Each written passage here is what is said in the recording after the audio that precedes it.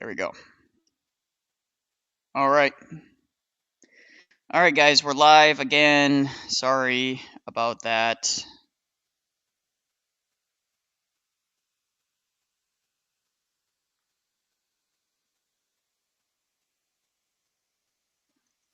I don't know what happened to the stream. Delete. I do not know what happened with that stream. No idea. You couldn't even ask me. Even if I wanted to tell you, I couldn't tell you. Couldn't tell you. So, yeah, that was weird. Something happened with the internet. It was the internet, guys. It wasn't Rumble Studio. It was the internet. The internet completely fluked out on me here.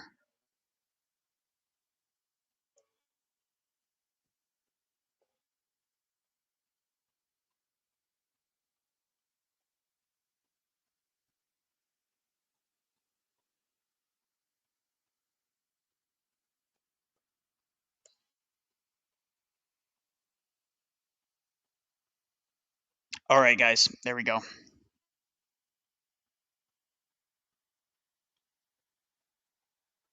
right. Well, we're gonna go back over the. Don't worry, guys. We will get back to it here in a second. Everything will be fine. Everything will be fine. We're gonna take callers. Here's the link for the callers. Very sorry about that, guys. I don't know what's going on with the. There is that. That's gonna be pinned. And then the. If you want to join the panel, here you go. There is the link to join the panel, guys. Sorry about that, guys. Go ahead and share the stream again. It was my fault. We're going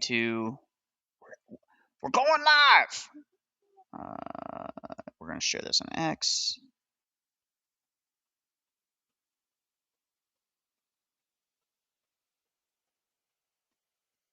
Yeah, I don't know what's going on with all this, so don't worry about it, guys.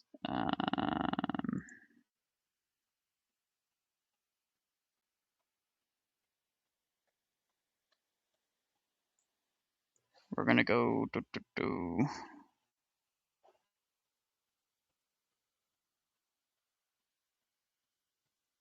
All right, there we go, guys. So we got all of this. We're gonna leave that. We're gonna close that. There we go. Rumble got all sorts of jacked up. So accept. Ortho Baller and Rafa. Welcome back. Welcome back. Heyo. Ortho Baller, what's up? Welcome. You can unmute. Sorry, I was unmuted, and I've got my camera. Nice. Well, I had to wear my. This is the first time Rumble Studio took a poop this badly. I don't know what happened. It just completely disconnected. Yeah, what's up? Diorite shirt here. Diorite. Yeah, see, I should have wore my Florida shirt. By the way, people always make fun of Jay for his like Miami Vice. Guys, that's how everyone in Florida dresses who is south of Orlando. Everyone south of Orlando dresses that way. Everybody. Y'all just racist. Yeah, you guys are just racist against Floridians. That's how they all dress.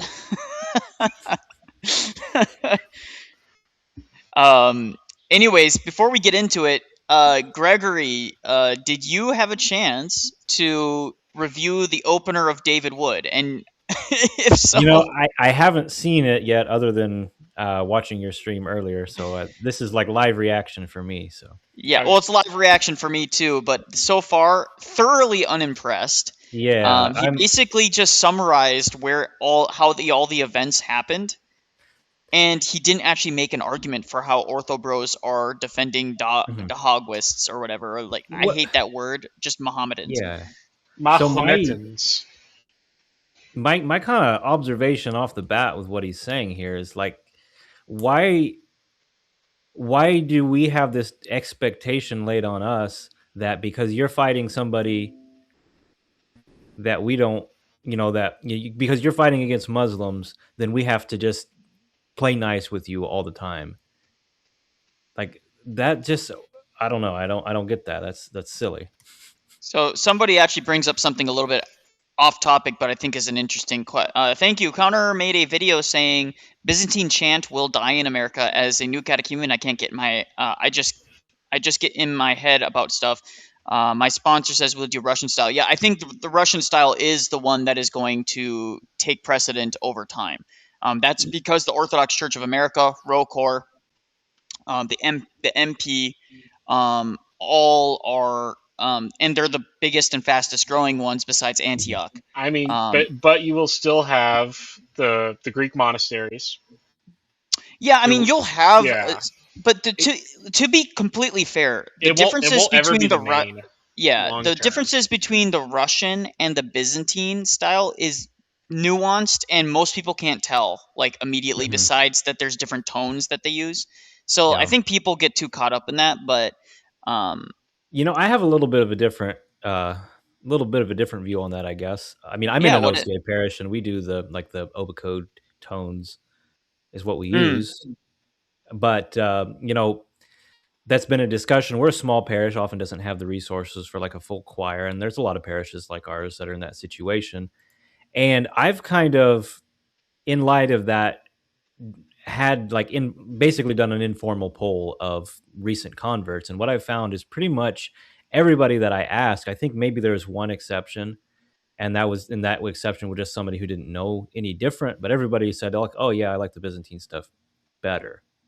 So there really is an interest in the Byzantine chant among the young converts, but yeah, anyway. I mean, my hot take, Znameni is where people should be going because it can be sung with one voice or it can be sung with multiple, and it sounds good both ways.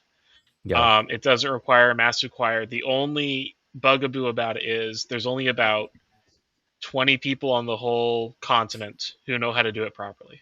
Yeah. Well, my kind of take on that is the Valam Monastery chant is actually like a good middle ground. Yeah, no, that's Znameni. Yeah. Well, it's a simplified Znameni. Yeah. Yeah. Well, I here's my thing about chanting. Guys, it doesn't matter that much. I know this might be controversial for the reader in the chat, but I've been in every major jurisdiction. Yeah, and what I will say is that people get way hung up about nonsense that really has very little impact on your day-to-day spiritual life. That's what I'll say about that. Now, that being said, let's see what Andrew's response to his. Yeah, let's see what Andrew's response is. I demand we go further down this rabbit hole. Oh, we will go down rabbit holes in a second, guys, because we're about to go over an insane. Literally, the amount of bookmarks I have of just absolute crash outs by Protestants has been insane. So we'll go down every single rabbit hole you can think of. So, guys, remember, because this is a new stream, you got to reshare the link, otherwise people won't be able to find it. And we won't get any callers. So if we want people who want to call in, this means JP Uncut. Yes, he can call in. Mahler, yes, they can call in. Why would we want callers when we got the Ortho Baller here? So true. So true. The Ortho Baller. He's the kingpin of orthodoxy. I mean, Alex gave him that nickname, and it's been. We all think that Jay Dyer is the pope of orthodoxy, but Jay just answers to the Ortho Baller. Yeah, Ortho Baller is going to roll up on you and put you in your place. Ortho Baller runs the. We'll get into the Jay Dyer stuff here in a second, guys. That's going to be a completely separate topic. But by the way, I know I'm a weirdo, but I eat the orange skins. They're good for you, allegedly. They're super good for you. And actually, as long as you don't eat the rind, it's not that bad for you. Doesn't taste that bitter. So anyways, let's continue, guys. Oh, we just lost Ortho Baller. That's fine. He can call back in. If he needs a link, I'll send it to him. It has nothing to do with any of this. Nothing. The prompt is, should Orthodox Christians support the lies of Dowinists who promote violence against Christians and threaten to rape women? That is the prompt we agreed to, correct? Yep. Okay, great. And you're affirming that they should not, obviously, right? I would say they should not. Okay, great. So my position on this, since you're trying to burden shift to Jay Dyer or something, which is strange because your audience was just adamant that I would be the one who shifted the burden, yet it's you. I would say sometimes they should. And I brought 3 logical examples for the 3 times that sometimes they should. The first is a legislative example. Dearborn, Michigan's new representative, let's say Muhammad Oman, husband, brother, cousin to Ilhan Omar, has threatened to physically assault and rape Arizona's Orthodox Christian woman, Christina, who has also said he secretly loves Planned Parenthood because it kills the white Christian babies. Though his supporters don't like this, in an attempt to garner more support, he proposes the No More Abortion bill, which unsurprisingly bans abortions nationally. This will only be able to pass due to him getting support from his wife and her getting the rest of the squad to flip, causing it to barely pass the House and likely go through the Senate. Should she support this bill and his lies to ban abortion as an Orthodox Christian, knowing that he is a Darwinist who threatened to grape women and wants violence on Christians? Or should she go against this lie and allow millions of unborn babies to die? That's a moral conundrum, David. Should the Orthodox Christian in this scenario support that Darwinist and his lies or not? Actually, this is much better than I thought it was going to be. Oh, you want me to talk? Yeah, I'd like to get to the debate. Are we going back and forth? Yeah.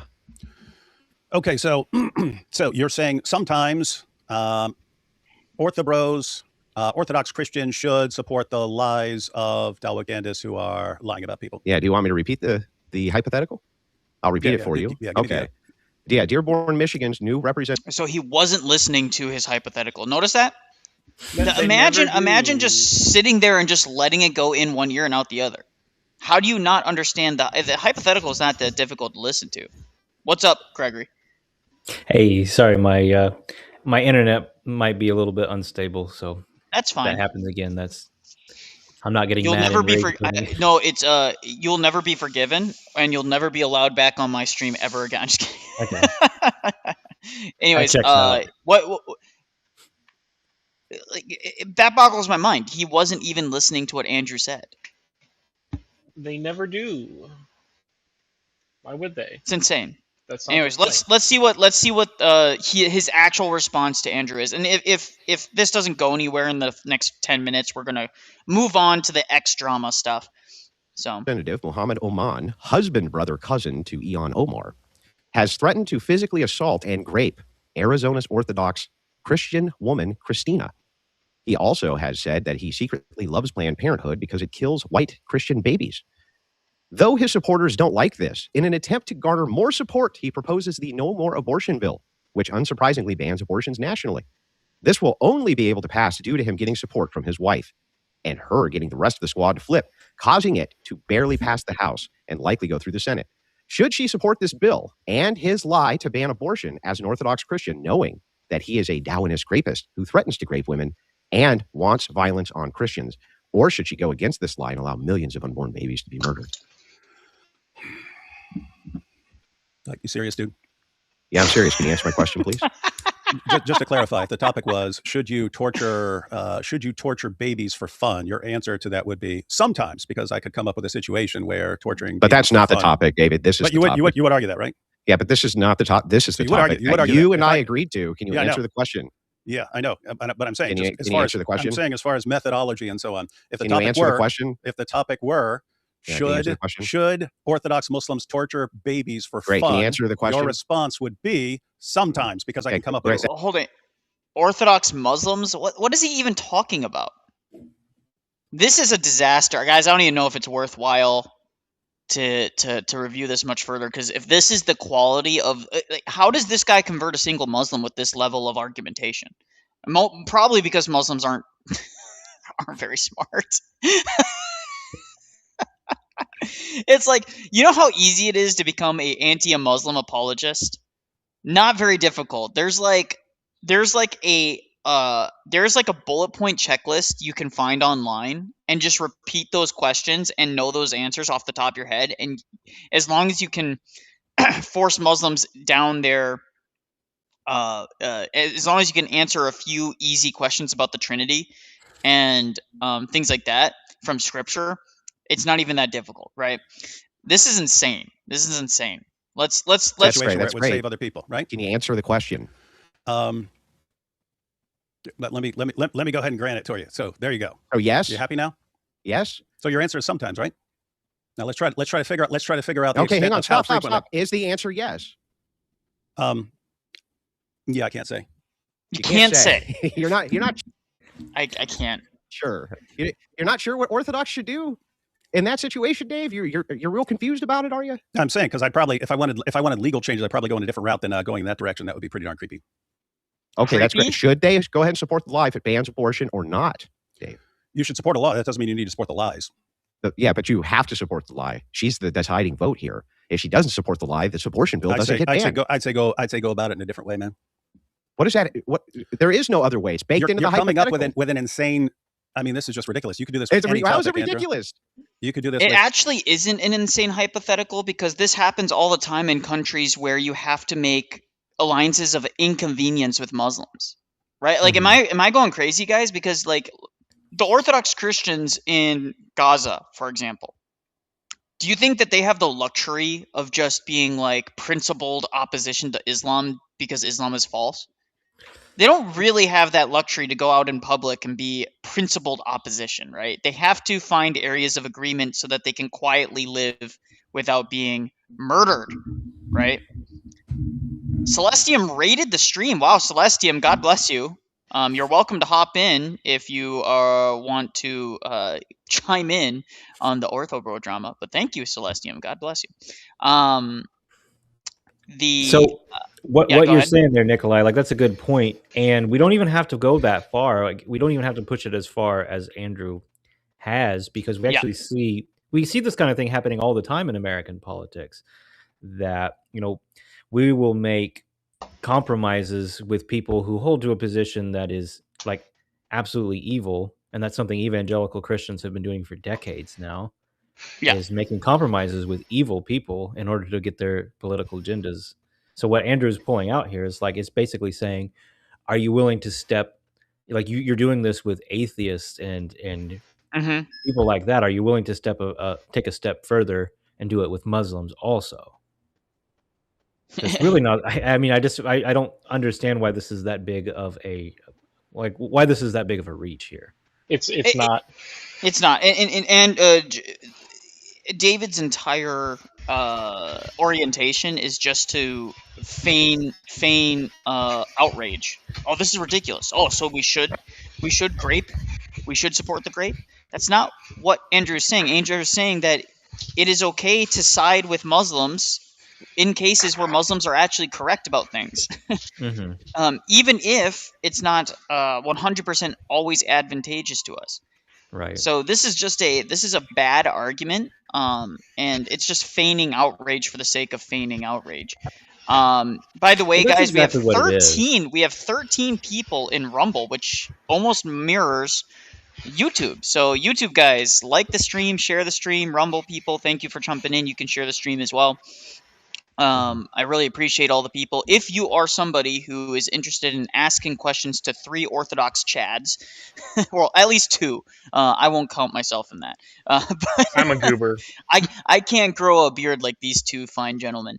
You haven't seen my beard. You don't know what my beard looks like. Okay, that's fair. That's fair. Hiding, though. Dude, maybe he's hiding in shame for his life. Wait. Rafa, what's your ethnicity?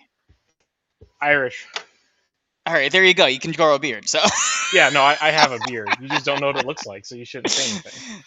Nah, man. So I'm teasing, but yes, Octavian, indeed he is risen. He says, "Truly is risen. Christ is risen." Yes, so if anyone wants to call in and ask questions or wants to get some feedback or ask about Orthodoxy, they can. The call-in link is linked in the YouTube side, but also you can just request it in the chat and I'll just send it. Okay, guys? So just keep that in mind. We're going to continue. We're going to listen, see if this goes anywhere in the next 5 minutes. If it doesn't, we're just going to move on because I just imagine this is just going to go nowhere. And then we'll go into the Protestant crash outs, which have been absolutely insane. So, well, I'm just looking at the timer bar. Hang on, let me try it with a different. Sorry, go ahead, Greg. I said I'm just looking at the timer bar there and seeing that it's already about halfway over. So I'm like, no, they're live right now as we speak. So it's gonna come. Okay. Yeah, they're live. Yeah. Okay, here we go. Should Orthodox Christians support the lies of these Darwinist rapists? So let's try it this way: if a Darwinist rapist says David would grape a 15-year-old up the ass, if they said that, let's just say, in this hypothetical, yikes, and that is morally wrong, and I don't believe the Darwinists because they're a bunch of child kid diddlers themselves. should I still affirm that statement as being true, even though I know they don't really believe it? You're asking if you should affirm something, asking if you should affirm what they're saying, even if you don't believe what they're saying? Yeah, even though I know it's a lie, that they don't really believe that there's anything morally bad with some guy in this situation raping a 15-year-old girl up the butt. Even though they claim, hey, man, I think that's really bad. And like, let's say they try to pass legislation or something to ban that. And I know that these guys are lying. They think it's good. Should I go ahead and affirm the lie to get the legislation passed that they shouldn't, that these men who rape 15-year-old girls up the butt should no longer be able to do that? I don't think you need to be affirming lies to make legislation. It's over. This is over. I can't do it. I can't do it.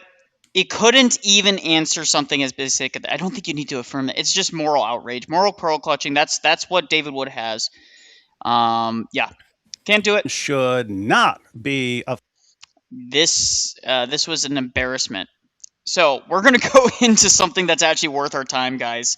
We're gonna go into something that's worth our time, and we're gonna go. Well, nope. We're gonna go here to. The Protestants have been crashing out about baptism being paid. You got to pay for your sacraments, guys. We got to pray for our sacraments. If you don't pay for the sacraments, you don't get baptized. That's the logic. That's the logic that they're using here, right? You got a baptism fee. That means you have to do it. So wait a minute. I think I need to ask my priest because I never paid anything. I know. I owe a debt. Didn't count, or how's that work, guys? Yeah. So here's the first thing that needs to be said. This is clearly not a universal practice. Okay, that's the first thing. Second thing, a parish is allowed to try and cover costs. This is true. Nothing? Do you know what costs nothing? The river. The river costs nothing. So true. I will say this. Them in the river. Dunk 'em! To be fair, though, there are like candles and the chrism, and things like that. But also, I think just again time. Like a priest has limited time, and they need to make it worth the ability for them to actually do these things, because it's a lot of like a wedding ceremony in Orthodoxy is not short. I don't know if you guys are aware of this. It is very long. Yeah. So I'm gonna find out shortly. Well, I'm gonna tell you right now, you're probably gonna get an abridged one if it's just the blessing for you and your lovely wife. It probably, unless you guys insist on it being the full one, it'll probably just be an abridged blessing. Which is still like 45 minutes to an hour, depending. Yeah, I mean, I think that's what it is. Yeah, it's insane. But if you do like all the readings, it's like a 2-hour service.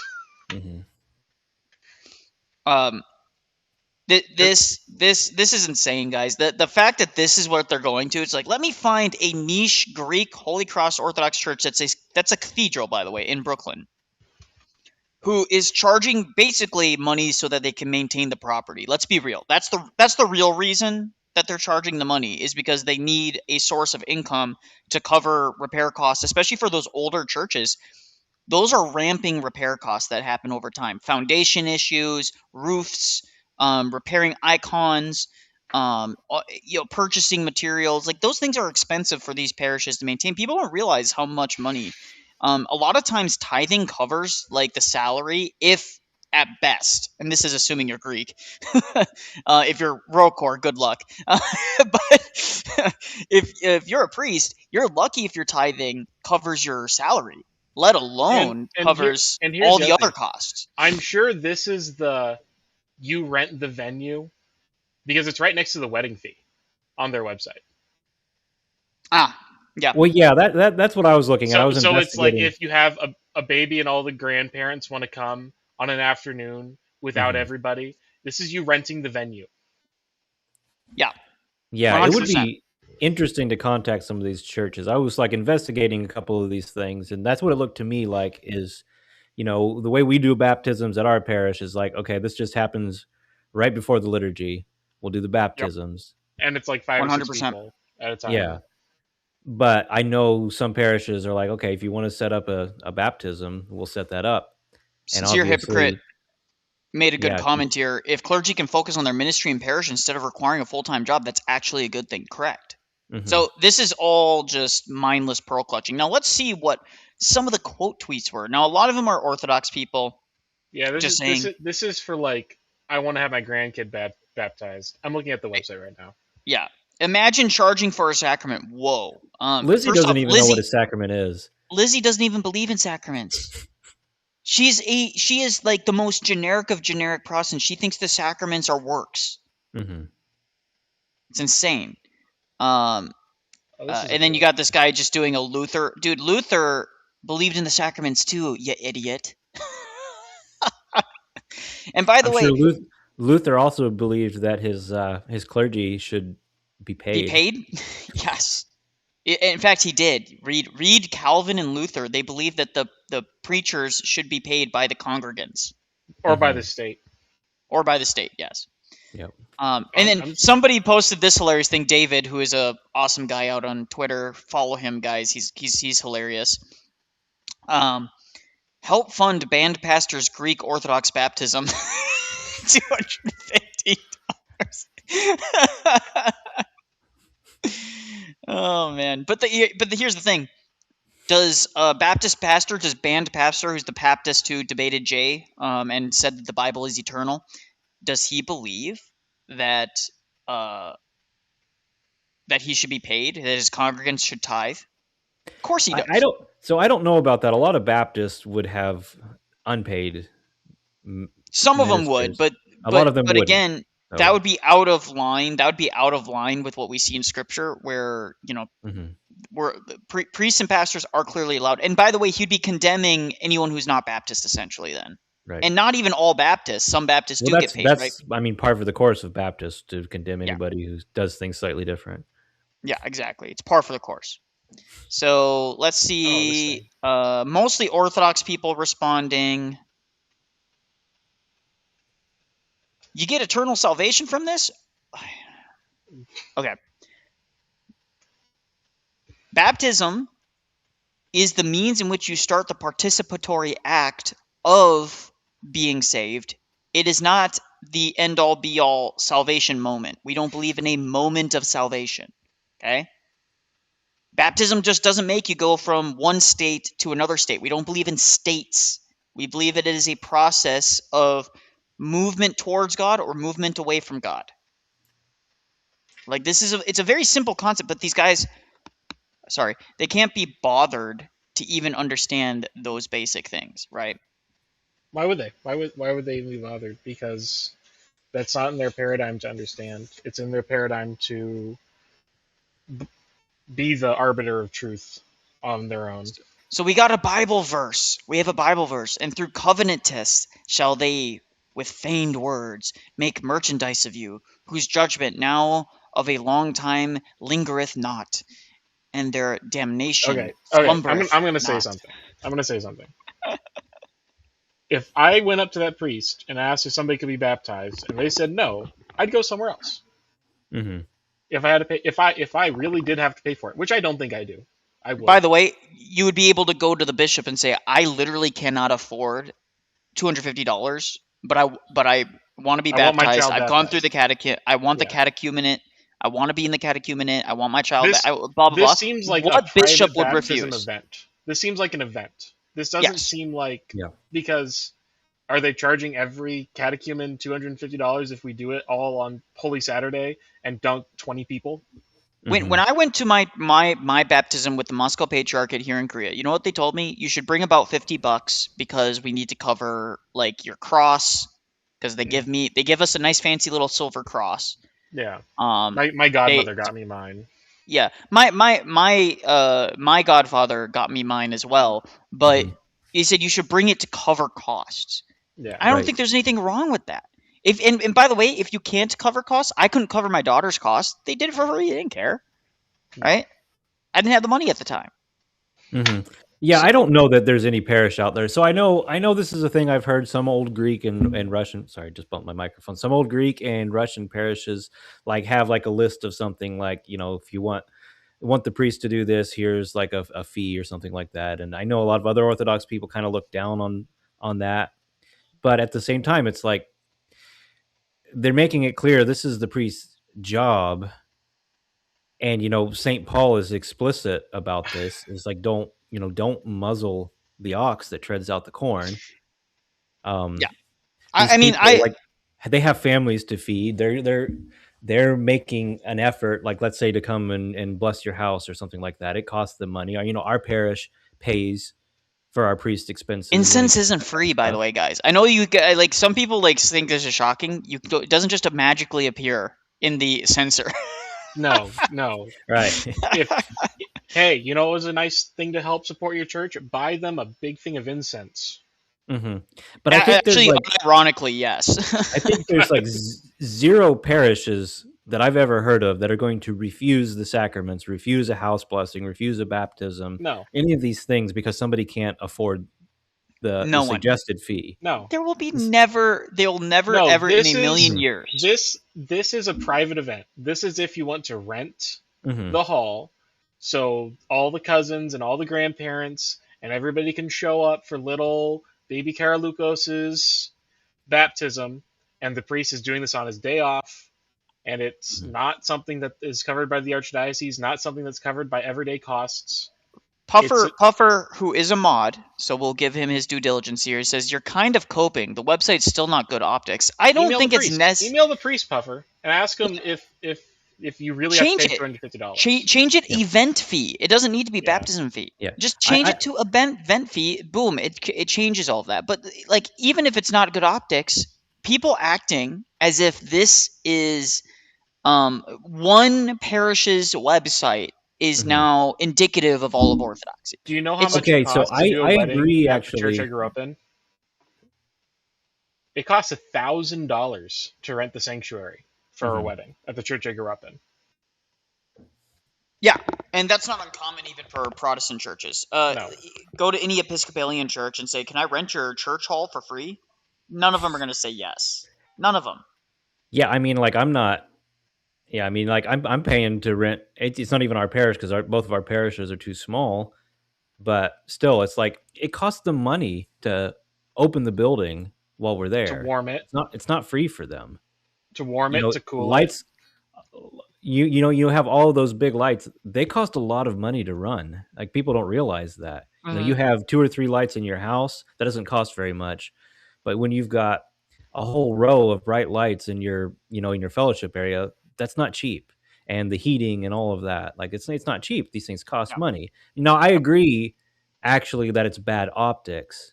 But the point is, this isn't supposed to be like publicly advertising to Joe on the street, hey, give us $250 and we'll baptize you. Yeah, and by the way, nobody... This is our resource page for the parishioners. It's like, look, reference this so you know what to expect. Yeah, and also, one thing that I want to point out is no catechumen who's going to this church is going to be shocked by this thing, right? Like, when you're a catechumen, you got at least a year. For your average parish, it's at least a year. You're going to be well aware of everything that you need to be doing for a year. Now, again, I used to be a huge fan of when I was a Protestant, believe it or not, because they had that, what? And then they just answered, like, stupid questions that were often, like, super easy to answer. And he's like, what does the text say? They have an entire video on Orthodoxy that's just embarrassingly bad. But anyways, the Greek Orthodox believe you're saved by baptism. So if you want to be saved from the wrath of God, first off, notice how it's always the wrath of God. They always add that in there. God's wrath is coming out. It's coming for you. That'll be $250. Okay. We don't believe in the wrath of God the same way you do. So even from our paradigm, that would make no sense. We don't believe it in the same way that the Calvinist does, right? That'll be $250. That's not what anyone's saying. So also, if the church is providing robes are not cheap. Or you can believe that Jesus Christ alone for the forgiveness of sins. We do believe that it's through Christ alone, via grace. No, by the way, I just want to make this out to every single Protestant out there. Please share this, guys. Please share this stream, because I want Protestants to jump in here and actually ask this question, because there is zero there are zero. In fact, I can't think of a single denomination that believes that there's no grace is needed. Maybe a Pelagian.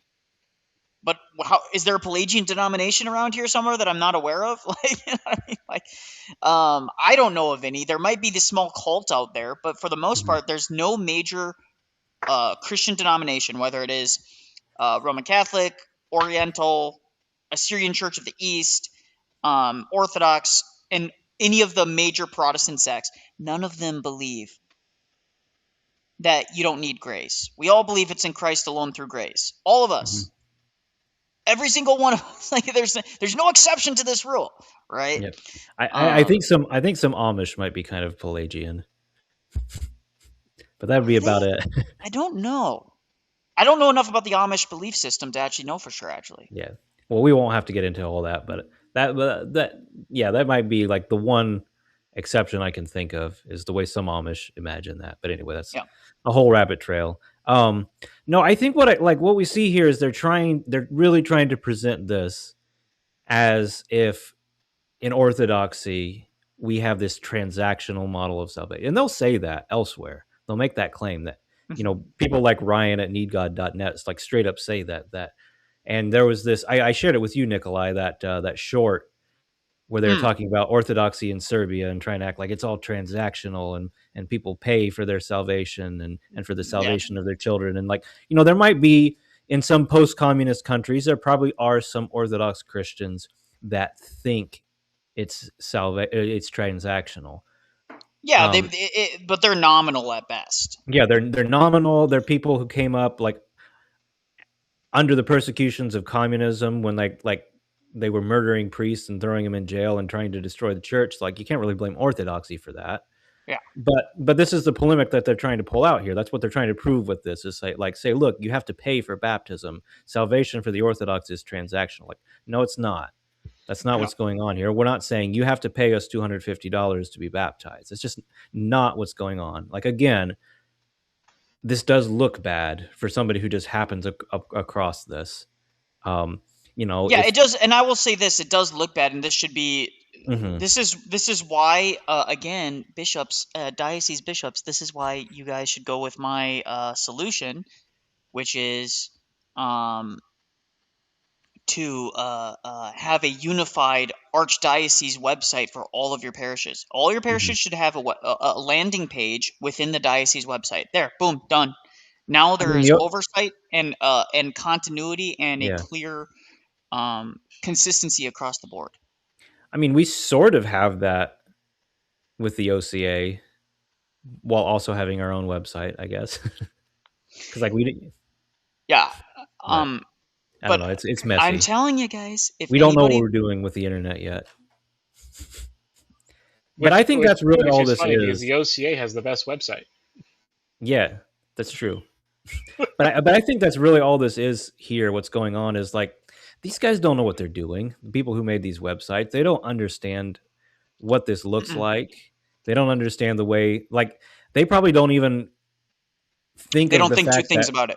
Yeah, they probably don't even think that like random Protestants are going to happen across this and blow up about it. That probably never even occurred to them. Like, again, I agree this looks bad. And if I was in this parish, I'd probably suggest like, hey, maybe we should change this because the internet is something you guys don't quite understand.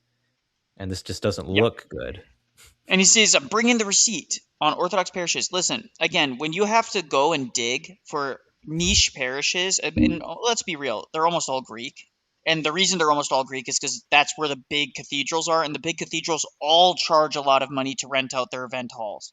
Again, if you just change this from event and change the sacrament to supplies, right? Well, and also, I don't think that these places are charging for baptisms on Holy Saturday. I think this is only... like, these are special events.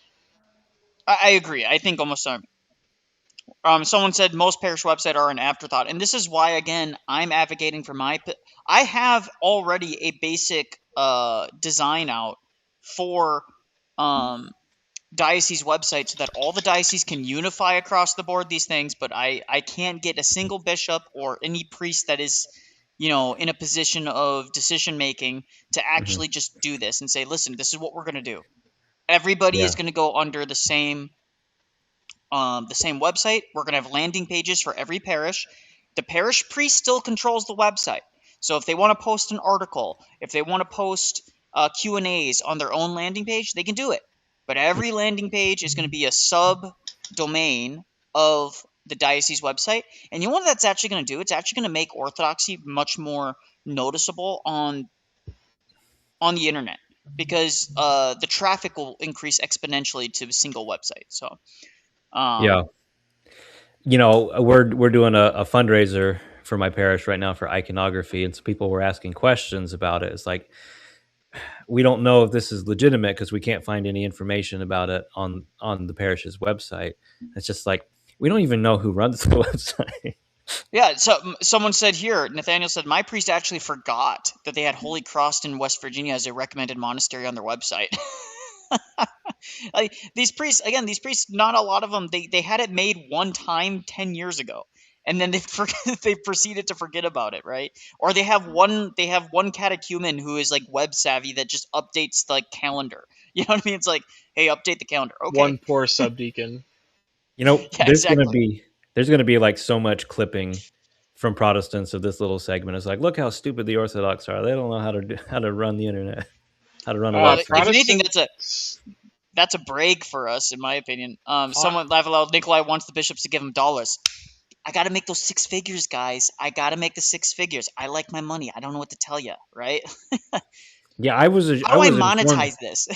I've been informed by numerous Baptists that I'm an iconographer. You can see things behind me here. I've been informed by numerous Baptists that like getting paid to do things like that is just like the most evil thing you could possibly do. I'm just such a grifter, and I'm all these insane. things. If I have the talent to do iconography, I'd want to be paid for it. Because it takes I see our iconographer. So, guys, you want to our iconographer is Shane Swenson. He's really cool. He's on his back all the time. Like, that's destroying his body. It's that was probably already destroyed. It's laborious work, especially. Yeah, as you get older, it gets more and more, especially when you have to do those he was a rock and roll guy, so his body is probably already destroyed. Yeah. So we're gonna listen to NeedGod.net's response. This is his response to all the ortho drama. Well, you're gonna torture me. I tried to listen to this earlier and got through about 10 seconds, and I had to quit. Geneva Convention. I need 6 figures. I need 7 figures. That's what Ruslan got. Guys, the Ruslan thing was hilarious, though, to see that happen in real time, where people just started discovering that Ruslan's entire, like, shtick was a giant, like, money thing, where it's like all he cared about was, like, he's like, I got 20,000 followers. I got 30,000. How do I monetize that? Average Protestant pastor. No, I won't say that. Average megachurch pastor. Guys, we have 8 people on Rumble, which is the most I've ever had. Normally, it sits at like 2. I'm going to correct you. There was 9 earlier. There was more. Some of the people that Celestium sent over probably bowed out, which is fine. God bless you guys. It's awesome.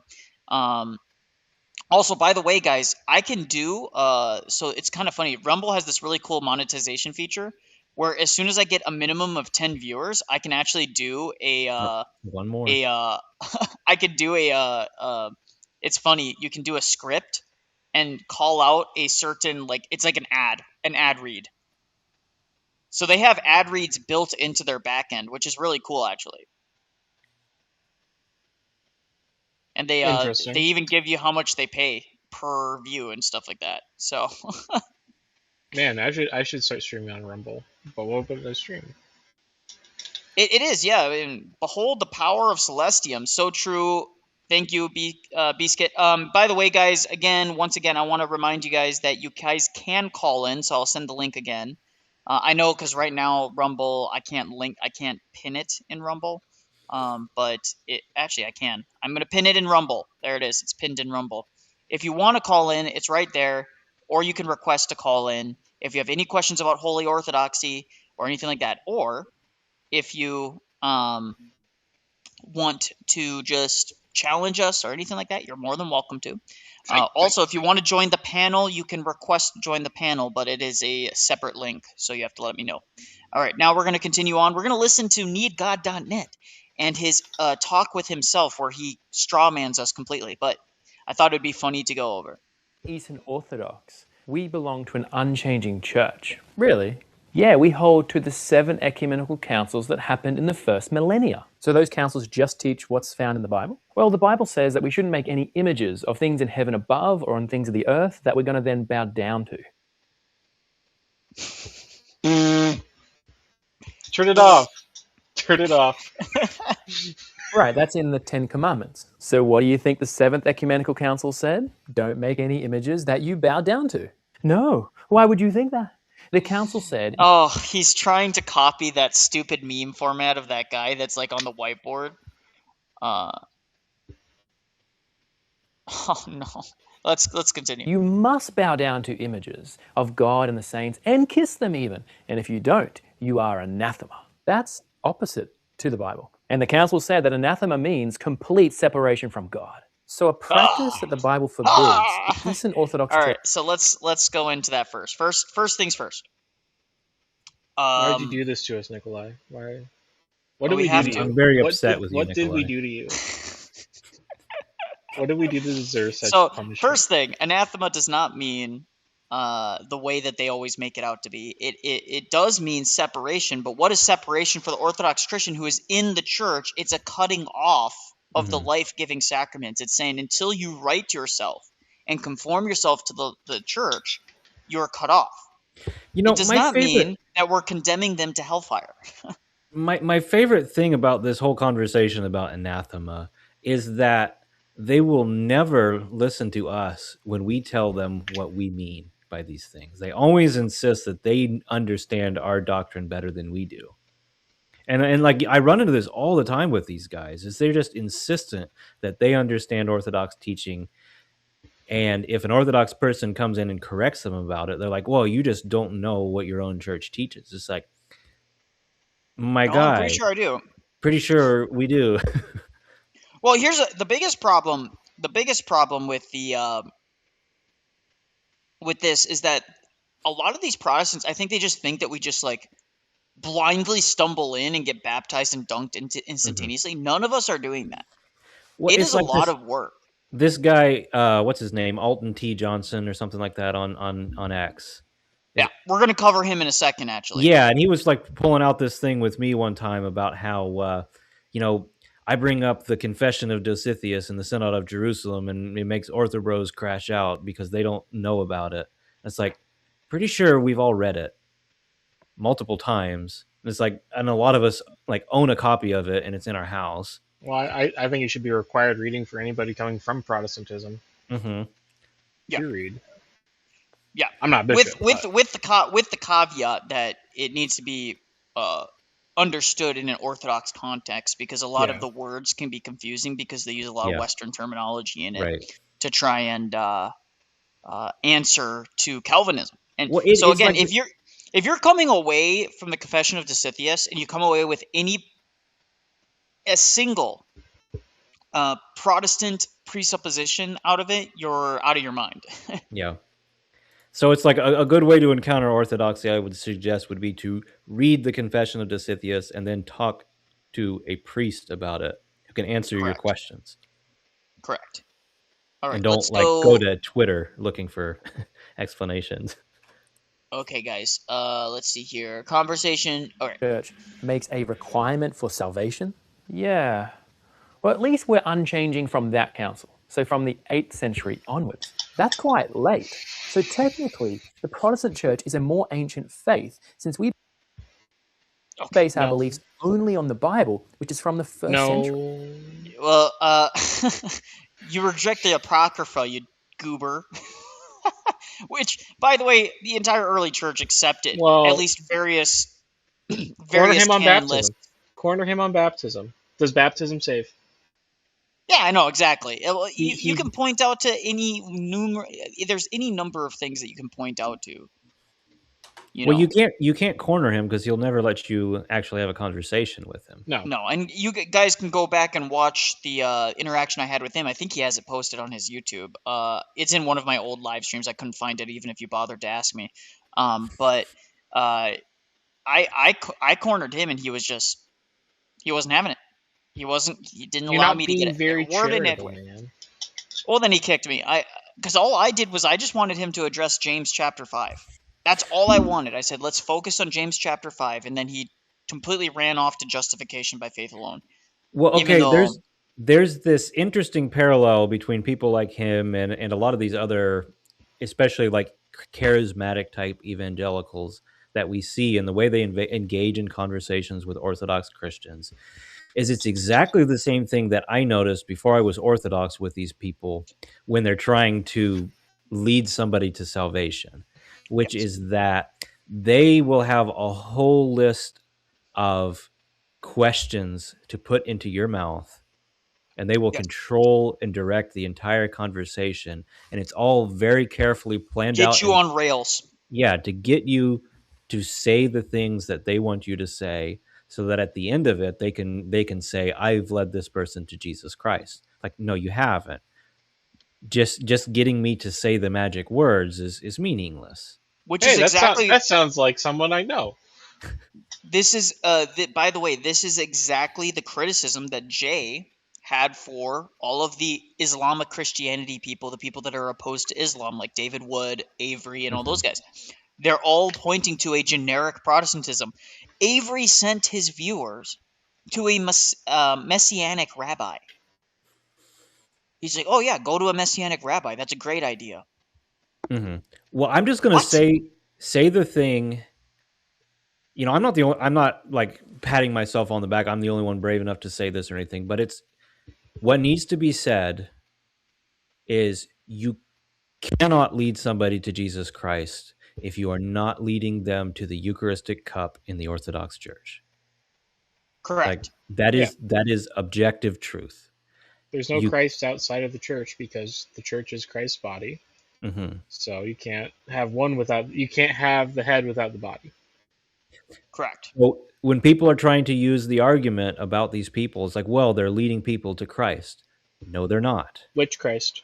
They're leading people to the idea of Christ, but that's not Christ himself. And it's their idea of Christ. I was having a conversation this morning with a couple of friends about this, and one of them made a really, really good point. Actually, I should shout him out. It's James. He has a small channel, YouTube channel, Facing East 3, I think, is his channel. Facing East 3 is his handle. And he made the point that, you know, of course, as Orthodox Christians, we believe that God can save whoever he chooses to save. And I think I've timed out again. Okay, sorry, I'm still here. I thought I lagged out again there for a second. No, that's on me. Save whoever he saves, but the way he articulated it, I liked it really well. Facing East 3, all one word. That's his handle. I don't see it. I'm not seeing it either. That's fine. Yeah. We'll get into it later. But yeah, I'll try and find it and I'll link it. Yeah, he articulated it really well. He said specifically, the system of Protestantism can lead no one to salvation. And then the Protestant churches, the Roman Catholic Church, these institutions can lead no one to salvation. Only Orthodoxy can do that. Only Orthodoxy can lead you to Jesus Christ. Now, that doesn't mean Christ himself can't extend his grace to you and doesn't extend his grace. You understand, like, the particular articulation there. And so what I'm saying is that these Protestant teachers cannot lead anybody to Jesus Christ. And that's something I think as Orthodox Christians, we need to be willing to say that. And I think, honestly, a lot of us are too worried about offending people that we're not willing to stand on principle on that issue.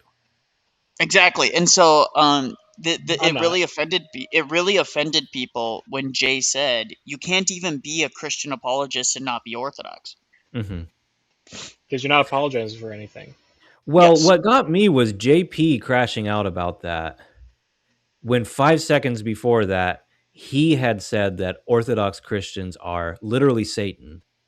Yeah, Antichrist, yeah. It's like this, and The irony, saying that Orthodox Christianity is a cancer and that we are leading people away into a false gospel. And then he gets mad when we say you aren't Christian apologists. It's like, I'm sorry, dude, you're not allowed to get mad about that if you just said exactly the same thing about us. no, notice how what, and all those people are like, oh, the Orthodox Church is not a true church, and then they'll crash out when we do literally the exact same thing. It's always funny to me. So, well, that's kind of like my point in this whole crash out is they've for years had these polemics against the Ortho Bros and Jay Dyer and all of these things and how mean and nasty they are. And ever since his debate, I don't even remember the guy's name, the band pastor. Yeah. Yeah, like I don't remember his actual name. I just remember his Twitter handle. But ever since Jay's debate with that guy, is these guys, especially the evangelicals, have just like completely lost control, and they're doing everything that they've criticized Jay Dyer for, or that they've criticized the Ortho Bros for. And here's the thing, like, being just as they also act. I want to be worst. real here. They also act stupid. Mm-hmm. And what I mean by that is they pretend that sometimes Jay's clearly joking, like clearly he's being sarcastic, or clearly it's like in jest or jabbing and things like that. And they'll take things like that and say, oh, see, look how bad Jay is. It's like, okay, I'll grant you that sometimes Jay can fly off the handle at people, and maybe that's his own burden that he has to share, whatever. Okay, like, get over yourselves. Here's what I always tell people. I don't like how Jay handled himself in this engagement. Okay, did it hurt your feelings? Yeah. Get off the internet. Because if you can't handle your feelings getting a little hurt on the internet because your favorite streamer said something that you didn't like, or somebody said something you don't like, you shouldn't be on the internet. Yep. I mean, like, there's definitely people that like say and do things to me all the time. And, like I mentioned earlier, like these Baptists that will like hunt me down and harass me because I'm an iconographer. And like some of them will even like stalk me and find me on other platforms, or like find my business page and like literally harass me. And like this happens almost every week at this point. It's like, but wait, do you screenshot those and post them on the internet for clout, saying how nasty the Baptist bros are? No, I don't. And that's my point. It's like, these guys are acting like idiots, and their whole objective is to make me mad. So why would I let them have what they want? Why would I give them that? Yeah. And that's just kind of like what I want to say to these people is like, some of these autistic kids that identify as Orthodox Christians, and a lot of them aren't, and go around and act like idiots on the internet, they're doing it to make you mad, and you're letting them win. Like, seriously, grow up. Yeah. Shane Paisus, I've been attending an Orthodox service for 2 years. I can assure you that Orthodox revere the Holy Gospels far more than I've ever saw in 30 years in Protestant churches. Come and see. And then somebody, Putz Coffee, says, do they? I'm in discussion right now asking things like, if the teachings of the apostles are in the New Testament, what else am I in need of? Well, because the apostles say pass on all that they taught, not just what they wrote down. Right? Like, okay, here's something that I just want to ask from a historical perspective for these guys. Do they think that Paul wrote 12 letters and gave each one of those letters to one of the apostles, so that when they were going around spreading the good news, they were handing out leaflets and saying, these are the letters to Paul. This is all you need. I'll help explain a little bit to you, but don't listen to me for anything else besides what these letters read? Or do you think that the Apostle Thomas had his own catechism that he was doing for the people where he was planting churches? Or do you think that Barnabas was had his own kind of way in which he taught that was different than the way Paul taught? We know this because Paul and Peter wrote very differently, right? Even the gospel writers had different styles of writing, and these have been analyzed to high heaven. This is why we know that they were different authors. Like, there's all sorts of there's all sorts of explanations for that. And then thirdly, I always point out there's all sorts, like Christ tells us to fast. How? He doesn't explain. Christ doesn't say this is when you fast, this is how long you fast, this is what you fast from, and things like that. Furthermore, let's say you're in a small island, Pacific island country, and really the only food you have access to is fish. Oh, you can only be a vegetarian in this case, right? Of course not, right? That's why we have economy. This is why we have a living body of the church that can interpret and apply the standard and the purpose and the telos of fasting that Christ handed down to us, right? Well, and so, like, do you also think the way the Holy Spirit chose to reveal the truth to us was by having St. Paul write a handful of letters to scattered cities across, like, basically Greece, and a couple, like one to Rome, just write all these scattered letters to all these different churches, and to give no single church the complete record of the Christian faith, and hope that, like, decades or even centuries later, they would figure out, hey, let's compile everything that the Holy Spirit revealed through St. Paul and all of the Gospels and put together a Bible. And you're like, what were they doing during the decades between when St. Paul reposed and when they actually compiled everything together? And that's not even getting into the literacy rate. Let's ignore these guys that were ordained by the apostles to guide us also. Mm-hmm. Yeah. Well, and it's like, so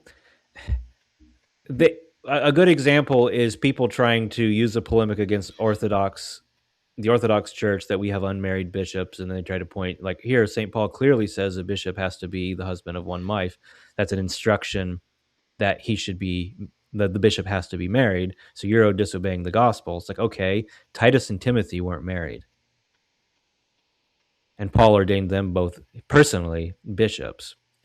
So, like, that's like, you're reading things into this, for one thing, and you're trying to, I don't know how to say this exactly. You're trying to, like, reduce the Bible to an instruction manual. That's just not what it is. That's not how the church ever functioned. And I made this point for a long time already too, that if you think the Bible is intended to be like the complete instruction manual for putting together Christianity, then it's really put together poorly. Yeah. One thing that I want to point out is someone here, this Jay guy was Jai or whatever, was talking about Jay Dyer, and what's kind of funny about Jai is that he was complaining that he got blocked for this post. Now read this post and tell me that you wouldn't block somebody for this as well. Jay Dyer's first accused Avery of supporting and promoting attacks on orthodoxy. The evidence?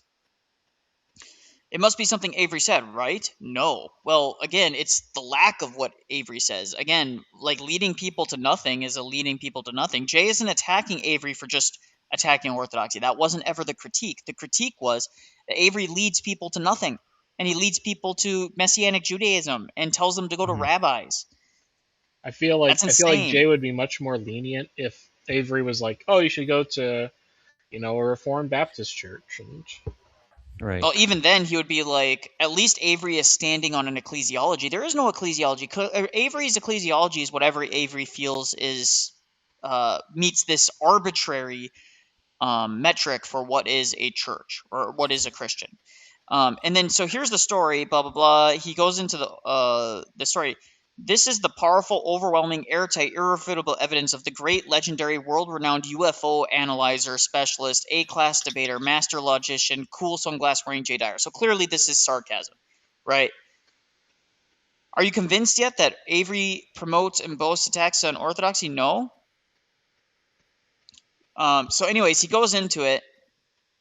So he's obviously lying. Avery is not a grifter. So why is here's Jay Dyer's real photo, and it shows a lizard man. It's like, this should be a coincidence. I think not. He's basically mocking, like, the conspiracy angle that Jay is known for. Like, that's some of his geopolitical analysis and stuff. And then he's surprised that he's blocked by Jay. Like, these people are just, like, absolutely insufferable. They're absolutely insufferable. So let's go into this. Jerome mentioned my baptism was free. Yep, absolutely. Go ahead. Go back to that one you were reading just for a little bit there. Which one? The one J? about J. Oh, I just undid it. Hold on. Oh, sorry. I had something I was holding on to that I was going to say when you were done, and I forgot what it was. That's okay. We have a Roman Catholic. Go ahead. I remember. What would these guys think? Like, are these guys okay with Mormons proselytizing? No. In Muslims? Theory, they're not. No. In theory, they would say that no, Mormons are a false church, and therefore we should oppose them. Yeah, and Mormons are extremely offended by us, and I assume a lot of these same guys saying, "Hey, Mormons are not Christians." A lot of them are, yeah, absolutely. I've talked to some of them who said that. Mm-hmm. Yeah, and so like that's really upsetting to Mormons, and understandably so. Like, it's upsetting to us when Protestants say that we are not Christians. So like, obviously, if our life and our identity is grounded in Christ, it should be upsetting to us if somebody says you're not even a Christian. So first of all, I do have to kind of extend that bone and say I can understand people being upset about the suggestion that they're not Christian, but the problem is that's not what these people are saying. That's not what they're articulating. Like, they're not being straightforward with what their actual problem with us is. And if you would just be honest with us and say, we don't believe that you're Christians, and that's why we don't like what you're saying, and we don't like that you're saying that we're not Christians. It's like, okay, we're being honest with each other. Now we can actually have a conversation. But what is infuriating, sorry, I'm tripping over my words tonight, about this whole exchange is just how incredibly dishonest these people are being. I mean, I think primarily with themselves about what's going on here. Yeah. Alton Johnson, who has been, as you mentioned earlier, has been one of these people that he literally had no meaningful connection to any of this even a month or two ago. He never even heard of Orthodoxy a month or two ago. But now he has decided that he is an expert. He found out that if he starts talking about Orthodoxy, then people start interacting with his posts, and before that he was completely irrelevant. Ortho bros are not Christians. Prove me wrong. Yes, and they want people to convert to their church. We want people to submit their lives to Christ. What does that mean? See, this is what, like, when someone says this stuff, this is what I like. It's starting to get more and more irritating. Prots used to be honest about Orthodox not being Christians when I was growing up. Yeah, they just viewed us as an offshoot of Catholicism, and Catholics weren't saved. They used to be honest about it. Now they play this game where, oh, we can all sing Kumbaya. We can hold hands and sing Kumbaya. Well, yeah, and that's a good point, Nicholai. Is a lot of people have pointed out they want to play this game of ecumenism, and we're not willing to play along with them. Yeah, and I think that's really a lot of what it is people have collapsed into this kind of relativism, and pretty much uniquely Orthodoxy and maybe some tradcaths, and then like hardline fundamentalist Baptists are the only ones not playing along with this game. Orthobros hate the gospel and God's word. That's why when you use terms like piety signaling and say you're uncharitable whenever you cite from it, this is boggling my mind. Do they not listen to... We prefer you engage in private interpretation. Mm-hmm. The whole point that we've always made, like, this is the point we've always made, is that we don't care about your interpretation. We're fine with citing scripture. We cite scripture all the time for our beliefs. This is going to surprise some of the Protestants if there's any listening in. And again, I challenge any Protestant who maybe jumps in to call in and actually talk about this. We'll be fair to you. Of course, Alton Johnson, none of those guys will do it. We can cite and root and link every single one of our beliefs in Scripture. Guess what? Even the toll houses. Some Orthodox people just start, like, clutch their pearls over that. Iconography. Iconography. I can argue Scripture from iconography. I can argue for relics from iconography. By the way, you want to know why they always want to debate icons but never want to debate relics? Because it's very clear that relics are found in the early church, like, overtly. Like, there's not even a good argument against relics. Do you want to know? A fun story about an early reformer? Oh, go ahead. Yeah. Ulrich Zwingli spoke heavily against icons and relics and anything that was too "quote unquote" Catholic. When they cut him into pieces and burnt his body, his followers gathered up his bones and venerated them as a relic. Oh, shocker. It's almost as if, like, it's instinctual. It's almost as if it was instinctual, you know what I mean? Or somebody was like, oh, it's like keeping bones is necromancy. I'm like, okay, so the Israelites were necromancers for keeping Joseph and Abraham's bones the whole time they were in Egypt so they could be buried. So I do want to address this because I have had loose tongue in the past with certain things, but I do want to address this. He says, Christ Church versus revealed word of God. Let no corrupting talk come out of your mouth. What does that mean? What is corrupting talk? It's kind of amorphous, but only as such as good for building up. Wow, when you call us a false church and you say that we're not saved and that we are antichrists and things like that, I'm sure that's for building up, right? As it fits the occasion. It's almost as if this is that you have to use your discernment, that it may be great, that it may give grace to those who hear. Okay, so we have to have. There's like extreme. I think we'll see this as we go through more of your bookmarks, but this is like extreme Mott and Bailey going on with these guys. So what we're going to see playing out in these conversations, I think, as we go forward, is here we have it, like, right up here, right in front. They're making the argument, and he's not the only one making this argument. Like, all these guys are making the same argument, that look at how these Orthodox talk. Like, this is proof of the bad spirits and the evil of the Orthodox religion and how bad it is. And then when we push back on this, what you'll see is these guys will say, "Oh, we're not talking about the good Orthodox Christians. We're talking about the Ortho Bros and the Diarites." It's like, okay, but you started this off by saying orthodoxy is bad and has bad fruit and it's a false religion.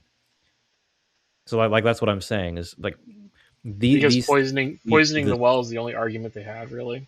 Mm-hmm. Yeah, I just thought I would throw that out here. No, you're 100% right. It's like they open up with, oh, here's this. It's like, what does that have to do with the argument? Mm-hmm. Yeah, and what I'm saying is, when you push back on these things, what you'll see from Alton and from a lot of these other guys is they will back up from what he very clearly is saying here, and then just be like, "Oh no, I'm only talking about Jay Dyer and the Ortho Bros." It's like, okay, but then you also call everybody who disagrees with you an Ortho Bro. Yeah, for sure. Yeah, 100%. And also, like, okay, so he screenshots some of these people from April 2025. Enlightened Patty. I don't even know who this guy is. Never even heard of him.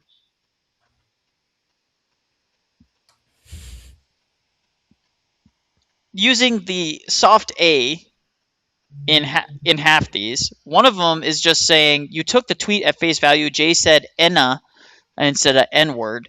Next time, try and actually read the post in question. So apparently, you can, like, the casual slang that the soft A has become, right, in modern English is now suddenly this horrible curse word that nobody can say, but ignore the fact that 90% of the world in the West uses it now just as casual, like, my dude, right?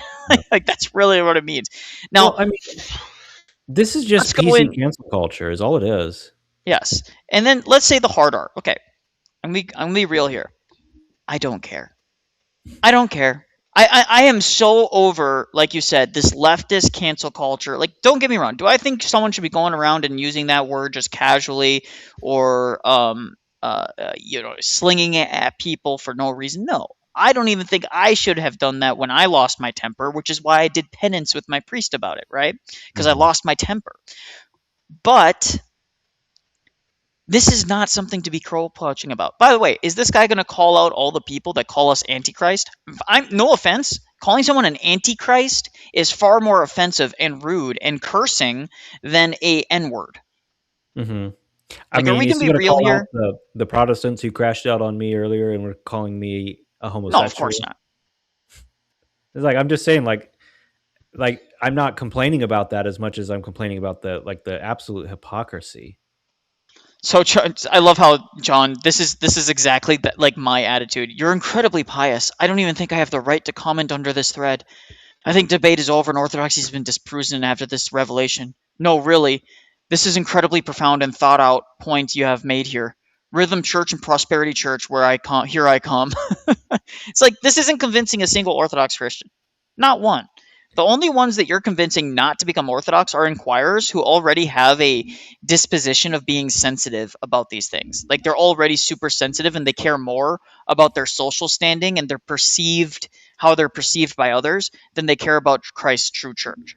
Well, I don't even think that's happening. Okay, so like JP is bragging about turning these inquirers away from Orthodoxy. For one thing, I don't think he actually is. I think he's just pressuring them in the moment to say those kinds of things. But give it a few weeks, and they'll probably reconsider everything that he said, and they'll probably continue to read things and continue to see how he's crashing out. So it's like, I don't care what these guys are saying. I don't think, like,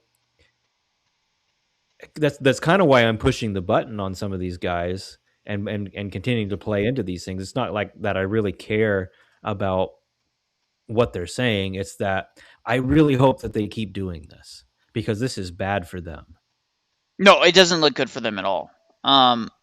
There was like I'm blocked, people, but I think I can find it. I want people to see what these guys are saying and see what they're doing and realize how quickly they've betrayed everything that they've been saying for the last several years, how quickly they've turned around and done everything they're criticizing us for, how much they've destroyed their own credibility and continue to just to dig the hole deeper and deeper. Ubuntu John is my priest, mic drop. And it's like, it's like, and by the way, people said we were crashing out because we were pointing out that this guy is a schismatic priest. I shouldn't even call him a priest. He's a schismatic. And right? It's a sad schism that he's in. It's not even like, it's like one of the most pathetic reasons to schism ever, frankly, because I mean, his reasoning is actually better than a lot of the people in like the TO and GO, honestly. Yeah, like honestly, I could have respect for him if he accepted the consequences of his stand and did it with dignity. Yeah, he doesn't though. Right, no, and that's all I'm going to say about it. After the death of the last patriarchate, he should have just went back to the Jerusalem patriarchate with his head hung down and said, "I submit," and I'm sure they would have forgiven him. But certainly, probably, yeah. and also again, his entire shtick is to be as insufferable as possible about ortho bros and like online piety signaling. That's what he's reduced to, because he doesn't have like. Does he even have a parish? Does he even have a bishop at this point? Let me look it up again. I don't think he does, because he's always talking about how he had his parish taken away from him. Well, yeah. Because he wouldn't, he was a non-commemorator. Right. But honestly, I don't pay enough attention to him to know he might, but I just under the impression that he doesn't. Yeah, he still says he's under Patriarch Irenaeus. Who's dead, by the way. Yeah, who reposed. So he literally cannot be under him. Yeah. And by the way, I want to call out somebody, and this is just another Orthodox guy, Young Penitent. I have no problem with him personally, but this guy is one of the most insufferable piety signalers in the Orthodox sphere. There's not a day that goes by where he says, I'm above the drama. Well, if you're above the drama, why are you commenting on the drama? No, you shouldn't have to. If you're above drama, you shouldn't even be commenting that you're above the drama. You shouldn't even be aware that it exists. And, right? and just like, so everybody stop. knows, the stuff surrounding Patriarch Irenaeus is shady. It is absolutely 100% shady, but that is not an excuse to schism. Yeah. It never is. It never is. Anyways, let's go back to JP Uncut real quick, because he is the center of all this, and I will admit, he's at least smart enough to understand that this is getting him a lot of numbers.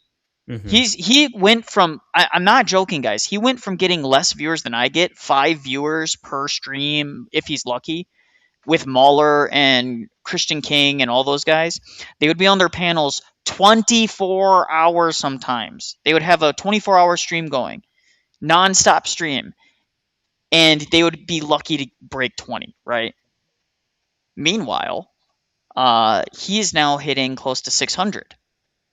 And it's all because of this. It's all because he decided. To be fair, it's probably like all Ortho bros going into clown. Well, it could be. I think there's a good chunk that are that, but I also think that there's a lot of people that hate orthodoxy that will find anybody they perceive as a good attack dog against us. You know, I always want to make it clear in these conversations, though. Like, it's crazy when I talk about how weird it is, how obsessed with Jay Dyer these Protestants are. Because, like, honestly, they talk about him and they follow everything he says way more than any Orthodox person I know does. I was like, I barely hear about Jay Dyer in my Orthodox parish, for example. But these guys just won't shut up about him. Like, they're just absolutely obsessed with that. Yeah, listen, Jay is not a Jay is not a he's not somebody that really goes out of his way to make issues with people. He really doesn't. Mm-hmm. He comments his positions and his thoughts on people, and I want to point this out. The Dizzle joins. Who the hell is the Dizzle? Joins to talk about the Ortho Bros teaming up with Muslims. So look at David Wood already had his mind made up before he even got done with the debate with Andrew. Mm-hmm. Like he's like, they already scheduled it. They already knew. Redeem Zoomer joins the chat about Ortho Bro culture. Redeem Zoomer knows nothing about Ortho Bro culture other than the fact that a huge swath of people that used to be in his Discord left to become Orthodox. Mm-hmm. And he's been salty ever since. Yeah. And he doesn't like the fact that we actually stand up on principle for our positions. Right. He hates it. They hate us for it. Guys, again, it's this simple. They hate us because we won't sing Kumbaya with them. You want to know why they're not doing this with the Roman the Catholics or the Rad Trads? Because the Rad Trads have all basically admitted that their church is ecumenist now. Mm-hmm. They've all admitted it. You have like Catholic Primer. You've had all these people admit, yeah, we're ecumenists now. We developed doctrine. Okay, oh well. While talking out of the side of their mouth saying, well, Rome also claims to be the true church. So why don't... Yeah. I hate that argument. I hate that argument so much. His old Jay Dyer debate, you know, the one where he got so bodied that he had to cope for years? Years! He's been coping for years about this old Jay Dyer debate. He's still talking about it to this day. It wasn't even a debate. It wasn't even a debate. It was a conversation that was put forward by Kyle. Yes. Fearless Truth, the Ortho Bro snake in the grass, called out by One Way Apologetics. So, for Fearless Truth is a nice guy, right? Like, this is insane. The Elite says, Jay teamed up with a Muslim to agree water is wet. That's hilarious. Pretty much it, yeah. It's like, if I agree with Adolf Hitler that Stalin is a bad guy, does that make me a Nazi? If I stop eating meat because I don't believe it's ethical, does that make me a Nazi? It is guilt by association to the nth degree. With for one, like literally one word that Jay Dyer said. Yeah. So, by the way, I think this guy with the picture right here, I think he wanted to talk to me. Hold on, let me try and look this up. He reached out to me after this stream and said he would be interested in having some discussions about some of his concerns with orthodoxy. And I gotta. Let me see if I can send him a link to call in. Yeah, because I think he might. While you're looking that up, if any of these inquirers, whether it's the ones that have gone on these shows or other ones who have seen these shows or seen things that you don't like from whoever it is on the Orthodox side of thing, and if these things have caused you to doubt things and to have questions, I'm sure any of the three of us here in this stream tonight would be more than happy to talk to you. I mean, it can be your concerns. Yeah, answer your, and like also like seriously, go talk to people in the real world. Go talk to people. I know it's not easy for everybody, especially kids that are like at home with their parents or something like that, and their parents maybe don't approve of them being curious about orthodoxy. I know that's not always easy for people like that to go talk to an Orthodox priest, but I know myself, Nicholai, Rafa, anybody else, people like Ben from Cleave to Iniquity, all these guys. Alex is another good guy. Father Jonathan. It's him. It is him. Oh my gosh. Okay. Well, this is the reason we do. Everybody does these open forums is so people can come and ask questions. They're not like right. We don't like hide everything. Yeah, hey, I'm going to send him a link right now. So it is him. So I'm going to start, like, because he even said that the video that I posted to him, which was my 3 C's video, I don't know if you guys have watched it yet. If you haven't watched it, please go watch it. I think it's a very good video. One of the best.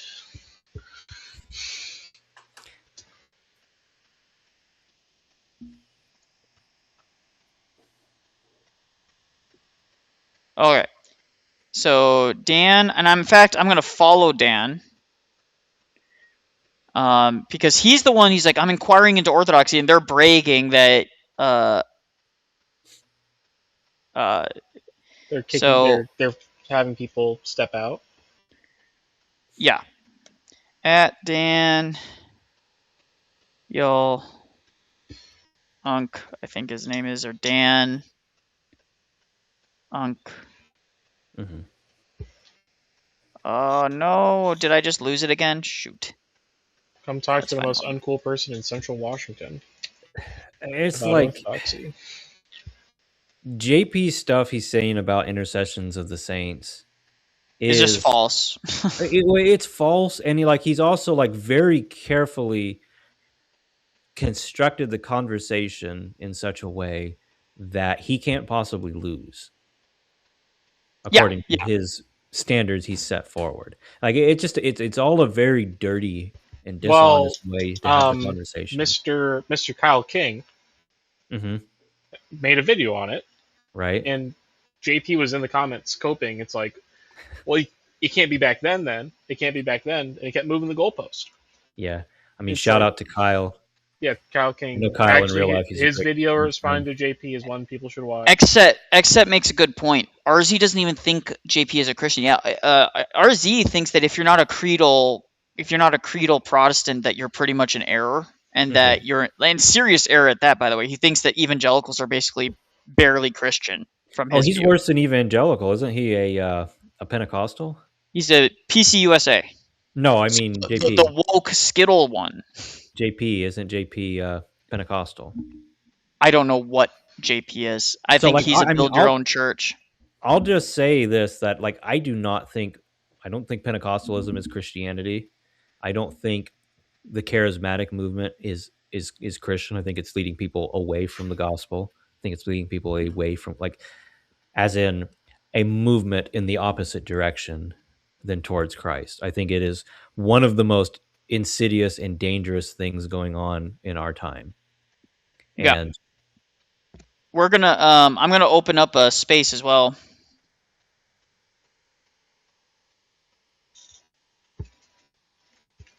Yeah, I'm hoping I can say some provocative things against the charismatic movement to get people up in my Go for it, mentions. dude. Go for it. Go for it. There we go. I won't. So I just have too much personal experience with the charismatic movement and seeing what it does to people, what it does to communities. And like, frankly, the behavior I see from a lot of these more evangelical types on the internet just doesn't surprise me. I mean, the largest church in my county was AOG, so Mm-hmm. you know, it's like it wasn't something I did myself, but it's something I'm familiar with. Looks like we have some Protestant questions in the chat over here. So B team, that quote on the Holy Spirit is that we don't know where the Holy Spirit is working. We don't know who the Holy Spirit is working with, and who the Holy Spirit is guiding into the church. Nobody would be in the church if the Holy Spirit wasn't guiding anybody into it. Yeah. Mm-hmm. Proc question, just for the audience that are listening. Proc question: I've heard we know where the Holy Spirit is, but not where He isn't. It seems like it implies the Holy Spirit is working those outside the body of Christ. So, what Rafa said is correct, but I would nuance this: is that's not actually a real quote. That is a misunderstanding of another quote. And what we mean by that is that we absolutely know where the Holy Spirit is, which is in the Orthodox Church. And what we mean by we don't know where He isn't, it means that we believe that the Holy Spirit can work in the lives of people outside the church, but that doesn't mean that it's suddenly okay to be outside of the church and that's salvific in of itself, right? No, the Holy Spirit is guiding you to the church. Right. Yes. In all cases. And I mean, you guys can disagree with me if you think I'm wrong here. Like I'm dumb and stupid and don't understand everything perfectly, and I'm wrong sometimes. But also, like, my understanding would be that we believe that. I mean, I was kind of saying this earlier, that God can do whatever He wants. He's not bound in any way, and God can, like, the grace of the Holy Spirit can move and work, but like if it's moving and working, it is moving and working to unite you to the church. And that's part of what we mean, that there's no salvation outside of the Orthodox Church, because any movement of the Holy Spirit that's happening in the world is to unite people to the Orthodox Church. That is ultimately what the Holy Spirit is moving all of creation to. I gotta admit, it's very annoying when people use the same thumbnail. By the way, I don't like. It's the same thumbnail. He's wearing a white T-shirt every single day. Does he change? I just want to I want to ask. I learned very quickly that white T-shirts are just underwear. So a month ago is when they started really going hard at Orthodoxy. Well, maybe 2 months ago is when they really started going hard at us. And it just kept on going and going and going and going. Well, he just look at 1, 2, 3, 4, 5, 6, 7, 8, 9, almost 10. These are going to talk about Jay for sure. 10, 11 live streams in the last month, all on Jay Dyer. Yeah, and he did say today he's going to make his next 50 live streams about Jay Dyer. Don't challenge me, bro. By the way, this is that. Why would you do that? Like, it's giving him numbers, dude. Look at, he went from, let's go back. He's going from 2.8K, and he's got 15,000 subs. Now look at his most recent stuff. His most recent stuff is 5,000, 7,000, 6,000. Critics. Nobody 4,000, right? Only people who talk about Jay Dyer this much are Jay Dyer critics, I guess. Well, that's the point I was trying to make earlier. Yeah. Is these guys are just obsessed with Jay Dyer in the way that no Orthodox Christians are.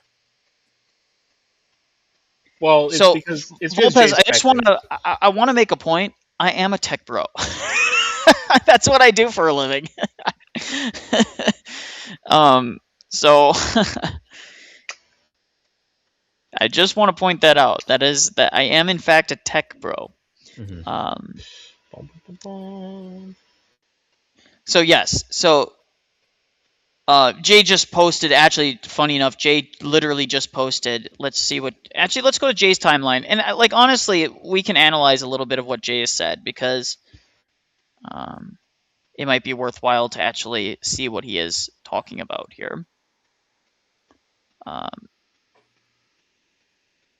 Let's see. Notice that every single Protestant apologist refuses to formally debate their sectarian histories versus orthodoxy when challenged, and can only whine and tone please as an obvious cloaked excuse. And I agree with that. No, yeah. Have you ever tried to talk to a Protestant about ecclesiology? It's kind of like... And I think this is a good point. Inspiring philosophy, like. Who, by the way, I genuinely don't mind inspiring philosophy. But can you give an example of a figure in the first millennium of the church who does churchless, para-church apologetics? How come neither of you can defend your faith? Exactly. I saw somebody in Cleve's comments the other day after he posted that video and was like, oh, look at Apollos. He founded his own church in Antioch. No, he didn't. What? No, Apollos was the guy that didn't believe in the Holy Spirit, and he had to be corrected by the apostles and brought into the church. Yeah. Inspiring philosophy said, so here's the thing. I've had a criticism of inspiring philosophy for a long time, and I've been making this criticism longer than even Jay has. Because Jay really started hammering this home after all of this blew up. But I've been saying for almost 2 years, I'm like, who is inspire? I don't like, people ask me, what do you think about inspiring philosophy? I'm like, I don't like the fact that he doesn't tell people which denomination he is a part of. He keeps on appealing to this like generic, I'm just trying to like bring people out of like Islam, or I'm just trying to atheism and stuff like that. I'm like, yeah, but like, what church are you giving them? What are you planting them in? The ground that the weeds grow up around them. Well, it's like I saw somebody's, I don't know, maybe it was even you, Nicholai, that made the comment of it's like throwing people out into the ocean without a boat. Yeah. That's what I said. Yeah, you're throwing them out there. They don't even get a life raft. They don't even get a buoy. They don't get nothing. They just get thrown out there and said, "This is why I long ago abandoned street evangelism, because street evangelism is, hey, hi, how are you? I don't know anything about you. I'm only here for like a few days because I'm on like an evangelism trip, and I'm going to convert you to the faith." And then just proceed not to like follow up with you or give you a foundation or anything. Like, I would even be more happy if they said, hey, we're part of a local church, come to our church, right? And if someone says, well, I'm just visiting, then you should just say, oh, okay, well, if do you like, what denomination are you a part of, or blah, blah, blah. Well, here's a good church in your area. I'll look it up for you real quick. You should check out this church. They don't do that stuff. Yeah. They don't provide them anything. It is, do you give your life to Jesus in this moment, and then go find a good church. Well, what does that even mean? What is a good church, right? Someone just gave 5 Canadian. The Holy Spirit is with the one holy apostolic church. We don't know who's in the book of life. What we do know, Lord have mercy on us all. So true. Exactly. We don't know who's saved. Is he trying to provide the actual correct quote there? I think that's what he's doing. I think so, yeah. Yeah. Thank you, Video Integrity, for the 5 Canadian. Yeah, and also thank you for the correct quote there. Evangelical missionary activity is basically Bibles and Bible study, then peace out. Yep. Yeah. Meanwhile, the Orthodox, who never do any missionary work, we send people to go live with tribes in the middle of the jungle for years on end.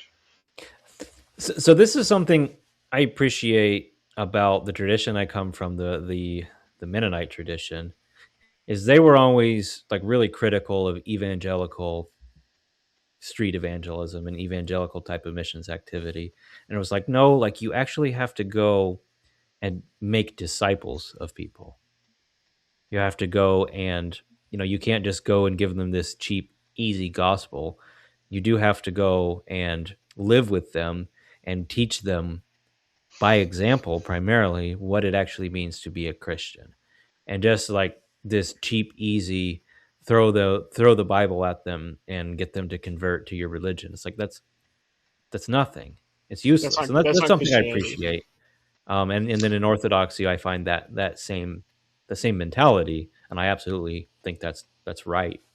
So someone said, glad to see how everyone is grasping how low tier David actually is, and the only thing he knows about is anti-Islamanity. And that's true. They're anti-Islam, not pro-Christian. And what I mean by that is that they don't actually have a framework for what they want Christianity to be. It's just, we believe in Jesus as our boyfriend. Like, it's not much better than the Valley Girl, Jesus is my boyfriend stuff. And in fact, I will say this. In some ways, those girls or guys who are into the Jesus is my boyfriend, he wants me to be nice and he wants me to live with love and things like that, I actually think, unironically, that is better than this like churchless anti-Islam coalition that they're building, because that anti-Islam coalition will never be consistent about anything. At least with the hippies, my Jesus, it's a sincere position that they're holding. Like, at least they sincerely love Christ and want, like, but I'm not sure some of these people, I think these people are just like, well, I hate Islam. And that's really the framework I'm giving, is anti-Islam apologetics. But what are you giving them besides that? Are you asking them to transform their life? At least with the people that believe that Jesus wants them to be loving and things like that, at least they're saying that it, at least they try and conform their life to something, right? They're not offering anything. Now, again, they're not much better off. I'm not saying the Valley Girl, Jesus is my boyfriend stuff is good. I'm simply pointing out that they're at least consistent, right? At least when they're calling people to come into Christianity, they say, well, what does it mean to be in Christianity? You love Jesus. We just all love Jesus, right? So, well, yeah, go ahead. It's not going to say that. That's not going to save anybody. That's the thing. No. But what I'm saying is that at least those people, you can have a conversation with a I love Jesus person. Yeah. Mm-hmm. Right. I can have a conversation with them and try and lead them to the truth of orthodoxy. Right. So I think it might be worthwhile. I mean, this is only an hour long. Eastern Orthodox Inquirer leaves EO live after talking. That's news to me, because I can actually show you guys now, because I did find it. I did in fact find it. Did you find the Inquirer that they talked to? Yes. He listened to my video. Let me go. He said he said it was good. So let me. All right. So right here, watching now. Thanks. Let me know. So I said. So here, I'll actually pull it up here for you guys. So this is what the conversation looked like. This is the same guy, by the way, the exact same guy. So we can look at his profile picture. That's him. That is the same profile picture, is it not? Yeah, same guy. Okay, so same guy. That's who I'm having a discussion with. So I just wanted to make that clear right off the bat. So this is boring. God logic is part of generic Christianity, which doesn't exist. He says here, and this is after JP Uncut, by the way. This is after he convinces him, okay? So this is not like he was convinced prior to this, right? I mean, generic Protestant Christianity that built, so just to verify, 3 days ago, this was less than a day ago. May 11th, it's May 12th here for me. So this is my date. This is going based on my date. So it's May 12th here where I am. So less than a day ago, okay? So this was 3 days ago versus 1 day ago. I mean, generic Protestant Christianity that built America, right? It is for sure, it for sure exists. If it doesn't exist, then EO surely doesn't exist in America due to sheer numbers as an organized structure. Sure, it doesn't exist in the same way EO or Catholicism does, but you can't say that the impact on society isn't real. And I said, what does America have to do with truth and falsity of a belief? Was America ever a Christian nation? I said, strictly speaking, no. Loosely speaking, kinda. frankly, if America of today and the Christianity it produced is what you get with American Christianity, I'm glad orthodoxy is growing and that people are rejecting this culture that produces these results. Right? So he goes, I can agree with the last point. Where I struggle with orthodoxy is the exclusivity of its claims, which is actually a common problem. Understandably so. A lot of people grow up with a lack of these exclusivity claims. I understand that the church had harsh exclusivity claims in the first 1,000 years or so, but since we're here in the 21st century where Rome schismed from the East, then Protestant Reformation, then Protestants building America and so on, I think it's a testimony to orthodoxy that even the message of Jesus Christ, even without systems and filled with schism, still created millions of people who love God and do the best with what they have. Again, this is Dan. I know you're an inquirer, and hopefully still are, but what I can say right off the bat, based on what you've said right here, is it more important to be American or to be Orthodox? Yeah, is it more so? All of the arguments that you're giving here, a Jehovah's Witness can give, a Mormon can give, any sectarian cult can give. Go ahead. Well, okay, go ahead. But there's another thing here too, is that the Orthodox Church has no problem affirming that people who were born. Okay, so I was just having this conversation with somebody earlier today. As Orthodox Christians, we do not believe in inherited culpable guilt. Yeah, we don't believe in inherited Adamic guilt. Yep. Well, but I think we could extend that even. So I want to be really, really careful about how I say this because it'll sound at first like I'm saying something that's wrong. So hear me out until I'm done. Sure. Is that people who create a schism, that is grave sin. And they will be judged harshly for that sin. Now, people who are born into a condition of schism, we do have saints that say things like not even martyrdom can wash that away or something like that. I don't know what the exact quote is. The sin of schism cannot be washed away even by martyrdom. Yes. Yeah. Right. Now, I think you can argue what exactly he's talking about there, whether he's talking about people who were born into a schismatic sect or people who themselves were schismatic, but then heroically gave their lives for Christ. I mean, we can honor the heroism without saying they're all good because they died for Christ. But anyway, I'm digressing a little too much. That I think we can extend this idea of inherited guilt to people, like our parents and grandparents who sincerely loved Jesus, but were born outside of the Orthodox Church, that they don't have the same kind of culpability for being in schism as the popes who led their ancestors into schism, or the ancestors that followed ancestors towards a certain heresy. Sorry, what were you saying? Or those who started the schism and those who followed into schism are more culpable than those who have kind of inherited the right, and that's what I'm saying. Because the decision wasn't of their own. Yeah, and so people who are in this kind of situation, like I've always understood, the Orthodox Church has no problem recognizing the sincerity of other Christians and even honoring it. And so our exclusivity claims are not the claims that everybody who is not an Orthodox Christian is doomed to eternal hellfire. It's just fundamentally not what we're saying. No, and by the way, I don't know anyone besides like some of the more extreme Latinizers, not even all the Latinizers, but some of the more extreme Latinizers would say that, but most of them no. And I would even go a step further in saying that I know numerous priests that have talked about this problem all the time, because this is a common thing. It was my granny who died as a Baptist and went to church every Sunday, and she was a faithful, good woman, a God-fearing woman. Is she in hell? Well, there's two problems with that, right? From the Orthodox view, hell doesn't even exist yet. The lake of fire has yet to be filled with anybody. Right. That's the first thing. The final judgment has yet to be happened. The second thing is that God. What does the Scripture say? God will judge those based on the knowledge that they had and judge their deeds. Right. They're going to judge their works at the final judgment. That's what's being judged. Okay? Mm-hmm.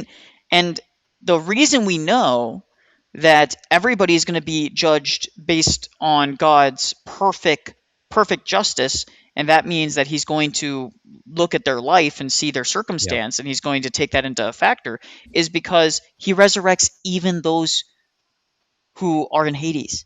Everybody is resurrected, not just the elect. So actually, Dan, if anything, our position is far more gracious than the Calvinist position. So if anything, you should have a problem with all these Calvinists running around saying that if you're not elect, you're decreed to hell. Right. There's far more Protestants that believe that. There's nothing you can possibly ever do about it. Exactly. Yeah, you're decreed. But real quick, and then I'll let you give the rest of your thought there. I just wanted to read the rest of what he says here because it might give us a little bit more framework. I think it's a testimony to orthodoxy. Okay, blah, blah. Is there one true church? Probably not. So he's still open to it. So he's clearly not decided against it. But how can we confidently say grace isn't extended when literally no layperson in the year 1054 had much a say on what church to be a part of? Well, that's because they submitted themselves docilely to their bishop, and that's how they viewed it. And Americans born in the 1800s, products of a schism, but still show fruits of Christianity, are out. No one says that, just like we said. The fact that orthodoxy is that exclusive leads me to believe their blindness, and therefore is easy to question all their other claims. But I'm happy to concede that my evangelical church, founded in 2014, is not the church, nor has the same apostles. So this guy is you could loosely call him an inquirer, right? Yeah. So when JP... he's asking honest questions. Yeah, he's asking honest questions, but when JP is saying, EO inquiring Christian, about EO, we have there's a distinction between someone who's curious about orthodoxy and asking questions and an inquirer. An inquirer is someone who is actively seeking to potentially become Orthodox, meaning they're attending churches, they're talking to priests, they're going out of their way to do the research, versus somebody who's just kind of like interested in orthodoxy but is not really there yet, right? There's a distinction. We have three categories for a reason: inquirer, catechumen, fully baptized layperson, right? Those are the three steps to get into the church, right? There's no in between besides that, right? Right. But this guy's like not even quite to the first step yet. Exactly. I think what I see in a lot of these people that are talking about it this way is that you're dealing with the problem at the wrong level of things. That you're kind of operating in this really evangelical mindset of it all, like salvation strictly being a personal matter. I mean, it's kind of a Calvinist idea as well. And so it's all about you and your relationship with Jesus Christ. It's all about you and your personal salvation. Whereas what the Bible is primarily concerned with is the cosmic scale and the salvation of the entire human race. Yes. And if you think of it in those terms, then you understand the absolute necessity for there to be one visible, united body of Christ. How can there be salvation of the whole human race if we're all scattered and divided and fighting against each other? Yes, and to add to your point, which you reminded me, our anthropology is fundamentally different. Yeah, but also our anthropology is at the center of this conversation of salvation, and for most Protestants, it's not. Exactly. Nathaniel says here, wasn't there a pre-schism pope whose prayers lifted Trajan out of Hades despite him persecuting Christians? Also, can you remember which pope it was? Yes, it was I know it was a saint. I think it might have been Gregory of Nyssa, though. No, St. Gregory the Great. St. Gregory the Great. Sorry, thank you. It was St. Gregory the Great. I thought it's not of Nyssa. St. Gregory the Great. Thank you very much, Rafa. Yes, we do have that. We also have St. Varius, who has an akathist to pray for those who are in Hades and pray for their souls. We also have the martyrs of Sebast. We have an unbaptized martyr, right? So there's all sorts of examples of extra normative means in which God can join people into his church and bring them into paradise. So, like the thief on the cross. Someone said, Well, thank you for the 5, by the way, I Nathaniel. mean, the thief on the cross, I would say, was not extra normative, because he had to go down to the bosom of Abraham first. Well, that's true. Yes, that's a good point. Yes, I didn't think. Yeah. So he went down with Christ when Christ pulled everybody out. Yeah, I would say he's still extra normative in the sense that he is not a good illustration of the normative sense of salvation.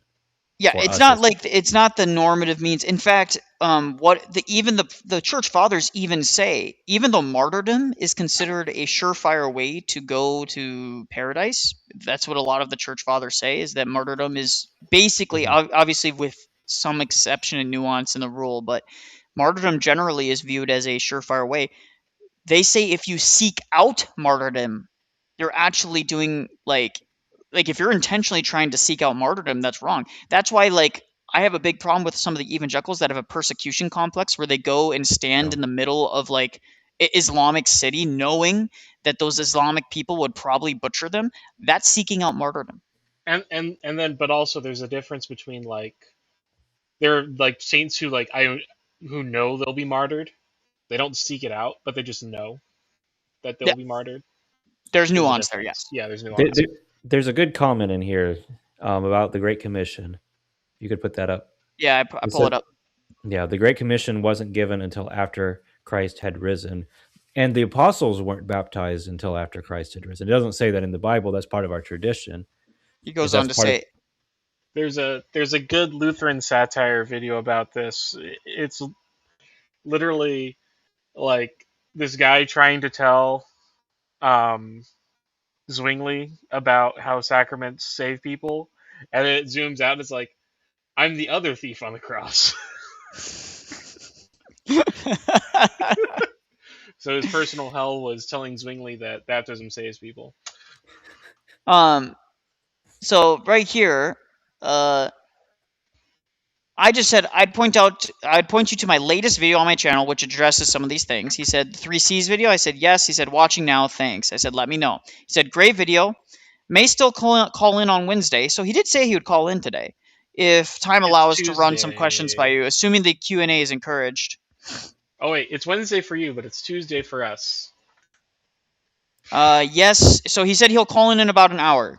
So about 30 minutes. That works for me. That was 23 minutes ago. I'm going to fill my water bottle.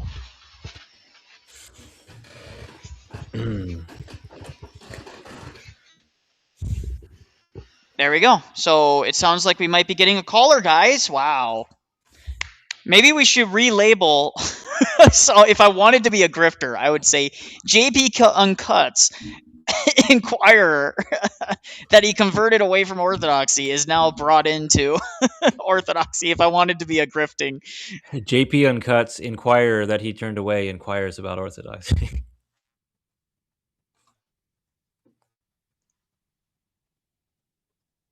So yeah, I'm not gonna grift. I was so tempted to type that out, guys. You have no idea how tempted I was to tag JP and all those guys and say, "Oh, really? Oh, here he is." And while we wait, let's go ahead and listen. I'm kind of curious to listen to what. All right. Well, God bless you, all of you guys that are watching. I know Christian King's channel is watching as well. I know he transferred. I watched some of it earlier, and it was just I couldn't take it.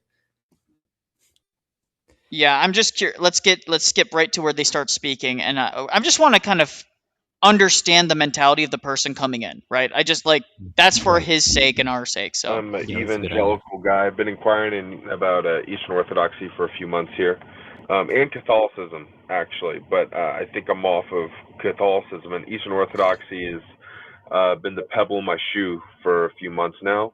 And so I'm curious, been watching a lot of videos, ordering some books to read and learn as much as I can. And so, of course, there's pretty strong claims from the Eastern Orthodox side, especially online on X. And so I kind of want to see what verses or things that they pull up, because I think that's good for us to know. So Catholic Answers. Why are you going to Catholic Answers for Orthodox? Reach. So I'm going to use all of the arguments and intercession of the saints that are out there biblically. Okay? I will say that we probably need to go ahead. Do a little bit of psyoping, because Catholic Answers actually does do a good job of putting together proof texts.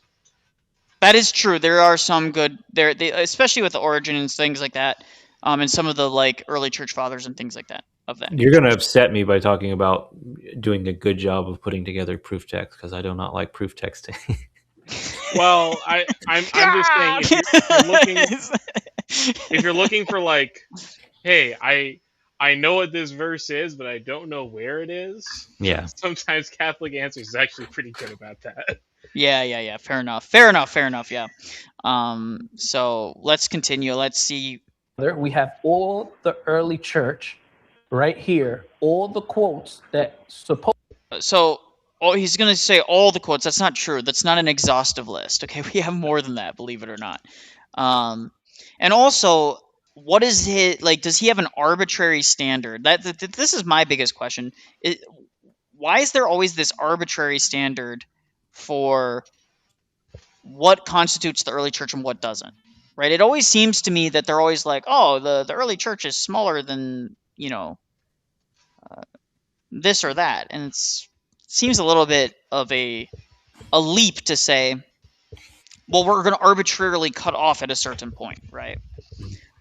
So I'm going to mute myself and turn my camera off for a little bit while I run and grab some water and stuff here. Go do that. In fact, I might have to do that real quick too, while I go and do this. So I'm going to go to the bathroom real quick because I don't want to have to go when the guy decides to hop in. Yeah. So all right, so short intermission time.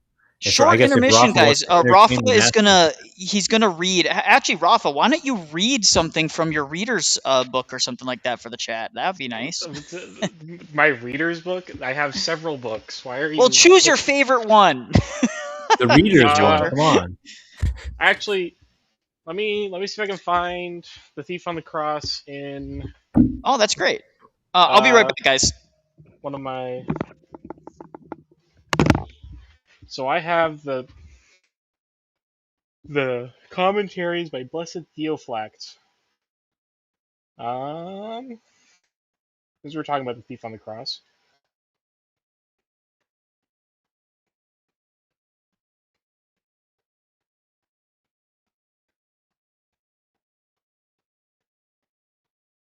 Do.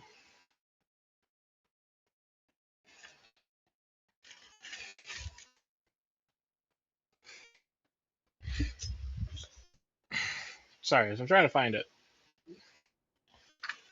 Here we go. Chapter 15, 22 through 28.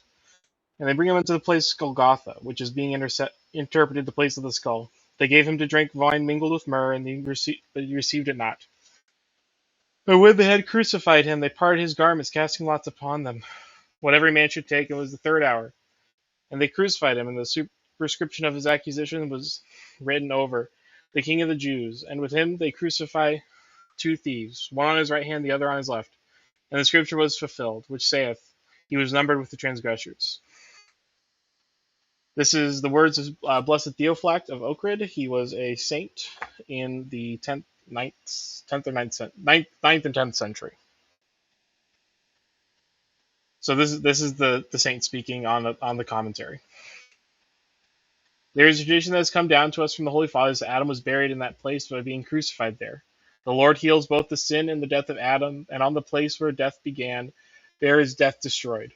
They gave him to drink wine mingled with myrrh.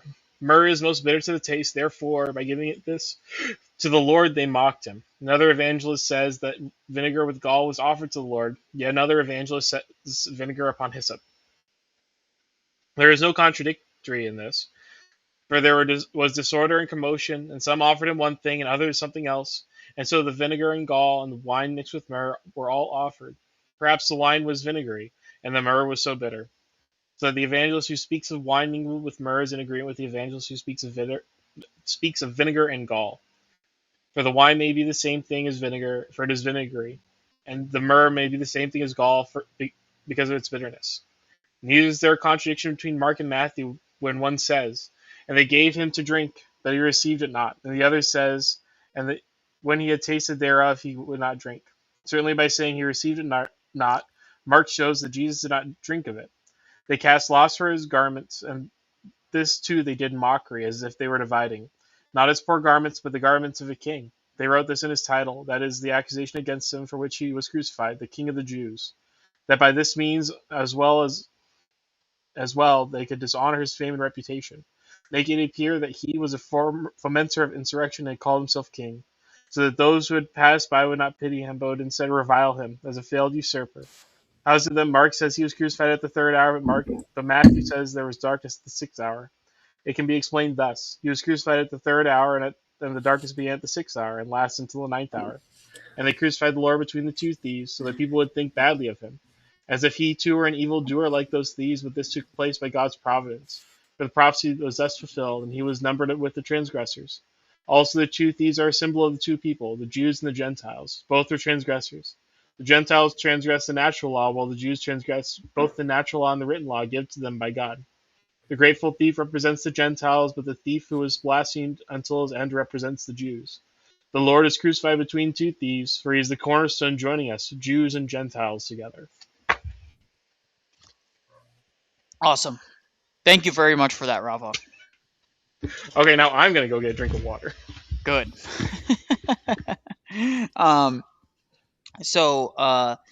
Yes, so we are we're hoping that Dan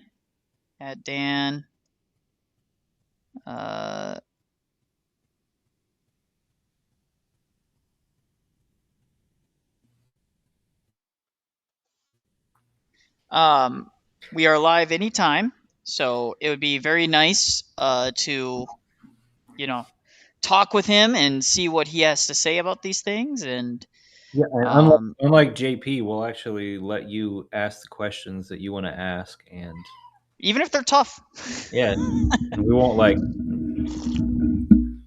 I don't know. At least I'm not really interested in trying to control it. I'm interested in just having conversations with people, and yep. I think like a demonstration of the weakness of a belief system is its inability to have honest conversations with people outside of it. Yeah. So Dan stops speaking to them towards the end here. So they go over their entire proof texts, and then he leaves. So we'll see. Approve that you can pray the saints in heaven. Okay? So we're going to go one by one, and you can stop me if you have a question. Okay, brother? Okay. And I also have here all the quotes from Grok, but the majority of the quotes are... Okay, first off, you shouldn't be getting a single quote from Grok ever. Period. End of story. Ever. Okay, guys? Grok is useful if you're like saying, hey, Grok, give me a couple websites that talk about church father quotes. Mm-hmm. That can lead you to good sources. But if you're asking it to generate or give you church father quotes, bad idea. Okay? First off, it's not going to take it from... One of the most common... This will just tell you guys enough. One of the most common sources that Grok pulls from for church father quotes and church father things is Reddit. Oof. Yeah, which is weird. Are Reddit and X. Which is weird, because you think Reddit would not be like something X would want to pull from. But there's just so much massive stuff there, though. Yeah. It's two reasons. Reddit has a ton of material, and the people that have engineered Reddit have mastered Google's algorithm so that they always turn up as some of the top results when you ask a question. Mm-hmm. It's almost always Reddit as one of the top results, no matter what question you're asking. It could be anything under the sun. So Reddit has done a phenomenal job in coding their website so that it ranks high no matter what. And so because it ranks high, AI automatically goes, well, if it's ranked high by Google, that must mean it's trustworthy, right? Mm-hmm. That's the biggest problem, right? Okay. So, okay. That makes more sense now. Thank you. So JP's plan here is to absolutely dumpster unload quote mines on a dude, basically. Ready here. So we see in Psalm 103, brother, that David said, "Bless the Lord, all you his angels, you mighty ones who do this word, hearkening to the voice of his word. Bless the Lord, all his hosts, his ministers that do his will." Catholics use this to prove that this means that David is praying to the angels. Compelling, right, brother? Right. Okay. Look at what David says in later chapters. Let me show you. Okay. Okay. First problem. What do you guys notice that he's doing? He is highlighting. I don't know. No, he's going to a different chapter in Psalms. Psalms is not a single book. It is a compilation. It's a hymnal. It's a hymnal. Mm-hmm. So one chapter might not be related to another chapter in terms of context, in terms of what was going on in his life, in terms of all kinds of different things. Authors? Yeah, not all the authors are the same. There's like 10 different authors of the Psalms, allegedly. Yes. Not just David. Exactly. There's the part where they talk about smashing babies' heads, you know. It's like not all Psalms are even the same genre. No. Not all of them are hymns. All right. This is what David says in Psalm 148, verses 9 to 11. And I want you to figure the language, okay? Put the language together. Praise him, all you mountain and hills. Praise him, all you fruit trees and cedar trees. Praise him, all you wild animals and cattle. Now, I want to ask you, brother, was David praying to the mountains and hills?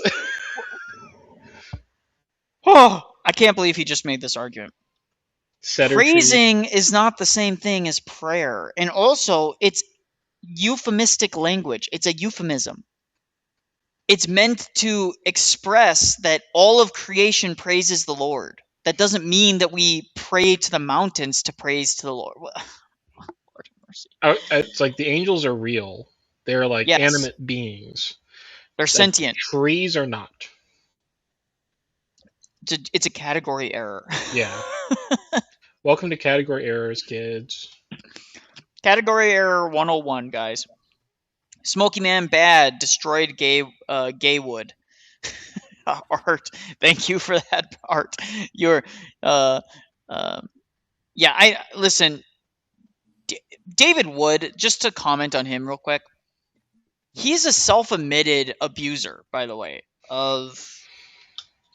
we're not going to get into it, but of youngins. He also is a self-admitted psychopath, like a self-diagnosed psychopath. Like, come on, guys. I will give him credit on that one. He is professionally diagnosed. Yeah, but okay, fine. But this goes into my whole thesis. He's self-admittedly a psychopath, but he was professionally diagnosed. But I will say this. Interesting. I don't believe in psychopathy. I actually don't believe in it. I believe it is an excuse people use for their behaviors.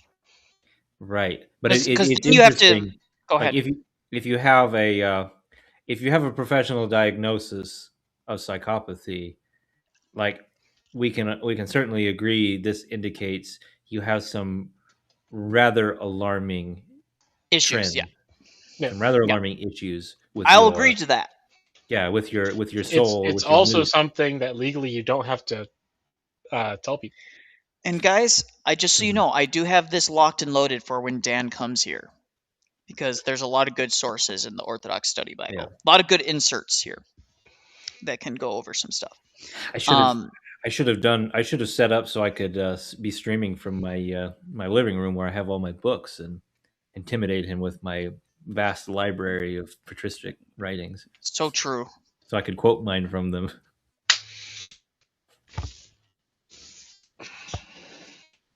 So which Ortho channel is going to make Marilyn a mod first? Nicholai, Cleave, or Soren?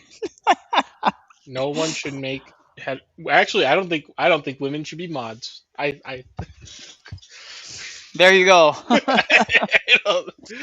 That's a cop out. It's not a cop out. No, I'm saying it's the way to get around it without having to say no. We love Marilyn, but Marilyn needs to go to the Orthodox Church. Yeah, she needs to go to liturgy like tomorrow. And also preferably an exorcism. Everybody gets an exorcism. I've seen more Orthodox exorcisms than I've seen the movie The Exorcism. Curious, have you guys seen that video that went out about, it was with a babushka in, I want to say it was Russia or Romania, and they were just, someone was just generally filming the thing, but there was this old lady that went up to go do a confession, and the priest was sitting there, and all of a sudden she lurches backward and does the most horrifying screech I have ever seen come from a human being ever in my life. And she falls to the ground, and the priest, like, kind of for a moment panics, but then runs and gets a shawl and gets some chrism and blesses her with some holy water and prays over her. And then after a while, her writhing and screeching kind of goes away, and she calms down, and then she gets set up, by the priest. But I'm like, that right there was the most disturbing, but also, like, glory to God, obviously, but it was so, like, it just makes you realize that the demonic is real, I kind of, like, sometimes scandalize some people by telling them I've never had a spiritual experience in my life. Really? Like, I have, when I was a Protestant, but it was weird. It was external to me. I saw something that I will never be able to unsee. Yeah, I'm just kind of weird because it's like, oh, you became Orthodox because of spiritual experience? Like, no. But to be fair, you have had an experience. I mean, every single time you partake in the Eucharist. Getting baptized and partaking in the Eucharist, yeah. But I'm like, I've not seen like angels or anything silly like that. Yeah, I mean, that's something that really bothers me. You'll get me going about charismatics again, is they do base everything on spiritual experience. Yep. And it always bugged me because it's like, you guys know demons exist, right? Yeah. Like, they're out there and they're doing stuff. But it couldn't be in my church where I'm speaking gibberish in front of all the children. That could. Yeah, JP does. He is definitely he's a speaking in tongues guy. I know that. Is he? Yeah. And like that's like the thing for me is like, yeah. The verses for that are so like weak that it's like, I just don't get it. Well, you have to create this kind of like taxonomy of the Bible to get speaking in tongues out of it. Guys, Dan is here. So Dan. Alrighty. Christos Anesti. Christos Anesti, yes. So you can call into the panel. Oh, Alton Johnson was here just a second ago. Oh, let's get him in here too. They can call in. So you can either do the call in there, or you can do the link to the panel. So we can do either one. So feel free to choose whichever one you want. There's studio, and then for callers, you just go to the /join is for joining the panel. So you can have your voice and your face. You don't need to have your face. As you can see, Rafa doesn't have a face. Because I don't have a webcam. I can hide my face too if you guys. If you guys don't want to see my ugly mug, I can hide it too. So it's all up to you, Dan. Or you can join the caller queue, and the caller is just voice. Yeah, it's kind of the same thing as being on the panel. Frankly, it's just we can only take one at a time. Right. Which I actually really like that Rumble has that feature. Yeah, I'm liking this Rumble. I mean, I just have a Rumble channel. I never do anything with it. I'm liking this studio. I might start doing more with Rumble. Rumble Studio is like StreamYard, but better and free. Right. I might say I don't need my StreamYard subscription anymore. It's in the link. If you just copy and paste the chat that I just sent, Dan, you just copy and paste one of those links. So there is the studio link. That one gets you into the panel, and then and then there. So I just yeah. There's that one, and then there's this one, and they are in the chat. You just have to look at the chat, the live chat.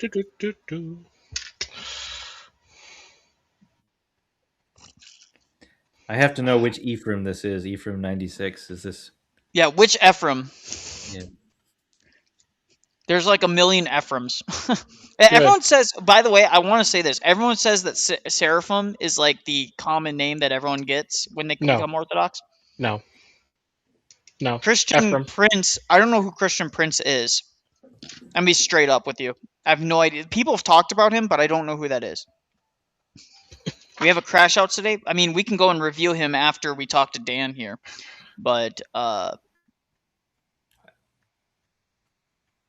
here, Dan, in your Dan, you know what? I'm just gonna message you on X. That'll make it easy. Ephraim is the Syrian. We got the saint himself in the chat. Yeah, I'm just gonna message you on X. Both of these links, you just copy and paste into your browser, or you click them. There we go. You don't need Rumble. You can do it on YouTube also. This is just to get into Rumble Studio, the application. So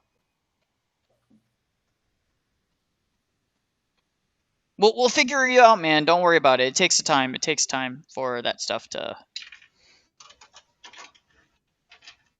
So.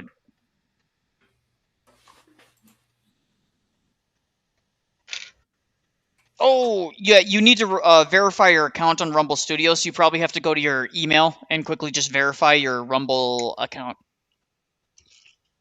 It'll only take 1 second, dude. So maybe go that's ahead, get the that one done. advantage of StreamYard is randoms can just hop right in. Yeah, randoms can just hop in, yeah.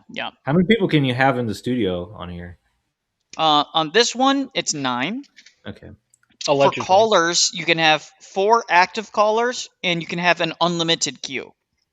Yep.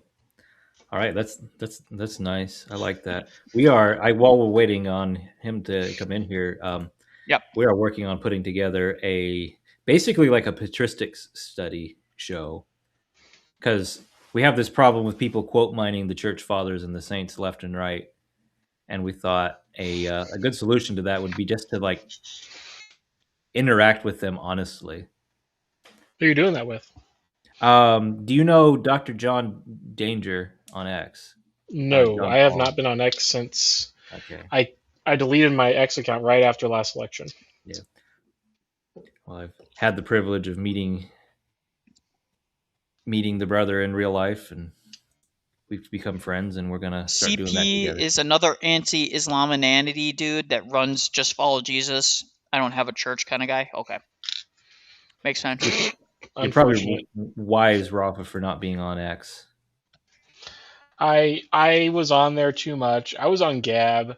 I got annoyed with a certain someone that we all know and love in a certain way. Mm-hmm. I think I know who you might be talking about, which is does he like to shave his head and have a big beard? Glasses? No. Okay. He likes to pretend that he's Orthodox. See, now I'm blanking. Yeah. Sweden.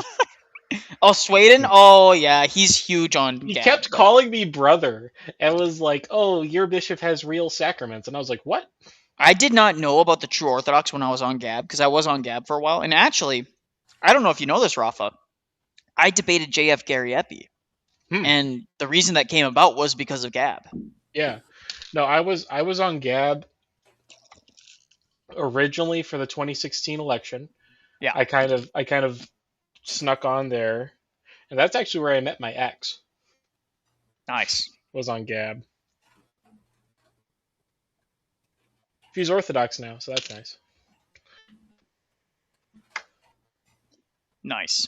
Well, we're just waiting. Alton Johnson was in the caller. He was in the caller thing, but he dipped right as soon as I went over to check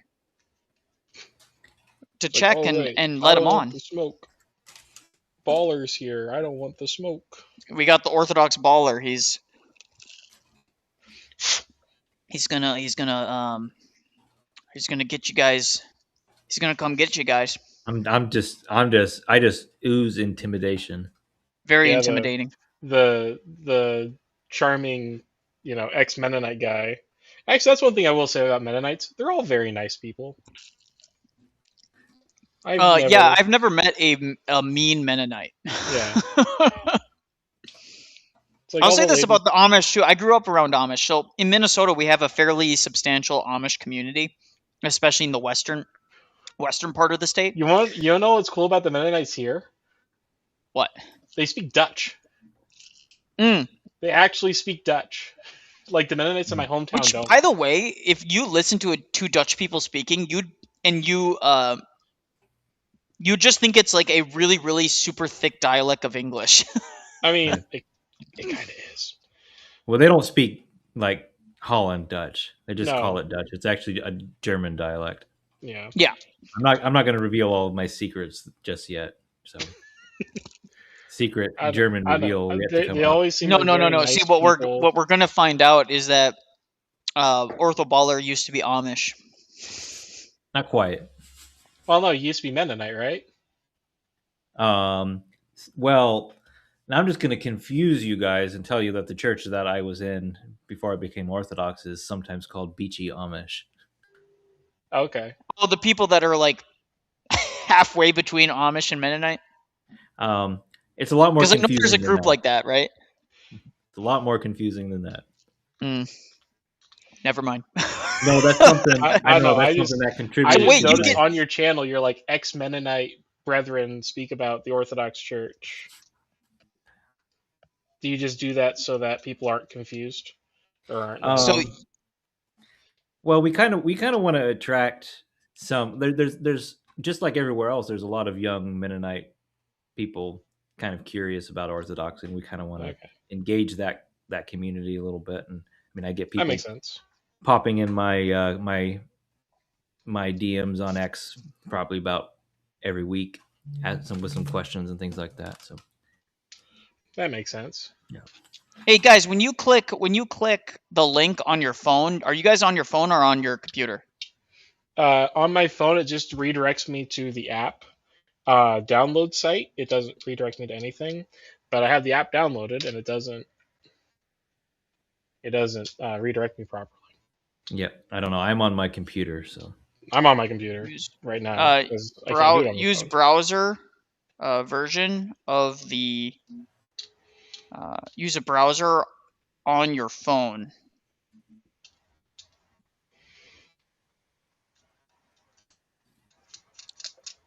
Or physical computer. I don't know if this is like a new thing Rumble has, or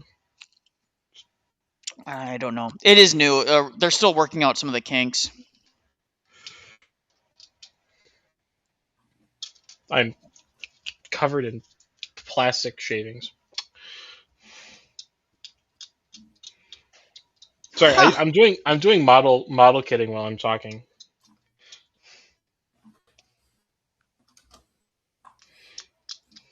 Here, we can do a call here. Well, shoot. I gotta figure this out, guys, for him. I don't have anywhere else to be. I'm gonna ask him to try this link. Try this link.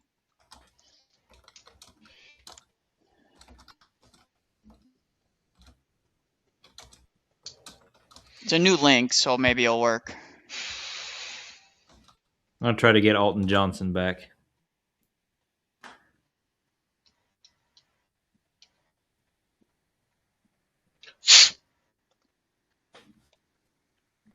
Sure. He's going to call an X, guys, so we're going to call him on what X. models, Kilroy? I'm working on the last heavy intercessor in a box of 5 of Space Marines. Okay. Let me just call him on X. So we're going to call him on X, guys.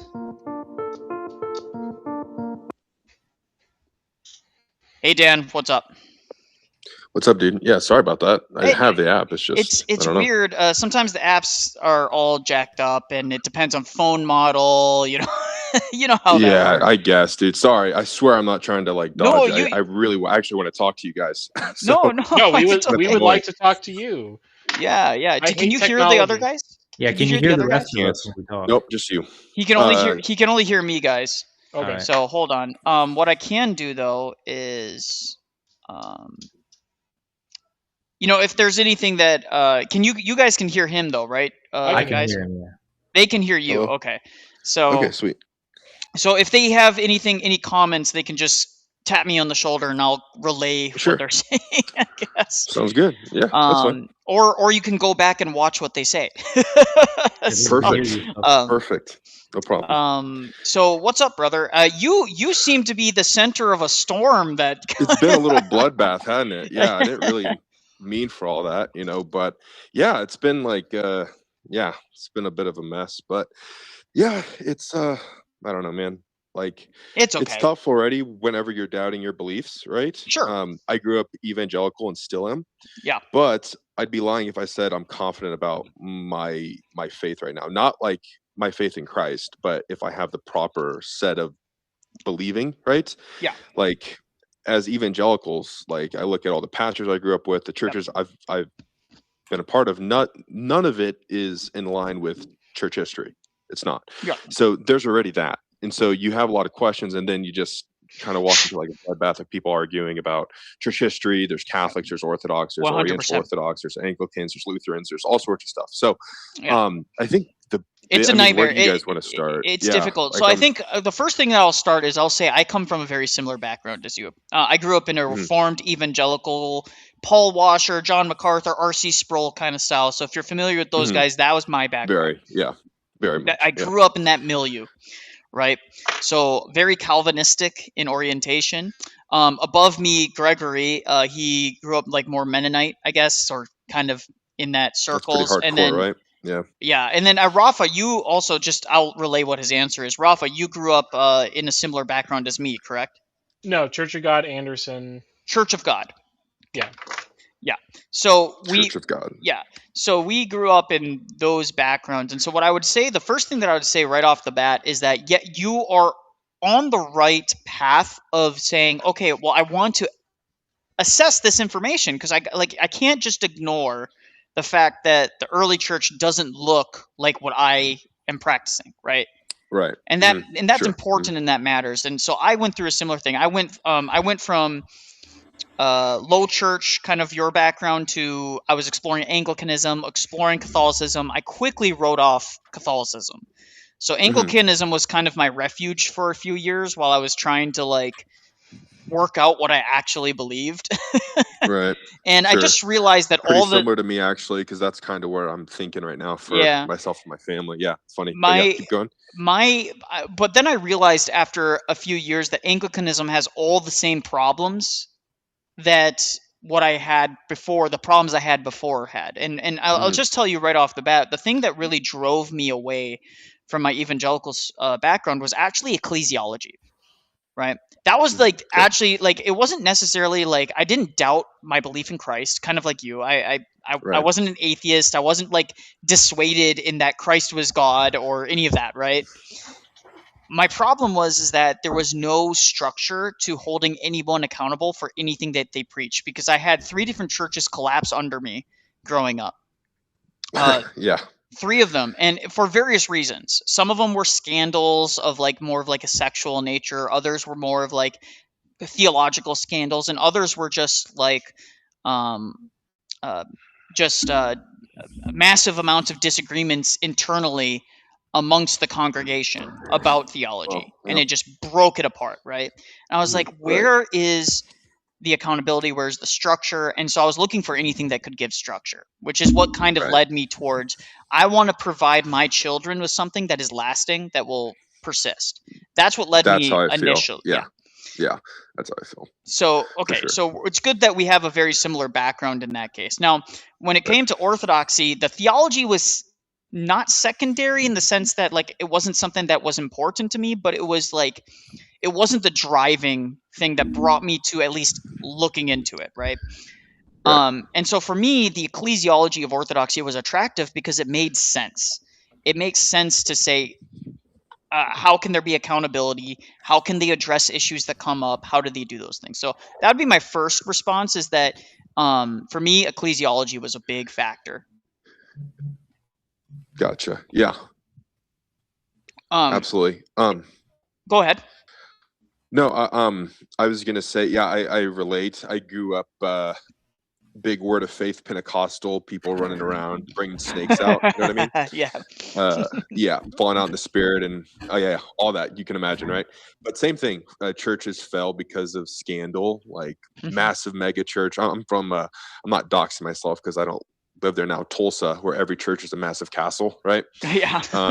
Lots of these, like the pastors have their own private jet type of stuff. So yeah, relate similar background. Now, in terms of like the thing is, man, it's not so much. I'll tell you my biggest hurdle with Orthodoxy. Sure. Again, I have more problems with my own beliefs than Orthodoxy. So although I'm about to seem like I'm poking holes in your theology, I have way more holes in mine, right? So sure. Start there. Is the exclusivity claims. That's what's been tripping me up big big time. Well, let's be specific. What specifically about the exclusivity that you have a problem with? So if I'm reading everyone's like tweets properly, there's no salvation outside of the church. This is the only church. Every other church is like the whole like fake and gay thing, which I know is a joke, right? But yeah. Like pretty much like there's no such thing as a Christian. Yeah, pretty much there's no such thing as a Christian outside of an Orthodox one.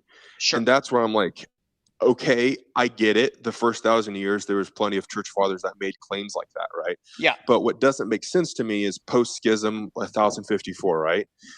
For then immediately, like everyone in the West, because really it was the leadership. Go ahead. So actually, that's a funny thing that you mentioned. The Orthodox Church would hold that for at least 100 to 200 years, the West was still producing saints that were Orthodox. In fact, we have the British Isles were still producing fully Orthodox bishops up until a certain year when they were conquered by the Normans, and all the bishops were replaced by Vatican-approved bishops. And there's a very clear line of history there. So we would say that schism takes time for it to fully affect those, because like you said, it is a top-down thing, right? So the top people are going to be made, right? The decisions made at the top. That theology is not going to trickle down to the average layperson. The average layperson is still going to be humbly submitting to their bishop, humbly going to the liturgy, humbly pursuing the faith as was passed down to them. So their accountability is much different. That's the first thing that needs to be said. Okay, gotcha. The second thing that needs to be said is that there's several different senses in which we talk about exclusivity, right? The first sense is, how do I say this? The first sense is that are we the only church, and are we the only Christians in the fullness of what we mean by Christian? We would say yes, of course. We would say that if you want to be the fullness of what it means to be a Christian and pursuing the fullness of the faith, yes. However, with a caveat, we would call those who are Christian and maybe in schism or some degree of another, kind of like you were talking about, we call them heterodox, right? Heterodox, okay. Heterodox, meaning that they are Christians that don't have the fullness of the faith, and we believe that God is going to judge those outside of the faith based on their circumstance, the knowledge that they had of the truth, and their works. It's that simple. And so we don't make a proclamation that every single your little Baptist grandma down the street who died and was faithful attending her little church every Sunday is like damned to hell. We don't hold to that. Okay, so what you just said, I guess, the Orthodox, but I'm under the impression that the Orthodox position is everyone in the West, and therefore the Protestants in America, because they're the ones who founded America, they're all destined to be candlesticks, including the Baptist grannies. Yeah. Because they were born on the wrong side of the planet. Well, it's even an error. We would even say that there are saints in heaven that were not Christian in this life before they died, and then after the harrowing of Hades, were brought up with Christ. Right? Mm-hmm. We have icons. We have icons of Christ pulling the pagan philosophers out of Hades. They weren't baptized, right? Interesting. So there is nuance. That's a lot different than the okay. Well, that okay. Cool. There's the general sense, right? Like there's the general sense of salvation in the sense that we know that God is faithful if you're faithful to his commands and his church. Right? Right. It's a very big difference than that's a very big distinction between that and somebody who is willfully obstinately against the church. Right? So gotcha. So someone who's like trying to pull people. Okay, got it. Yeah, exactly. So Gregory or Rafa, real quick, just give me a second. Do you guys have anything that I might be missing that you guys might want me to relay? I think you're doing a good job. Like there's a bunch of stuff that I feel like I want to say, but you're generally getting to it. Okay. You know, we did kind of have this conversation earlier. Yeah, you can, and feel free to let me know, guys. Rafa, do you have any thoughts that you might want me to hit real quick? He's quiet. It's fine. he's quiet. My bad. No, not you, Rafa, who's also in the chat. He's quiet right now. That's fine. So that's the first thing that needs to be said. The second thing that needs to be said is that our view of anthropology is different than in the West. I'm stupid. What's that word mean? Anthropology is what it means to be human. It's like what a human is, right? Anthropology is what is a human, right? Our understanding of our nature, our human nature, is actually different than how the West understands their anthropology, right? The West has adopted a more legalistic framework of human nature in that it's this kind of corrupted, guilty, like courtroom type of legal status, we have a legal framing. Status, yes, and that all have sinned in Adam. So we say all have sinned because of Adam. There's the distinction because of Adam and in Adam. In Adam is that Adam is an archetype for all of humans. So basically, we are all Adam. And that's what we look like. When God sees us, he doesn't see you, the person Dan. He sees you. He sees Adam, the person who sinned, and it's the same thing with infants, right? He doesn't see the infant; he sees as archetype Adam, right? So this is a very Calvinistic kind of framework. Right. And so for us Orthodox, we view humanity as we have a wounded nature, but we're not ontologically the same as Adam. We're not sinning in Adam's very sin, right? So that's the other thing that needs to be understood, is that we don't view humanity in that sense. So when you're judged on the final day of judgment, you're not judged because of Adam's sin. You're judged because of your own sins. Okay, interesting. And our understanding of salvation, justification, all that stuff is different also, as an extension. So, for example... Very different, right? Yeah. Yes. That's for sure. Go ahead. Go ahead. No, go ahead. Do you have any questions? Plenty, dude. How much time you got? As much time as you need. My understanding of salvation with Orthodox is more of a healing process. Like, I'm sick with sin, I need healing. Yes. The church is the hospital, the Eucharist is the medicine. And throughout all the sacraments, I'm becoming like Christ. Right. Like baptism, confession, the Eucharist. I don't know if marriage is considered a sacrament in your church or not. Cool. So the partaking in the life of the church is what heals you over time, and then you are judged based on your life. And right. You're judged. It's a twofold judgment. Your life, but also your orientation. So, for example, somebody could be much further along the path of what we call theosis, becoming deified in Christ. They're saved, but somebody who, let's say, they turn towards the church and they start living out a Christian life, and they've only did it for 2 or 3 days and they die, they still can be in heaven too. They're just at different moments, right? So we see it as a progressive thing, right? By the way, it goes into eternity. This is not you're saved and you're done doing theosis. This is an eternal process. So, Gregory, did you have something to say real quick? Yeah, there's an important nuance, I think. Sure. To point out. Just give me a second, Dan.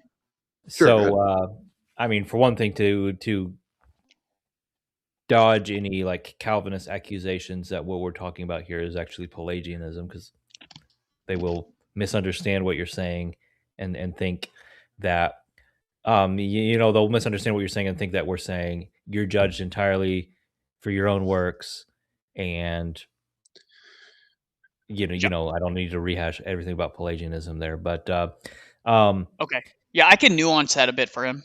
But what's important is that if we talk about what we do in all of these things, it's important to nuance that with like the synergistic understanding that we don't have any righteousness of our own. Yeah. So Dan, Gregory just wants to Calvinist imputed righteousness, but it's like this cooperation in the energies of God. He wants to like cut off a certain criticism that might come, because they'll accuse us of like Pelagianism, where it's like, oh, you believe that you can work yourself to heaven or something like that. We still believe it's synergistic. God's grace is necessary. We can't achieve salvation on our own. Sure. Right. So it's very important to emphasize that we believe in synergism, not monergism, which monergism is it's all God, none of us. Whereas we believe it's God reaches his hand out to us, and it's our job to grasp onto that. So, but anyways, continue asking. I do see that stone thrown quite a bit at the Orthodox, that it's a works-based salvation type of church. But the problem with sola fide is of like I guess the classic James 2:24, but more so all the parables that Jesus talks about, right? Yeah. It's very rarely you can just kind of sit back, believe, and just have a happy life and you're good. It's always like doing something or participating. And that's been a big pebble in my shoe as I'm remaining Protestant, is the doctrine of sola fide, when literally the only place in the Bible it says faith alone is James, and he's saying not by faith alone. Yep. So that's already like warring in my head for months now. Have you gone over James 5? I don't think so. No. Maybe without realizing it's James 5. What does it say? So we'll go over this, and I just want you to kind of consider this, because this is something that really blew my mind when I was and this is about justification and things like that, and talking about like what do we need to do as Christians, right? Therefore be patient, brethren, until the coming of the Lord. See how the farmer waits for the precious fruits of the earth, waiting patiently for it to be received in early and later rain. You also be patient. Establish your hearts. Notice how there is a you there. Establish your heart. That's an action that requires your will, right? For the coming of the Lord is at hand. Do not grumble against one another, brethren, lest you be condemned. So the context of James 5 is that he's talking to people that are allegedly believers, right? I mean, brethren, he's saying brethren. So he clearly sees them as Christian. And he says that they can be condemned for their actions, right? So there's clearly a synergistic aspect to this. It says, behold, the judge is standing at your door. My brethren, take the prophet. And then, hold on, there's a part that I want to go. But above all, my brethren, do not swear either by heaven or by earth or by any other oath, but let your yes be yes or your no be no, lest ye fall into judgment. So you can fall into judgment. Well, then you have to go in and start asking, this is where it gets interesting. Is there anyone among you suffering? Let him pray. Is anyone cheerful? Let him sing psalms. Is anyone among you sick? Let him call for the elders of the church and let them pray over him, anointing him with oil in the name of the Lord. Do we know very many places that anoint with oil? What kind of oil? Right? Those are all questions. Like, what kind of oil? How much oil? Do I dunk them? Do I just put a little crop? Yeah. Exactly. What's the process? It doesn't explain it at all, right? And the prayer of the faith, will save the sick. Save. Well, I thought only Christ saved, but the prayer of the faith will. And he's talking to brethren. But I thought it was only Christ that saves. Well, clearly that's not an exhaustive way of going about it, right?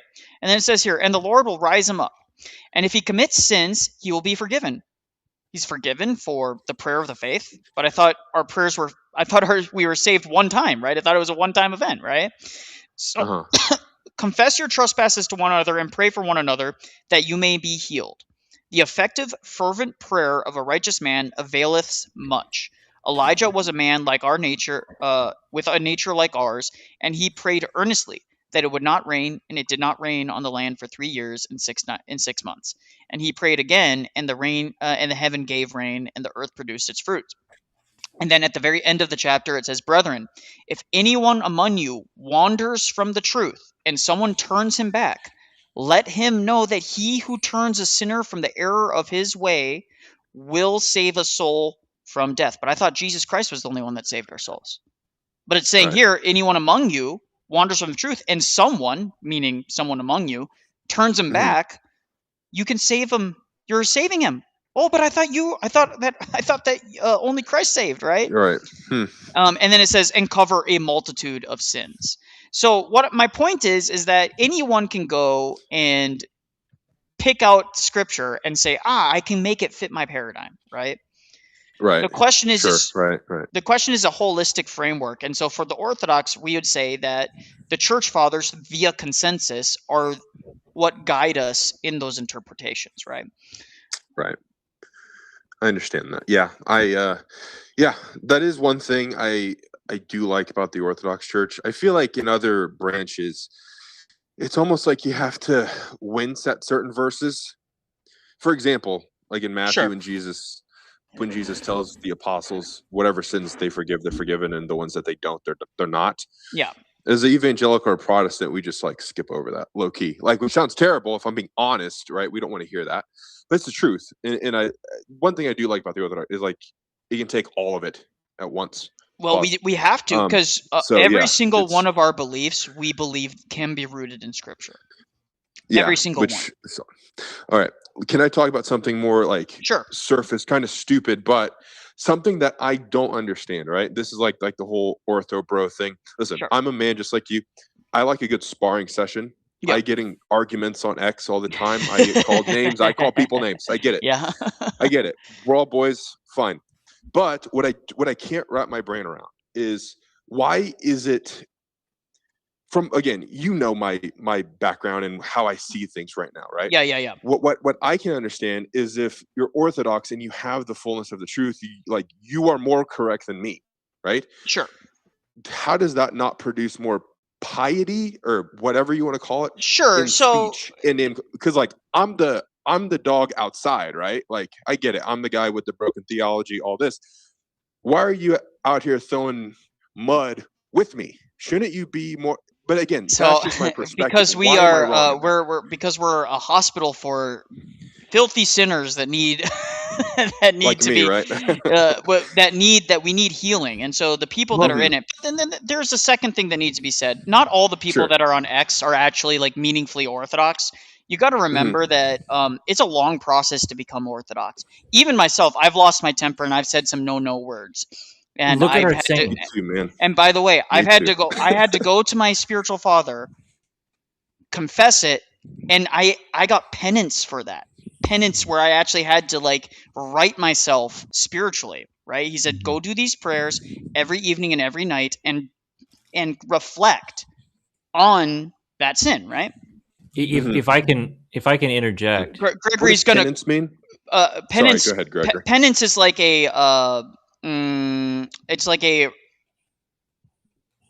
it's like, hey, you earned this. This is what you need to do to make up for it, right? It's kind of like a gotcha. A debt. It's like the self-improve step yeah, it's like it's like a therapeutic. We view it as like kind of therapeutic, where it's like, hey, you busted your leg. You now need to go do this physical therapy in order to. Okay. But it's spiritual physical therapy. Understood. Okay. But cool. Gregory wants to add something. Gregory, what's up? Yeah. So he asked, why doesn't it produce more piety? I think that's what he said. That's how he phrased it. It does. Look at our saints. Look at people like Saint Paisios. A good example is, I guess it's okay to start calling him Saint Seraphim Rose. Like just the contrast between who he was and who he became. But there's so many stories like that in Orthodoxy, and the problem is you go into like when we're looking at these people on the internet and saying like, well, why don't we see the fruits there? It's like, well, they're works in progress. When I go and visit a country to judge the quality and the nature of their people, I don't go to the hospital. Okay. And look at Yeah. So Gregory's point is that you don't compare to the lowest common denominator on the internet, especially anonymous people who you're not 100% sure are even fully Orthodox. Do they have accountability? Does their spiritual father even know what they're doing? Things like that, right? This is why we have spiritual fathers. But you compare it to the fruit, the end product. And so one of the examples is, look at Saint Paisios. He's a very recent saint in our church from the 90s. Is when he was, I think he reposed in the 90s, correct? I think that's correct. Yes, he reposed in the 90s. We also have a recent saint who was just recognized by Rocor, Saint Seraphim Rose. You look at their lives and I you read see his book. Yeah. Yeah, you see he's very recent. Literally, like, I think within the last 2 weeks, he was recognized by the synod as a saint now, right? Not that he wasn't a saint before. It's just that they formally have begun the process of glorification in a formal sense. And so we look at our final results. And so you look at the monastics, right? This is why a lot of people, we go to our monasteries, because those are people that have dedicated their entire lives to that endeavor, to that that goal, right? Now, as for the fruits of the online sphere, I'll say this. There are people that react differently to different styles of apologetics, different styles. Like there's guys I know that are very rough around the edges. They would not have came to Orthodoxy, and I've seen massive improvements in their personal lives, but they're still rough around the edges, right? They still cuss up a storm. They'll still do this occasionally, but they are completely 180 different men as well. Some of them were, like, for example, extremely racist, and now they're just kind of like,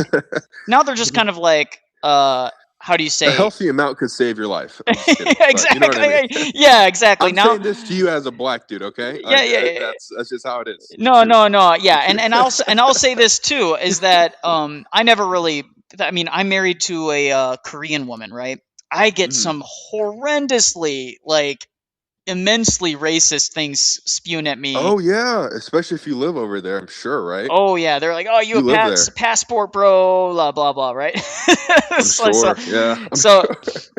Which again, it's as I grew up, there was a saying. It's like water off a duck's back. I don't care. It's words. It's just, you can't do anything about people's words, but which I get. I think it is good to hear that. I guess the whole thing with me is, like how I explained.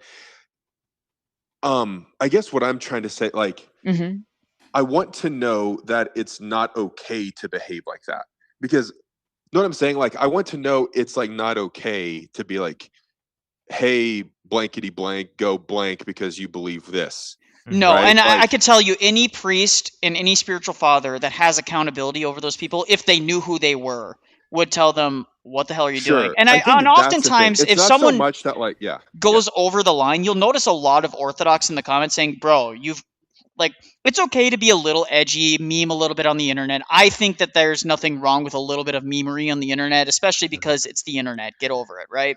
Right, exactly. But when someone crosses the line, it's pretty universal where people go, whoa, that went too far. Like, you know what I mean? So I think that there is a good amount of self-policing. I'll give you an example. There are apologists like Cleave to Antiquity and Alex Zorn. Their spiritual fathers come on their channels. They hold them accountable for whatever they're saying. I'm so sad, bro. I love Cleave to Antiquity. I got in an argument with him and he blocked me. I'll talk to him on your behalf. I'll like Cleave. I'll advocate on your behalf, okay? I'll advocate on your behalf because I have him in some group chats. So one second. I have to mute real quick because my wife is calling me. So give me a second, okay? Yeah.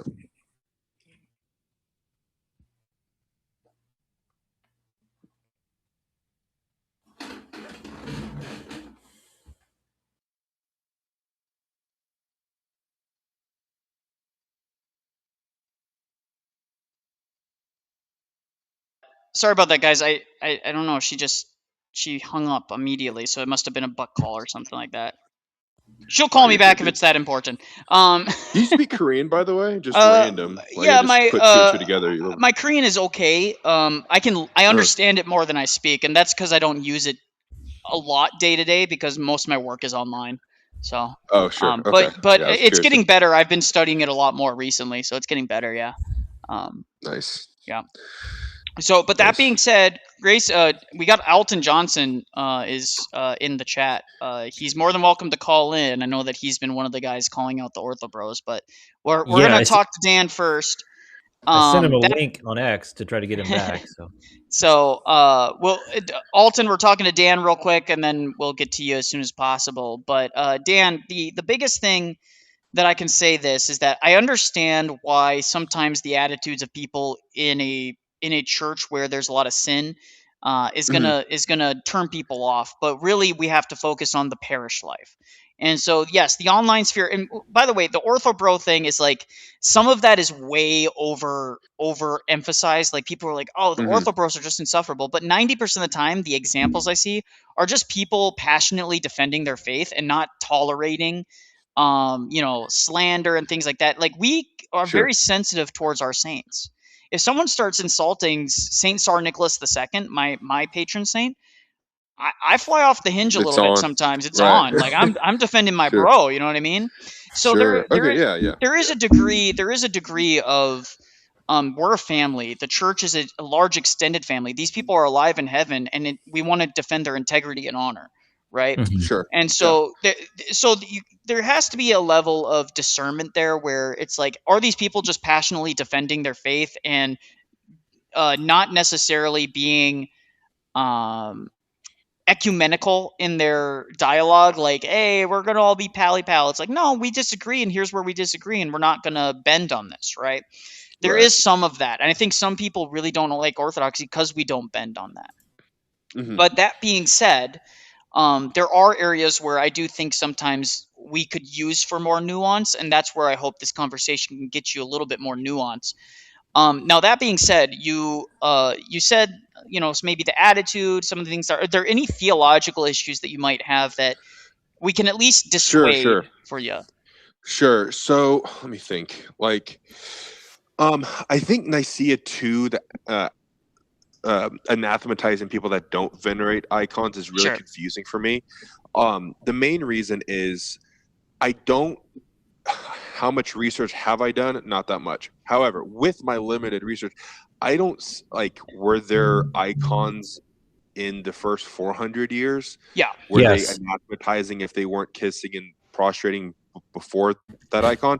I think that's the one where it just doesn't make sense to me. Sure. I love the theosis. I love a lot of it, but that's the one that toll houses and maybe something else. Well, toll houses are it's hard to wrap my brain around. So toll houses, to be fair, toll houses are it is a dogma in the sense that we know that they're there, but the exact way in which they operate is not dogma.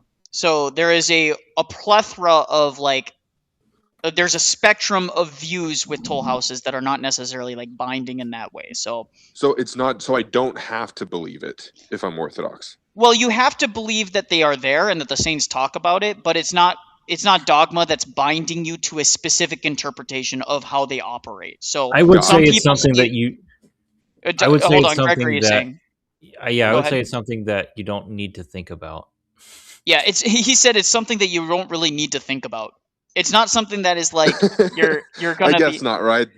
They're there, they're not, and I can't really change it. Well, right? Well, one thing we do know is that there is a process in which you ascend into heaven, and how that process looks like. Some church fathers use an example or a analogy of toll houses to kind of get that across to people.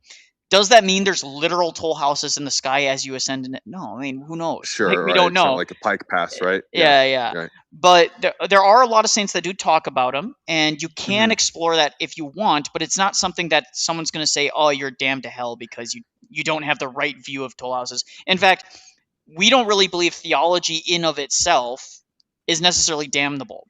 If you're in honest, innocent error, right? Like if you just, like the old babushka who's going to my church, this little old granny who's going to my church, do you think she has all the right theology in her head and she gets everything right in her head? No. But with anathema, what's anathematized is obstinate rejection, right? Obstinate rejection. And that's the one thing that people need to remember is lay that we're people not were not anathematizing being just anybody who's mistaken. It's people that are obstinately against the teachings of the church. Yep. Lay people were not So are not I the guess tie targets that of the into like anathemas. Nicaea 2 veneration of icons. Yes. Are you saying obstinate meaning I fully understand what the church's teaching is and I'm still saying no? You're publicly rejecting it. So publicly rejecting it after understanding it. I'm like, yes, okay. Well, because what is an anathema? Anathema is cutting you off from the life of the church. It is not damning you to hell. That's the first thing that people always get wrong. They don't seem to understand. Yeah, because that was my understanding. Again, tied to the very first question that I had about the exclusivity of like, there's no salvation outside this church. If you don't venerate icons, you're kicked out of this church. Therefore, you're not saved. We don't hold to this like weird view of it's either or kind of a thing. It's okay. Listen, the more knowledge that you have of the church, the more that you will be held accountable. And we would say that you endanger yourself by not conforming to the church. Gregory's going to say something here in a second. I'll finish what I say, and then he can add, and then I'll relay what he's saying. But there is the level of how do you say? There's this level of, yes, the more that you know, the more you're accountable. And also, for someone like me, I'm a fully baptized layperson. That means that I have accepted all of the things of the church. I've gone through the initiation process. And for me to reject something from the church and cut myself off from it is much more serious than some random guy that goes, I don't know if I can get on board with that. That's much different. God's going to judge you based on the knowledge and your intent and your heart, etc., etc. We're not going to really put ourselves in the judgment seat of God on that. Now, it also applies, anathemas are also applied by the bishops. They aren't trap cards. So this is something that Cleave to Antiquity has talked about a lot. There's all sorts of canons in Nicaea 1 that a lot of Protestants break. And those same things that they break are anathematized. But are all the Protestants anathematized by necessity? Like they're cut off from the life of the church? No, that's not what we're saying. We're saying that the bishops can now bind and loose. Because what do we believe about the power of the bishops? It's what you said in Scripture, the one that they have, like Protestants often avoid, the ability to bind and loose. Right. The bishops, that is true. The bishops are given that authority to bind us and loose us on certain things, right? And so when a bishop feels like somebody is in serious enough an error where they need to be corrected, that's going to be what's going on. Real quick, I'm going to let Gregory. I'm going to relay what he has to say. What's going on, Gregory? Okay, so two things. I think you kind of already covered this a little bit, but it's when we're talking about the anathemas and things like venerating icons. Primarily, this is a question of obedience, and that if I am persistently disobedient to my bishop and my priest, that is a serious pastoral problem. And then the second thing is kind of an extension of the first thing. So opponents of icon veneration, one early Christian that they'll often bring up is Bishop Epiphanius and the things that he says. And if you really read thoroughly through what he says, it becomes clear that he had a certain objection to things based on his theological opinions, and the rest of the church didn't agree with him. And he mentions trying to get rid of icons in certain churches in Palestine, and then the rest of the bishops and the priests just didn't agree with what he was doing. And the reason I bring that up specifically was because in his time, he's considered a saint and a martyr. Because at his point in history, this hadn't really been an issue of serious controversy that had led to schism in the church. Yeah. And so the reason we issue these anathemas today with the Seventh Ecumenical Council is because of the fruits of iconoclasm. And so we draw a barrier. We say, here's the edge. We can't go past this because we've seen what happens when we do. Yeah. So what Gregory just said is two things. He said the first thing is that the anathemas are not or about obedience, right? It's Mhm. it's about not being obstinate against your bishops, right? The bishops have corrected you. Are you being obstinate in opposition to them? And then the second thing he says is one of the early like counters and saying, oh, we oppose icons is Saint I'm sorry, say again, Epiphanius. Yeah, I think it was Epiphanius. Yeah, so he's saying Saint Epiphanius was opposed to icons, but it should be noted that he was actually he actually was the rest of the bishops disagreed with him, and he died a saint and a martyr despite his opposition to icons. Now, why is that? Because at that time period, contextually, iconoclasm was not an issue that caused schism and a splintering of the church. And so now that Nicaea II and iconoclasm has come about, that schism has now become that theological issue has been proven to cause serious damage to the church. And so so now the bishops have a means to apply that to people who have this mindset that can lead to that, right? So it's a corrective thing, but it also creates boundaries for the church. Anathemas are about boundaries. What is allowable in the church and what's not allowable in the church, right? That's what an anathema is. And so, yes, I think that is a Why key did I have distinction. the idea that means that you're bound to hell then? Because there's a lot of people spreading this because they take Gavin a Ortland literal. told you that. Yeah, someone else told you that, but there's this literal. There's these people that take the literal word accursed. It's like anathema means accursed, which by the way is in the Bible. Like, I think it's St. Peter says, let them be accursed if they hold to XYZ position, right? Or AKA let them be anathema. The reason is that there's people that have taken that and extrapolated it out to a position that is not necessarily where we go to, right? They take it and assume the end result, but that's not really how we operate. So, yeah, I think there's a lot of misunderstanding between, I guess, everything you've said tonight and then what I've believed to have been the Orthodox position. So, well, that's nice. Again, that's good to hear. The biggest problem is, and people say, "Oh, they're lying to you because look at this these things." Again, everything in the church has to be understood within our paradigm. Our paradigm is there are those outside of the church. The things that we are anathematizing don't apply, right? These things apply to those in the church, like the Confession of Dositheus, right? It says everybody needs to be baptized. Yes, we agree. Everybody needs to be baptized normatively. But it also doesn't mean that there's never an instance where there's extra normative means in which people are united to Christ's church, right? So again, we never like.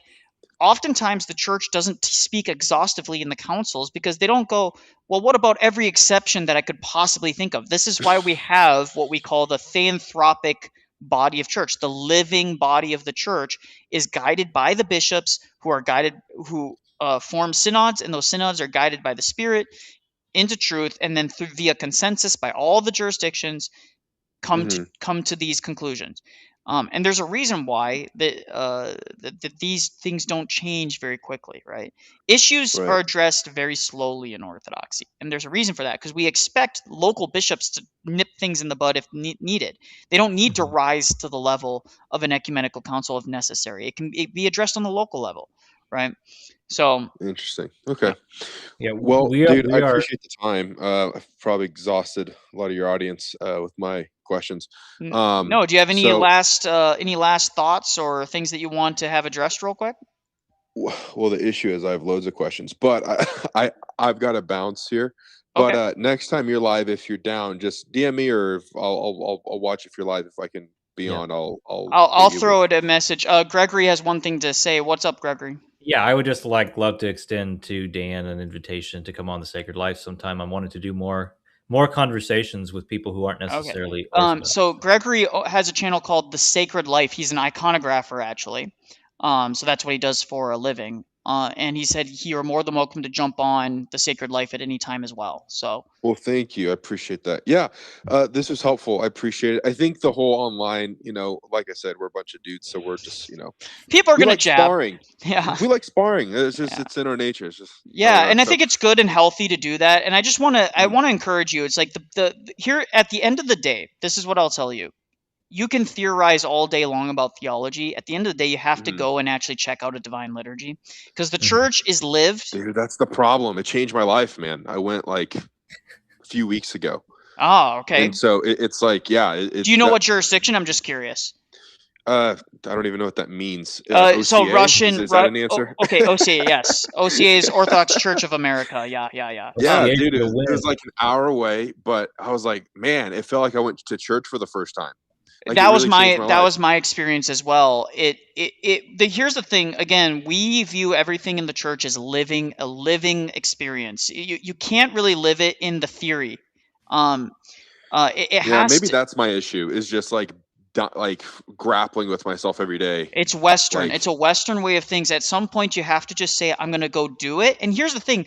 Here's something. Here's a comfort for you, Dan. Orthodoxy is in no rush. We're not in a rush to dunk you and make you a member of the church. You start as an inquirer. That can take as long of a period of time as you want to take. You speak with the priest. You slowly work your way up to, okay, I'm comfortable. I want to dedicate myself more seriously to this. I'm actually seriously considering conversion. That's when you go through the catechumenate, where you learn all of these things. You learn these basics. You get to ask these questions. You ask the priest these questions. I'm not a priest, so I gave you the best answer I could give. I might be wrong on certain things, but the point is the priest will be able to give you that kind of clear guidance and guardrails on, like, for example, a priest will tell you, don't read the Philokalia. Most priests will tell you not to if you're a catechumen. Why? Because that was a work specifically made for monastics. So why are you putting yourself and giving yourself the expectation of a monastic? You know what I mean? Like, who have a very different way of living, right? And so no kidding. So yes, the church has to be lived. And so what I would say is the catechumenate. I was a catechumen 3 years. For clarification, I'm 32 years old. Night. And so I was a catechumen for 3 years, a year and a half under the Greeks, and then about roughly a year and a half under the Russians, and I was baptized under the Russians. Don't ask me how long I was a catechumen. And Rafa said he was a catechumen for, don't even ask him. But it doesn't even need to be that long necessarily. The priest will work with you and see where you're at. The priest, that's what because the church is living. You have guidance from someone who's spiritually mature is going to guide you in the faith. And that's how we understand it. And so it's very different than evangelicalism, where it's like they really want to get you to that finish line quickly. And you know how that is, right? It's like, come in, we're going to have a great awakening. We're going to have a revival, and we're going to have a bunch of people don't even get me started. Yeah, come up and do an altar call. There's no altar calls in Orthodoxy in the way that that's understood. No, what's understood is that it takes time and discipline to learn the life of the church. And by the way, that discipline will reflect in your life. And here's one thing I'll say. One of the basic things, like, if you can even get the basics down, you're already leagues more your spiritual life will be leagues healthier than it. And one of the first things they had me do is just do my morning and evening prayers. They gave me a little prayer book. I had my morning and evening prayers along with some personal prayers. So your morning and evening prayers have some formal structured prayers, and then you do your own personal guided prayers where it's like, I pray for this person, I pray for that person, et cetera, right? But then you have your more structured ones.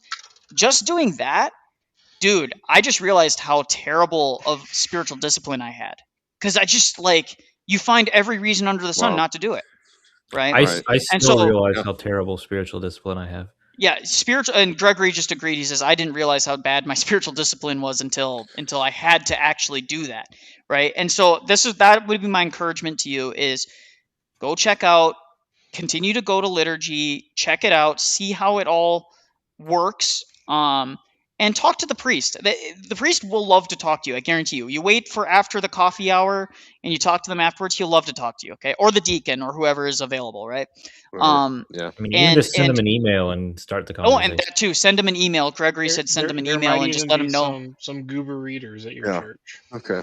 So those would be my encouragement to you, because you can read all day long all the theology in the world. You can engage with people on X all day long, but at the end of the day, the church experience is lived. It's not on X, and you're gonna find now there's good community to be found on X. No, don't get me wrong. I've found some great people that I've interacted with that I love to interact with and are really cool dudes, like Cleave to Antiquity, Alex Soren, who, by the way, watch Alex Soren's videos on icon veneration. He covers all of that. He has some great videos about the early church icon veneration. Okay, Father Stephen DeYoung, for example. Father Stephen DeYoung has a book, The Religion of the Apostles. Fantastic, good entry-level book for someone who wants to like kind of understand how the early church operated. Right. Right. Those are all things that I would encourage you, but foundationally, go check out church. Bring your family, see how your family's feeling about it too. You know what I mean? Truth of Our Faith by St. Cleopa of Romania. Yeah. Well, yeah. So thank you. You can come listen to what Rafa and Gregory said if you want another time. But Rafa mentioned Truth in Our Faith by Father Saint Cleopa of Romania. Saint Cleopa of Romania. Truth of Our Faith, Saint Cleopa of Romania. And he's a relatively recent saint, if I remember correctly. And so, these are all people that can really help guide you. And even reading the church fathers requires guidance. They're not easy, dude. A lot of this stuff is very complicated. So don't feel pressure to get it all right now.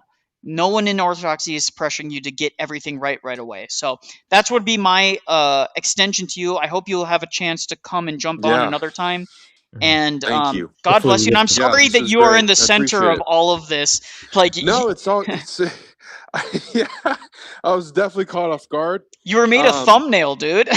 We were reviewing JP Uncut's video with you. People throwing shots at me. I'm throwing shots back. I'm like, what is going on? Well, you got to remember, people are sensitive because they're going to go, who is this bro that is saying that he's Orthodox and leaving Orthodoxy? Because they were representing you as an inquirer, but really you're just someone who's still exploring. An inquirer is more formal. It's like, I'm actually starting to attend regularly. I'm bringing my family. I'm starting to look into becoming a catechumen. Someone who's just like, I'm interested, but I'm not quite there yet. That's kind of where you're at. But I would encourage you take next. I'm like take that I'm next like step. Peeping into Jay Dyer, I'm watching Jay Dyer debates about things. And he's good. Jay is really good, but he is a fighter. He is a fighter. So the way that I view him, him and Paleo Christian, what's that guy's name? Andrew Wilson. I know Andrew. I know him personally. So those guys I have a little bit of grace for, only because their full name and likeness is on the internet, and they're literally debating like some of those evil people in the world. Yeah. Well, so, Dan, let me dissuade you on something. I know Andrew before he was even inquiring into Orthodoxy. I knew him before, and I knew him as he was coming into Orthodoxy, and I know how long he was a catechumen. Andrew is serious about this. Orthodoxy is not easy, right? That's the first thing. Sure. And by the way, he's leagues different than when he first entered the internet. He was much more gruff than he is even now, and people still think he's gruff. Good night. But he's a little gruff, but I have grace for him. If someone who's literally putting their name and likeness out there debating like there's just evil people in the world, I'm like, dude, have your cigarette. It's fine.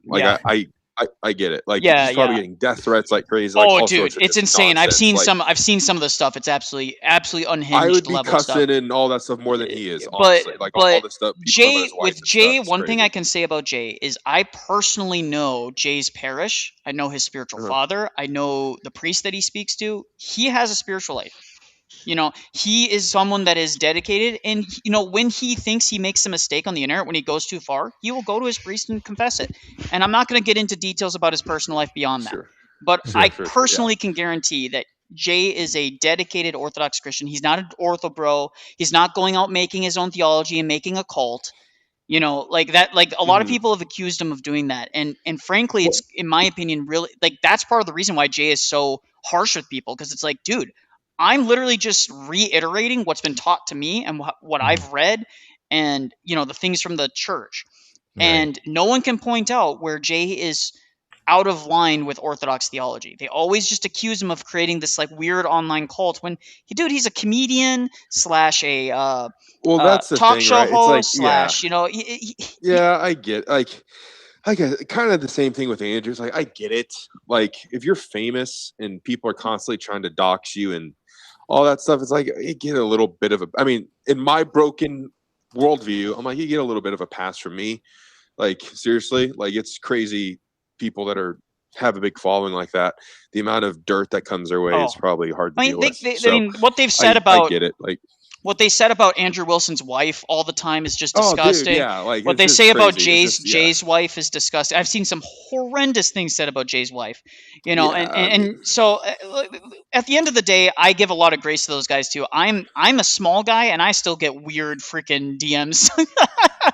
I get like some unhinged stuff. See, like that stuff is like the other thing that like it's hard to compare. Like, yeah, I get it. I have grace for that because I wouldn't do well. People coming at me and my wife. Anyway, but so Alton John is in the clip. We've been holding off. I'll get you guys. Let him go. But God bless you, and I appreciate you calling in. Thanks for chatting. Yep. Yeah, that's great. Great. So we'll go to Alton. Alton John is in the chat. What's up?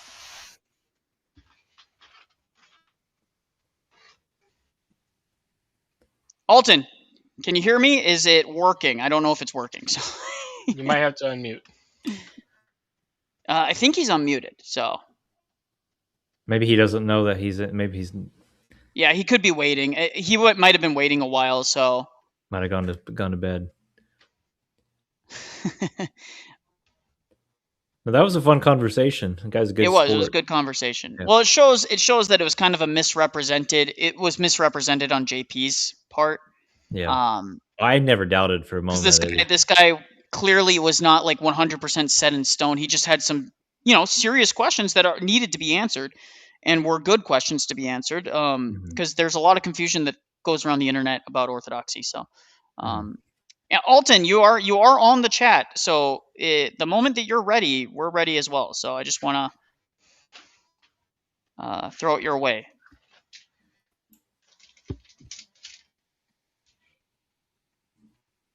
Is Alton live? Maybe he's live and he doesn't notice that he's in the chat. Hold on. Let me check.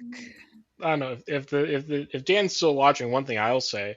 I know a priest, everybody, fairly popular priest, used to be online, Father George. He said he had a lady who inquired for 10 years before she became Orthodox. So, I know a guy that inquired for 30 years. I know a guy who had to inquire for like 20 years. He was in the Middle East, no Orthodox churches in his entire country. He worked his butt off for like 10 years to get a job in a country that was Orthodox so he could finally be baptized. And the entire time he just did his morning and evening prayers. He did the fasting and he communicated with a priest from a distance.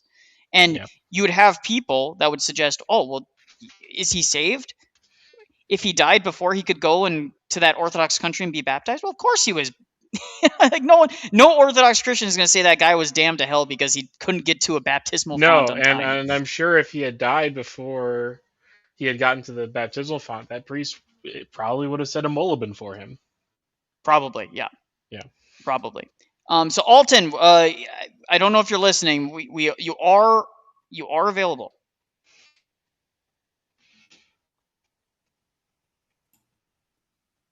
Does he have a YouTube channel? Is he live on his show? He does. He's not live. I just checked. Okay. Might be like stepped out of the room for a minute. Yeah, could be. Could be. He streamed 2 days ago. That's it. So yeah. Oh, he just left. He just left. Volpes. Oh, he's back in the caller queue, so maybe is the caller not working? Is the calling not working? Volpes, try and speak to us. Is calling not working? I don't know. Volpes, speak. I'm here. Okay. So it is working. Okay. I mean, it worked What's when up? I was there. Do you have a quick question? Alton rejoined the caller queue, so we're going to try and keep it not too long. But what's up? Yeah, no, that's cool. I just thought I'd say a little bit about icons, because it was on topic. Sure. What these Protestant apologists always forget, and I would say the more learned ones intentionally omit about Nicaea II, is that icons are a Christological issue at heart. They're about who Christ is, and the image of the invisible God, the image of the Father. That's actually the ethos behind the council, and that really never gets mentioned in the, Ortland Protestant critiques of Nicaea II. They just skip to it being mean. So I wanted to tick that off, because that's really important to. Yeah, I think that's a good point. Is that the specifics of the anathematization matters, because what is leading up to it, what exactly is being talked about, that is the reason for it, right? So those are important. So thank you, Vulpes, for that. Alton is saying that he is unmuted now, so we're going to try him again. Do you have anything else you want to say, Vulpes? Yeah, look, just on the iconoclasts as well, they weren't Baptist grandmas. They were like Platonizers. So they had a lower view of matter. They believed matter, the divine couldn't be imaged in matter. So they had like a lower view of matter. So they had some crazy ideas. So they were the people being anathematized. It wasn't just people uncomfortable with images. The council translates venerate as salute. So that gives you an idea about how the images are to be treated. And the fact that it's translated as salute like indicates that it's not like worship. It's not offering sacrifice to the images. It's salute, it's veneration. So I just wanted to draw attention to those things in Nicaea too. But good point. I'll give the floor to Alton now. But see you guys. Wait, first I want to say Vulpes. I think the last time I was on Alex's show, you came in there, so I think you're stalking me. Yeah, bro, 100%. He's an Aussie, so he's that's what they do for a living. He probably hangs out with Ryan from needgod.net all the time. Don't associate people like that. There's a catechumen in my parish that looks exactly like that guy. It's kind of scary. Oh, that's unfortunate. He's probably gonna get so much hate for that too. Oh no! Honestly, I don't think anybody. I prescribe him with grow a beard. Okay, so Vulpes, thank you for calling in, and feel free to call in any other time too. Okay. Cool. And then we're gonna go to Alton. Alton, this time, hold on. I'm gonna try now. Try. Are you speaking? We got something. We got something. You're unmuted, so we did get some feedback. Are you trying to talk? Let me try again. Hold on. I just muted and unmuted him just to see if it like kicks it into high gear. It could be a mic issue, so we did get feedback though, man. So whatever you were doing before, it worked. I don't know if your mic maybe is not cooperating with Rumble.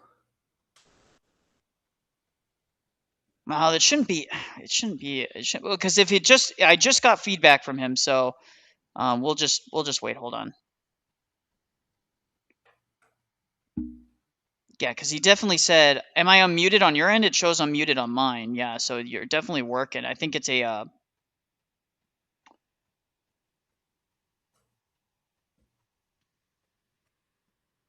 Yeah, just it's like at nothing. It's not even picking up anything. So I don't hear anything.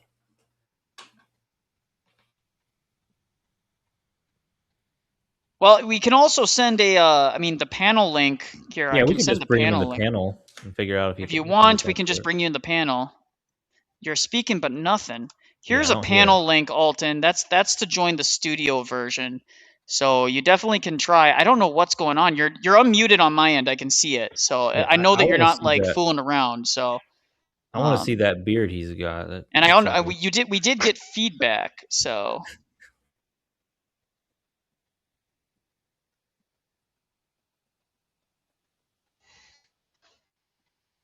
Okay,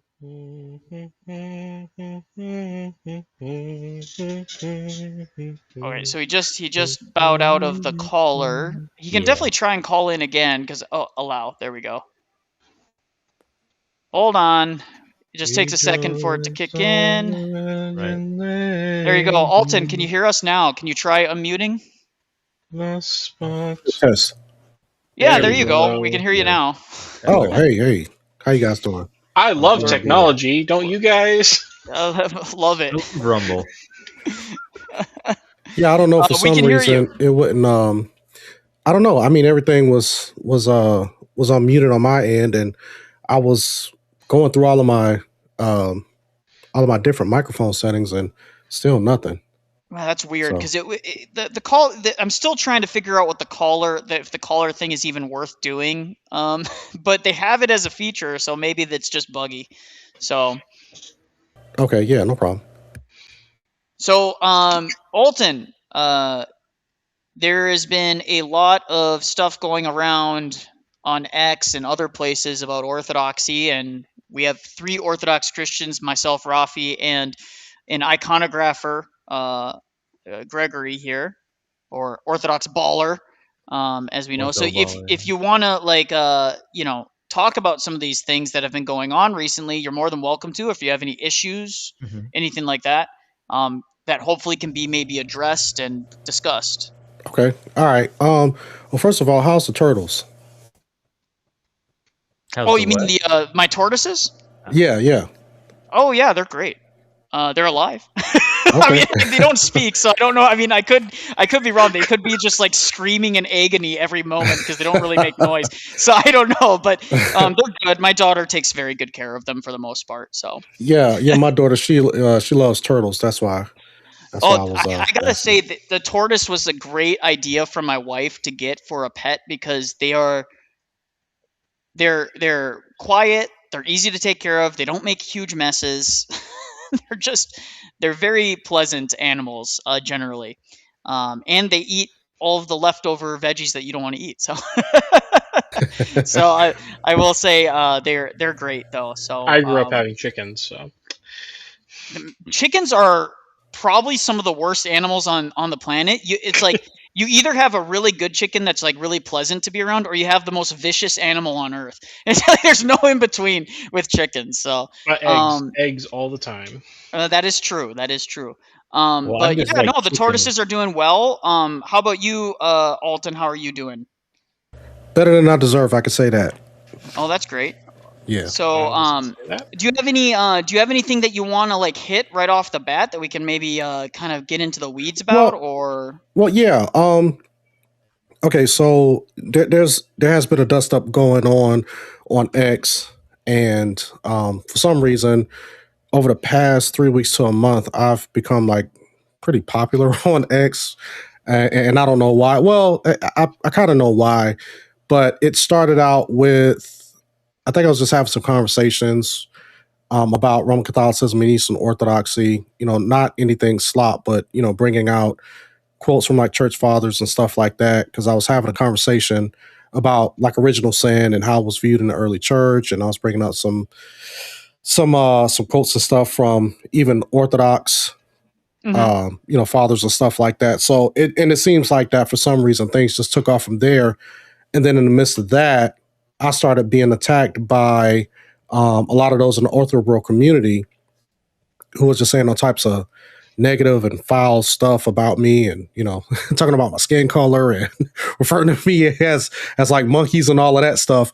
So when if you're talking about monkey physite, that's just a term for Orientals. That has nothing to do with skin color. Just so you know. Well, it's like a meme that floated around for that. I don't know if you're talking about like other people, but yeah. Well, it was the guy, what was his name? I think his name was Orthodox Wario. I think it was him. Oh, Wario? Yeah. Yeah, sure. Yeah. So it was people like him and some of these other people, and while I was having conversations, they was like, posting all of these memes about, like monkeys and stuff. I mean, I got pretty thick skin, so none of that stuff bothers me. And I think that as I started to respond to some of these people, other people who are Orthodox, they got pretty upset. And I'm just like, well, if the things that I'm addressing does not apply to you and that's not the way that you feel, then A, why would you respond back to me?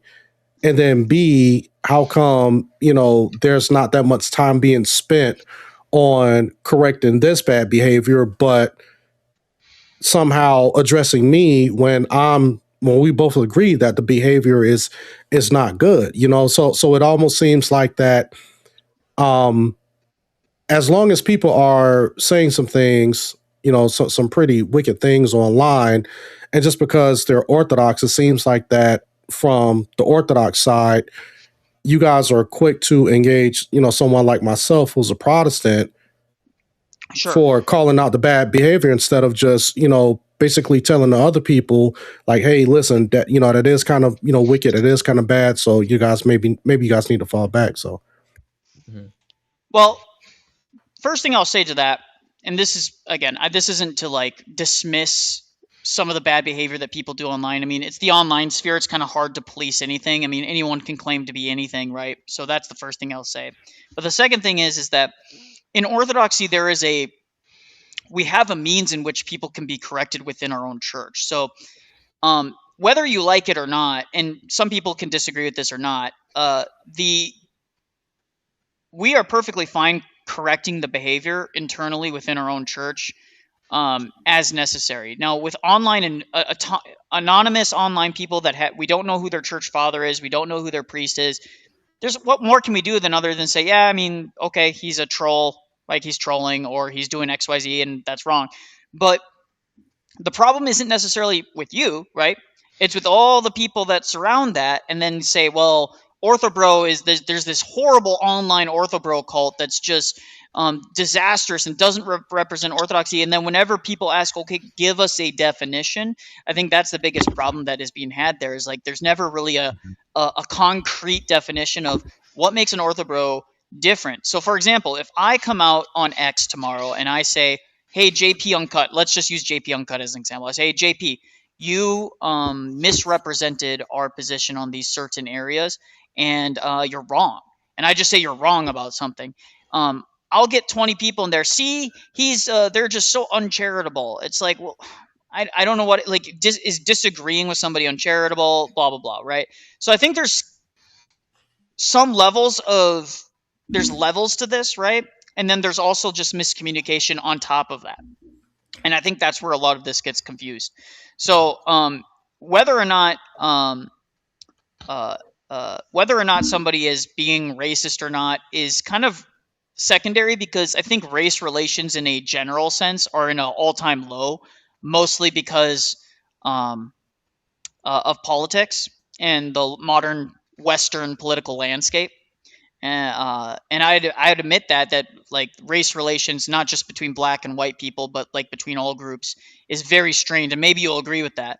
And so I think that bleeds over a little bit into some of the online discourse, because, people forget the online sphere isn't just online. It does have influence into the real world, whether you like it or not. So that would be my response.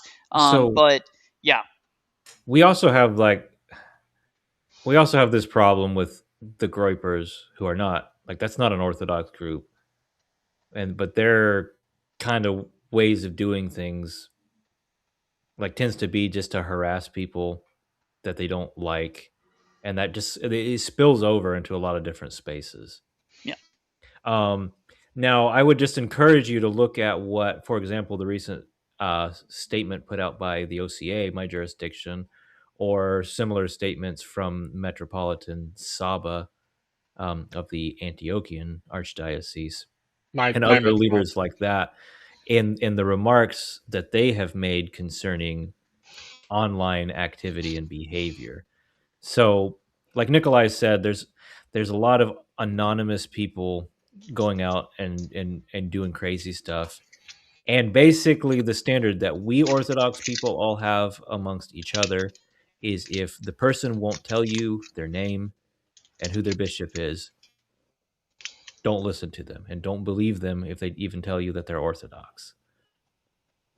Yeah, there's plenty of people that cause problems that are completely anonymous, and they'll say, "Oh, Orthodox actually believe this." It's like, well, who's your spiritual father, and who's the priest that told you to be going around spreading these things, right?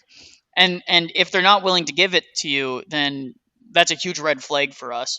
And I think that should be a huge red flag for anybody, even non-Orthodox. It's like, if there's a guy that says he's Pentecostal, and I said, well, okay, who's the person that you read who's Pentecostal, who you are deriving these beliefs from? And they say, I'm not going to tell you. It's like, I'm going to be like, then how do I know if you're Pentecostal or not? You know what I mean? Same with like Lutherans, etc. So does that make sense, Alton? Well, like for instance, you have the Christian nationalist movement, which I've covered a few times on my channel, and those guys claim to be reformed, and I'm actually reformed. So, but I do see where there are, people on our side. Like for instance, you had James White, who debated. Not dated. He debated the guy Corey J. Mahler on some Mahler, pretty. yep. Yeah, and he, Corey J. Mahler said some pretty egregious things, and and to be honest, James White has kind of been leading the pack on calling out, the racist Christian nationalists who have some pretty egregious things to say about Black people and people who are in, I guess you would say, interracial relationships and stuff like that. So, but it seems like that on our side, like it's like we'll come out against it no matter what someone says or what they claim. If they claim to be a part of us, like it seems like that we're a lot quicker to correct it than it is from you guys. If I'm just being honest, because the whole Orthobro name, I didn't even know what that was until it was other Orthodox online that were, and actually somebody corrected me on Twitter today when I was having a conversation with some people that was making some pretty racist statements. And when I started to address it, then there was an Orthodox person who went into my comments and said, well, this is a part of the Orthobro community. These are the guys who follow and listen to Jay Dyer. These guys are not true Orthodox. Well, so go ahead. The people that say that, they're people that want to be, we would call them people that, to a fault, want to be nice and ecumenist, and we don't necessarily like someone who says Jay Dyer is not Orthodox would have to demonstrate how Jay is out of line theologically with the Orthodox Church.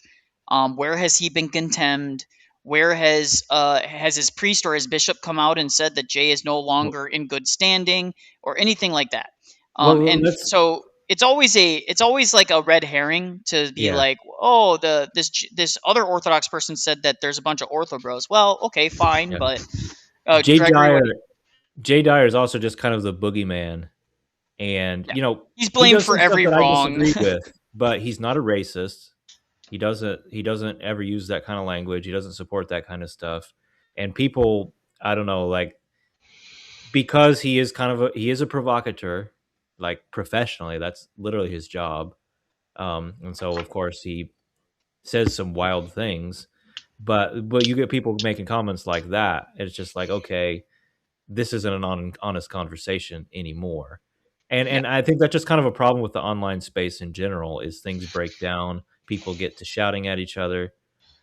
It's like you and I, Alton, have had some exchanges on X in the past, and it's usually like where I thought, okay, I think you're saying something where you don't actually understand what Orthodoxy teaches, and I'm gonna push back on some things that you're saying here. And the challenge, and I'm not necessarily like laying this on you, I think this is just a problem with the online space in general, is things become so argumentative and polemical so fast that we kind of lose the ability to actually have those conversations. And that's why, like, it's great that you call in here where we can kind of get outside of that and actually, sit down and talk like actual human beings about these things. Yeah. So to get past like maybe the more like polemical, like online Christian nationalist stuff, because I personally, most Orthodox wouldn't support the Reformed Christian nationalist people like Doug Wilson anyways. They also don't mostly support us. Oh yeah, because they literally don't support us. They actually want to like ban processions and things like that, and anything that's not of their specific milieu of Christian, right? And so for us, we would just be like, no, yeah, we just straight up reject that. But is there like a theological thing that maybe is causing you some confusion on, like, you don't seem to get a straight answer on, and is causing you to say, well, the Orthodox are like inconsistent about something? Or is there anything like that we can like maybe help clarify? Okay, for instance, now you guys were basically saying that Jay Dyer, he's kind of like a comedian, he's kind of a provocateur, and I guess just some, just the way that he responds sometime may not be, I don't know if you guys would say this, that sometimes he can be uncharitable or, whatever. So, but my biggest question is, do you think that his actions would, because like, for instance, I would say that I don't think that his actions are Christ-like. I don't think that that is what we are, the type of actions that we're supposed to be exhibiting as Christians. So, but if you got one person who's an Orthodox person that says that, hey, I've been confirmed for years, Jay Dyer is more new to this, then it's like, how do I distinguish between Jay Dyer and a person who is Orthodox, another person who is Orthodox who don't act like Jay Dyer, but they condemn him? So how would I make a distinction on which person is actually following the faith correctly? Well, I mean, some of that is up to personal preference. Like, so for example, if you don't like the way Jay handles himself on the online sphere, I mean, that's, some of that is personal preference. I'll admit that. Now, if there's behavior that you think isn't Christ-like, okay, fine. But that's not for us Orthodox. It's not for individual Orthodox people or lay persons, by the way. So if someone says I'm Orthodox and I condemn him, it's irrelevant. I don't care. We Orthodox don't care what a random lay person says. We care about what our priests, our bishops, synods, etc. say, right? They're the ones that apply and determine if someone's going too far. So if Jay is going too far in an area, or he's, maybe he's going a little bit too harsh on somebody, or he's being a little bit too uncharitable, or he's being too impatient, he's getting too angry, or he's being unnecessarily provocative, or whatever that is, that's not for anybody else to determine in the Orthodox sphere besides his priest, and so and his bishop, right? It's not for any other person to determine on that in the Orthodox frame of mind. As for Jay in a more general sense, Jay, I've never had a major issue with Jay, mostly because I grew up in a background where jabbing, elbowing, things like that wasn't considered mean or nasty. It was considered more like kind of bluntly honest. That's how I grew up. And so for some people, it's going to be a personal, like how I was raised thing. So like a Southerner might have a very different way of understanding it than, say, me, someone who grew up in Minnesota, right? So that's what I would say to that. But yeah, Gregory, do you have any thoughts, or Rafa? Rafa hasn't talked for a while. I'm not sure he's I still. have not talked for a while because I haven't had anything to say. That's fine. I mean, the Orthodox Church views Christology and ecclesiology as one and the same thing, and we're blunt about it. You can read our saints, and they are blunt about it. Yeah. So St. John Chrysostom is not particularly kind to, for example, people of a Jewish background, right? So no, I would argue that he's not kind to people who are trying to engage. He's not kind to Christians who are trying to engage in Jewish practices.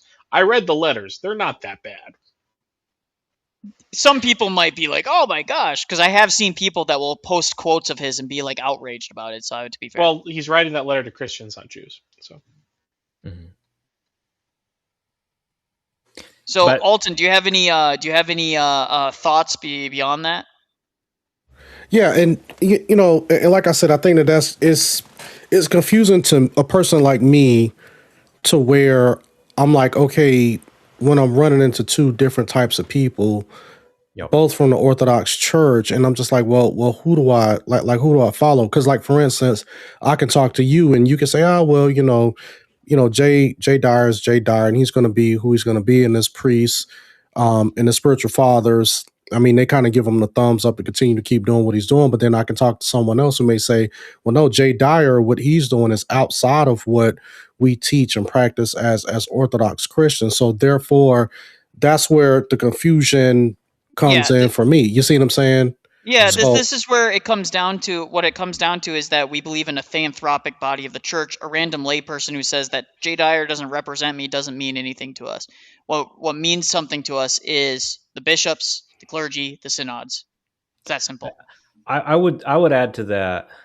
I kind of tried.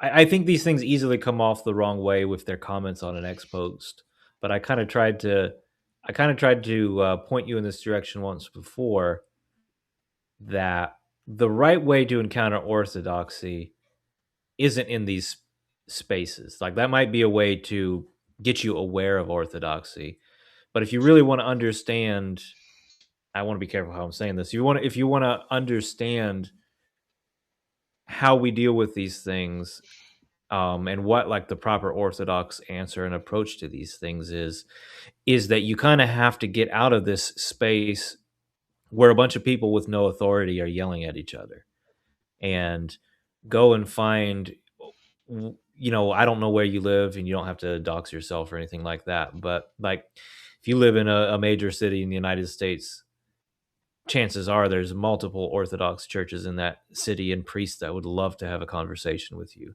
even if you have no interest in converting. They love talking to people like that. I've never met a priest who would turn down a conversation like that. I'm sure there's one out there. You say what? I'm sure there's one out there. Well, I'm sure there's one, because the Orthodox Church is big, and that's a thing to consider too. Is the Orthodox Church is big, and in an institution as big as the Orthodox Church, you're going to find every opinion about everything somewhere, and I think that can make it confusing in the age of the internet, where anybody can just hop on and say whatever they want and act like they have some kind of authority when they really don't. And again, because because the claims that I get is that you guys are all unified, one true church. You guys all go by the same same standards and all of that stuff.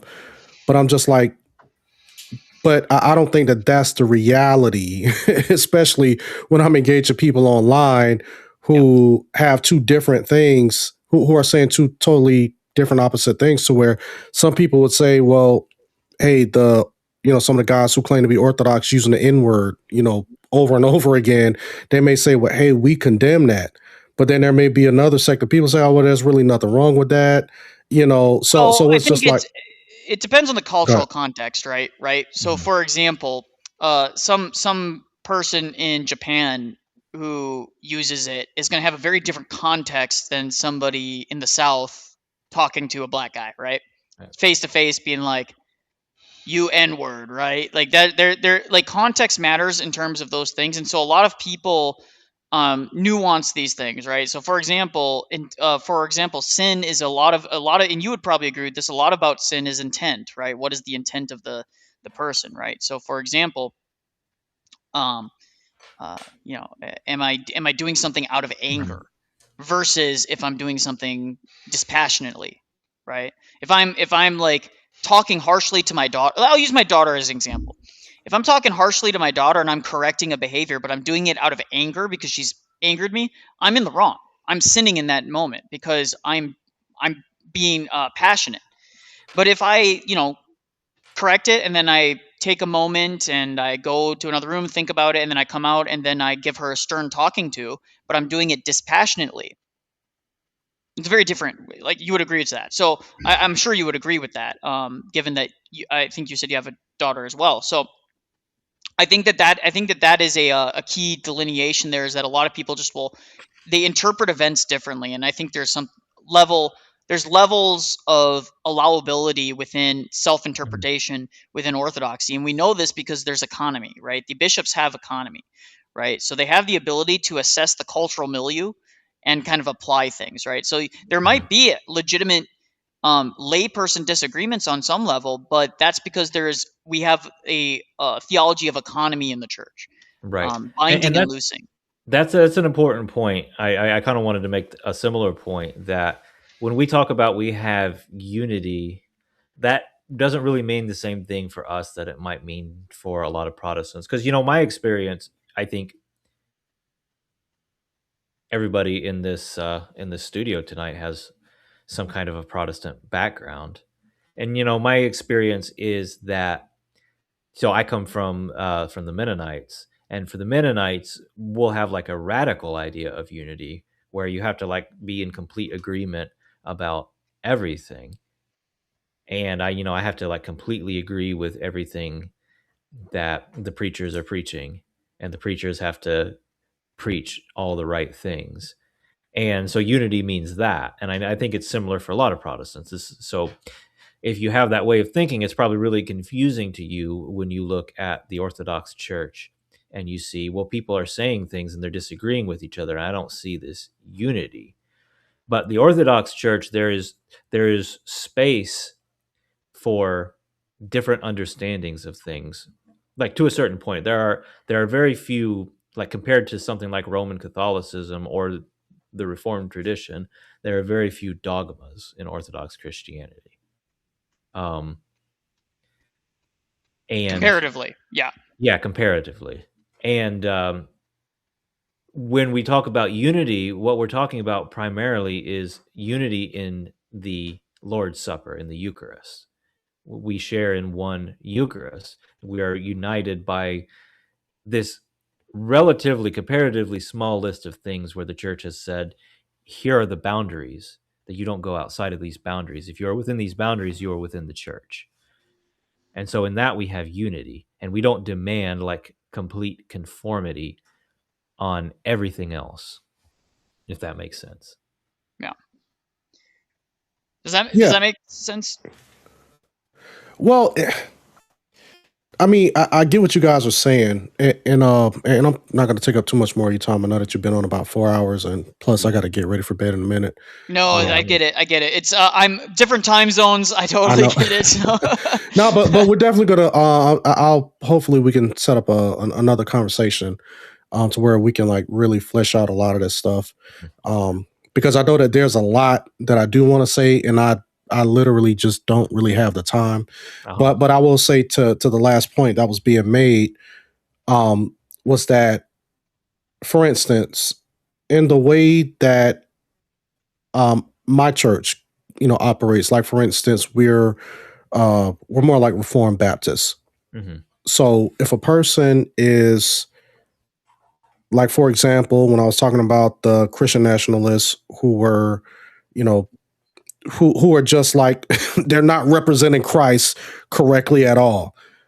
There was a lot of people on the Reformed Baptist side who are calling these guys out, and they're saying that, hey, your actions are un-Christ-like.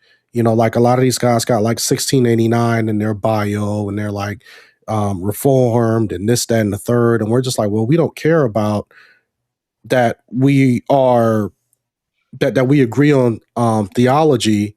We may be a part of the same denomination, but if your actions are un-Christ-like, then we can't continue to fellowship, and we're going to call you to repentance, to where, and correct me if I'm wrong, but seems like that what I'm hearing from you guys is that stuff is maybe secondary, but the thing that is primary is that you guys partake in the same Eucharist, you guys do the same sacraments and all of that stuff, and it's kind of up to each individual spiritual father to determine whether or not if that person is in good standing with the church. I can share something. Yeah, go ahead. Anecdotally, I was going to an OCA parish from like 2022 to 2024, little less than 2 years, and we had a problem like that. We had some young gentlemen that were a little rowdy and a little, not quite acting in the way they were supposed to, and it was stuff with race, and it was like an Iranian guy was the ringleader, and it was like the silliest thing. And the priest basically had to say, it's like, hey, you guys cut that out, or I have to, bar you from the chalice. And and that's happened. That happens in the Orthodox Church. Yeah. I sorry, I don't want to interrupt you if you're not done. No, you're good. Yeah, so I think that's the important thing to understand is for us, communion, the Eucharist is like it is Christ himself. It's super holy and sacred.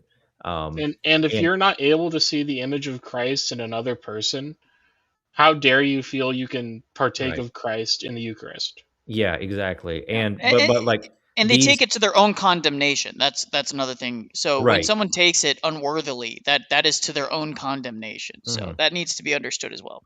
Yeah, and so these like behavioral issues, we talk about these things in our parish. And my deacon, anytime a new inquirer comes in and is asking questions about the faith, like the first thing he will tell them is like, all right, the first thing you need to do is get off the internet. Like, stop being around the bad influences. There are a lot of bad people misrepresenting orthodoxy on the internet, and we don't want you to have in your head that this kind of behavior is acceptable here, because it's not. And I don't want to go too far with that, because at the same time, I think sometimes this polemic gets overused by people who are wanting to discredit orthodoxy. Yeah. So, I'm trying to be careful with how I choose my words here. But as far as how we deal with these things, like, it is a pastoral matter that's between the individual and his priest. And that's one of the reasons why we come down so hard on anonymous accounts, is because there's zero accountability for those people. And they can just spout off whatever nonsense and vile crap they want and never have to face any consequences for it. And that is sinful. That is bad. Well, and we could see this with somebody. There's a recent example of this, right? There's this guy going around named Chud the Builder, and like all he does is go around and like purposely go to people's faces, say the most obscene things so that he can get like clicks and streamers to comment on him and stuff like that, and get a lot of viewers, right? He was, as my understanding, at least an Orthodox inquirer at some point, and he goes around and still has an Orthodox cross name. Now, I'm not going to judge the man, his personal faith or where he's at, but it has come to light that he basically has no meaningful church life. So at some point, it's like, can we stop him from claiming to be Orthodox? No, he can claim to be Orthodox till the sun goes down, right? But the action to correct the behavior has already happened on the local level, and there's really not much more that we can do. Like, do we want, like, the big question is, do we want to practice this kind of Roman Catholic? And I know you as a Protestant might sympathize with this. Is the Roman Catholic idea of mortification? Do we have to constantly remind ourselves of our own sins and constantly whip ourselves? Oh, we have this guy that has at one point done this, and I'm going to have to self-flagellate all the time to like make up for it? Or do we just say, okay, yeah, he's wrong, and move on? Do we have to condemn the person constantly? And people get irritated with that, because it reminds them of that time period from like 2012 to like 2020, where it was just the PC culture got out of control. Anybody who said even something even remotely not within the mainstream was completely destroyed, their personal lives destroyed, etc., etc. Someone could just make a mistake out of anger, and there would be an attempt to destroy them personally, professionally, and otherwise. So I think what we're living with is the post woke era. Like, we're living with that, right? And this is a worldwide phenomenon. Yeah. Also, like, these people that behave in a certain way, what we want ultimately for them is the salvation of their souls. And one thing that is necessary for that is, we have to not destroy them for their mistakes. And now, like, I know that might sound like I'm making excuses, but what I'm trying to do is highlight how it is that in Orthodoxy we deal with people that do things like that. And like, oftentimes, okay, so let's use the example of the controversy of the female the so-called female deacon that was ordained in Africa, and that like this is something that Catholics will try to use to discredit us all the time. And what happened in that instance was the patriarch dealt with it when it happened, but he dealt with it quietly. He didn't deal with it in public. And that's generally the way it works in Orthodoxy, is when we find out who these people are, when their priests find out about what they're doing. And so, Nicholai, like you even talked about this with Jay, that Jay confesses these things to his priest when he does them, and his priest deals with them. And he admits this on stream.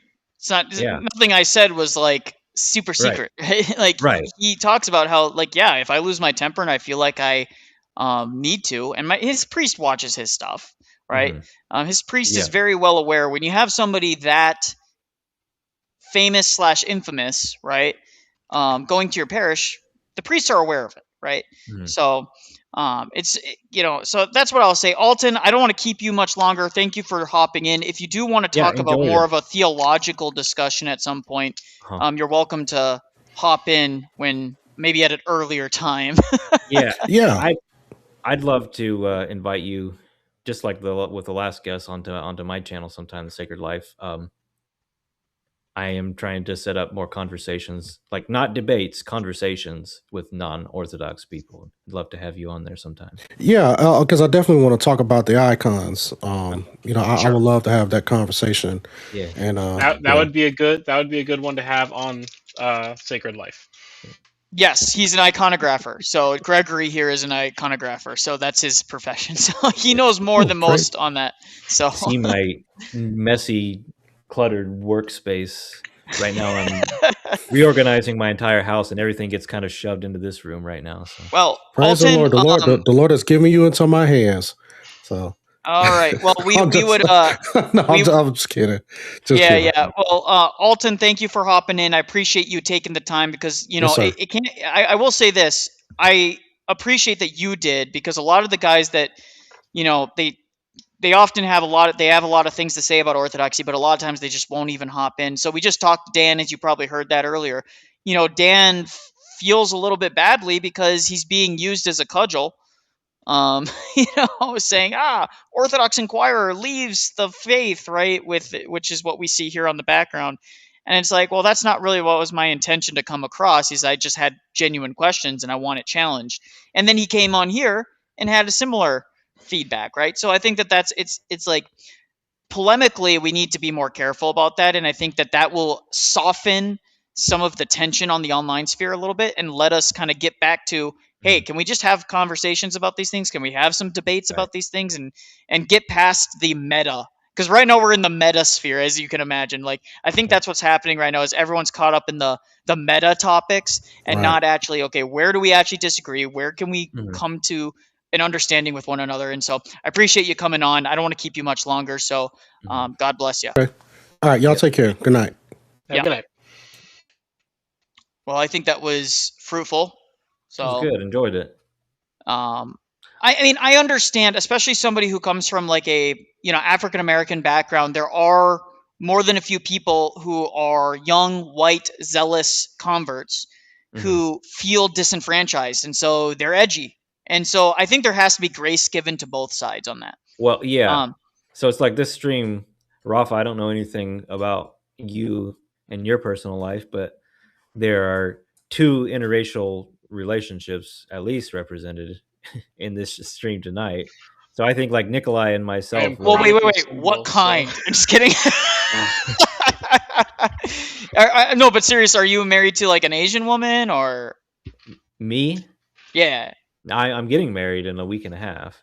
Oh, okay. Well, I knew that. I'm saying, are you getting married? Is she like Filipino? Is she black? Is she like? No, she's black. So. Oh, okay.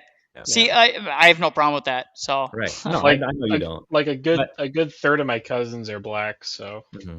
Right. A third. Yeah, and the only reason I bring that up is not like to like virtue signal. Not everybody has the same just to bring up like, obviously we don't agree with people who are spouting racist BS. Yeah, and it's always funny to me because like my wife gets way less hate than I do. I'm the one that gets all the hate. actually, funny story. There's an Inquirer couple at my parish, very nice young couple. I had to ask if she was my cousin because she looked an awful lot like my cousins. Oh, really? Yeah. And she's black. You know, I will say this. I genuinely understand the concern people have about demographic anxiety. I'll call it that. Let's call it demographic anxiety. Totally get it. I just think the way some people go about it is not conducive, right? It's not useful. That being said, I do have to cover this real quick. We got two super chats that came in during that conversation. I want to make sure I hit one super chat, sorry. For $10, Jess says, also, spiritual guidance from a spiritual father is personalized for each individual. It is not a one-size-fits-all teaching. It's not. I think it is a common misunderstanding among Protestants as well, and that is very true. Is that the spiritual father is going to assess where that person is at spiritually.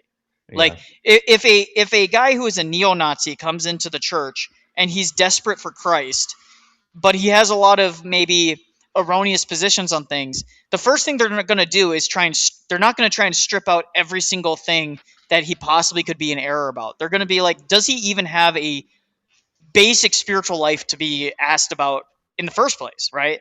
It's like, is this guy even doing the prayers, right? Like, yeah. You know what I mean?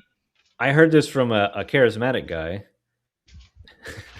but it's true. It's a good point that, and this is like a similar way that, the Orthodox people would read a biblical passage like this, and our saints would read a biblical passage like this, is that you have in the Torah, and then like on into the Old Testament when they are coming into the Promised Land, that how is it like God tells Israel like not to uproot everybody right away, or else the land will become desolate. So basically, like, don't get carried away in driving out all of the Canaanites, because you'll destroy the land in the process. Like, you got to give it some time. And he rightly recognized that this is a spiritual lesson, and that this is the way we this is the way, I should say, God, Christ, and His church work on our souls. Is you can't like uproot everything and completely tear the person down and rip them apart and pull them back together all at once. So you'll just destroy people when you do that. And I mean, I think we see people lose the faith and leave the church when people are too traumatic with the way they're dealing with their sinfulness. Yeah, and listen, on some level, you're never going to get somebody's private opinion about certain things completely like in line with what you personally think, because some of these things are flexible in that the church doesn't really take a dogmatic stance on some of these things, right? Mm-hmm. Like, for example, if someone has a stereotype that they believe about gypsies, is the church going to go, you can't have any stereotypes about gypsies? No, of course not. They're not. Like, the church is not about policing intercultural like mindset things. Like, the church is just not going to go there, because it's not the church's like mission. The church's mission is your salvation of your soul. Right. Now, if your opinion about certain people is an impediment to the salvation of your soul, and it's bringing you to these erroneous positions that actually see a person as lesser and things of that nature, then that might have to be addressed. But it really is it's a nuanced position. It really is. We just got a $10 super chat from Noah. Not gonna Schumacher. Oh, that is right, Schumacher. These ecumenist Protestant, these ecumenist Protestants channels like JP and Mahler to attack orthodoxy as proxies. They turn around and claim we're all brothers in Christ. Schrodinger's ecumenism is fake and Skittles. So true. Well said. It is true that a lot of these people will, on one side, say brother, brother, brother, right? But then in the next breath, they'll be out on X, like JP, saying we're Antichrist and we're the most vile things that ever come across Christendom ever, right? It's Nicholai is a fake German. I never claimed to be German, to be fair. I'm like Eastern European Scottish with a little bit of Germanic in there.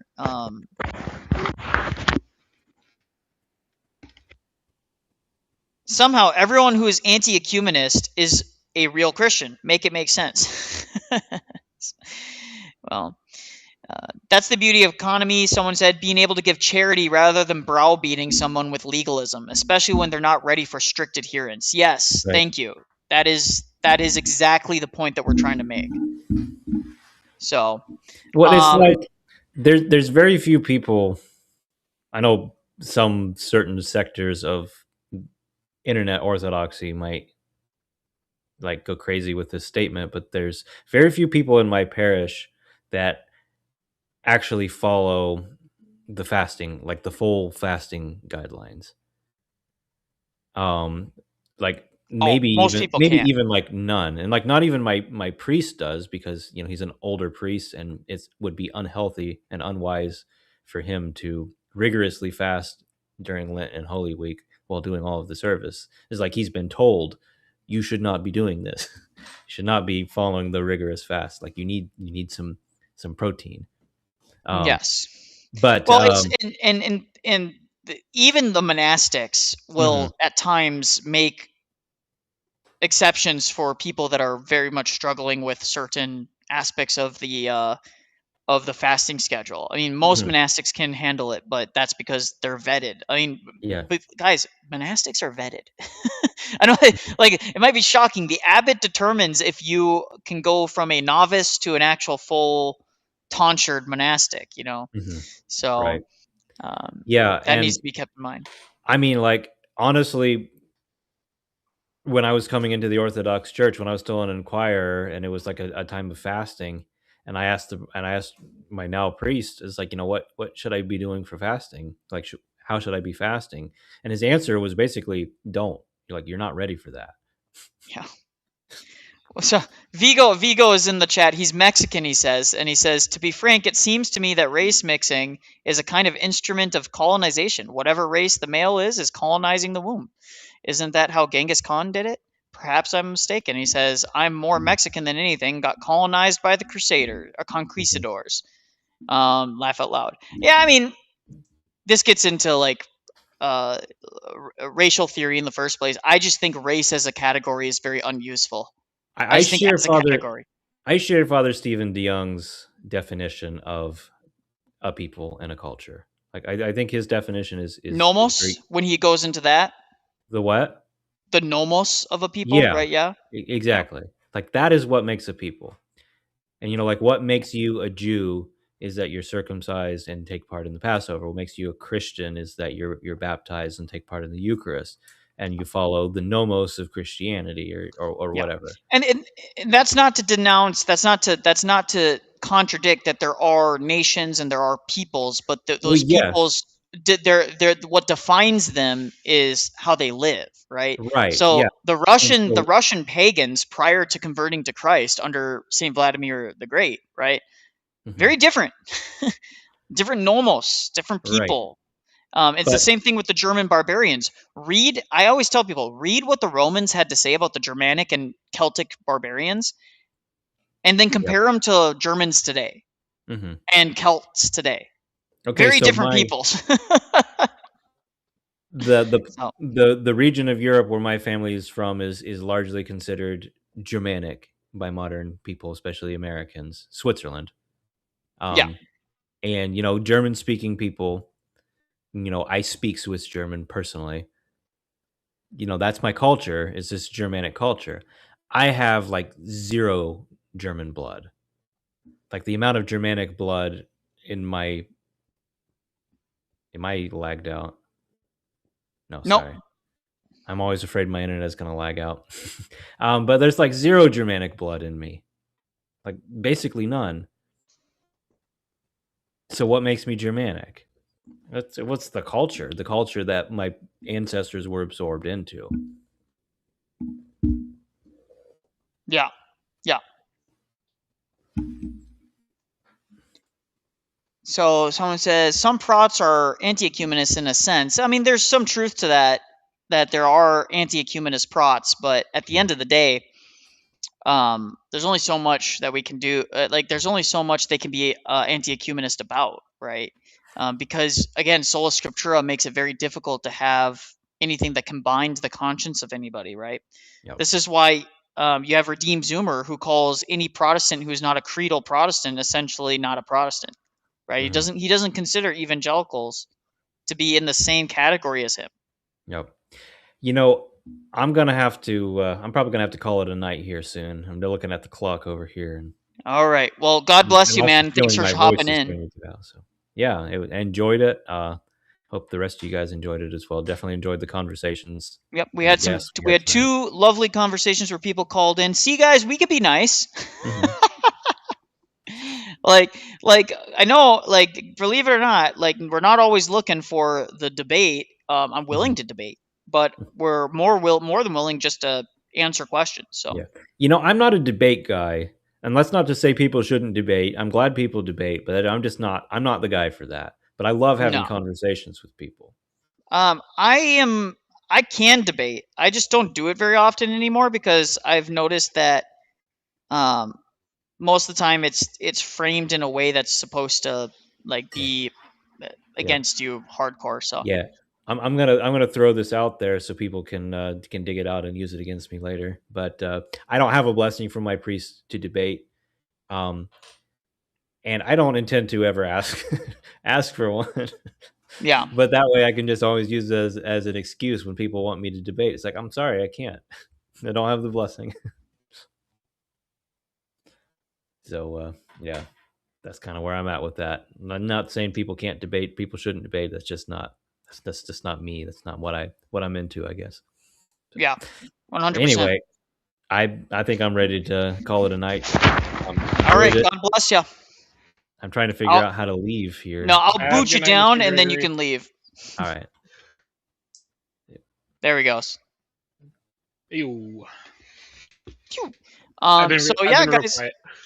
No, so Rafa, long story short, based on our conversation with Dan, it does not seem that JP represented Dan accurately. Where Dan was at. No, it doesn't seem that way. And I think that was mentioned in Cleve stream in the chat at one point. Was Dan talking in Cleve stream? No, but somebody said they found his Twitter and he was like, "Hey, what's going on?" Yeah. I mean, I kind of got that picture too. Now, for those of you who don't know, and I'm gonna shill myself for a second.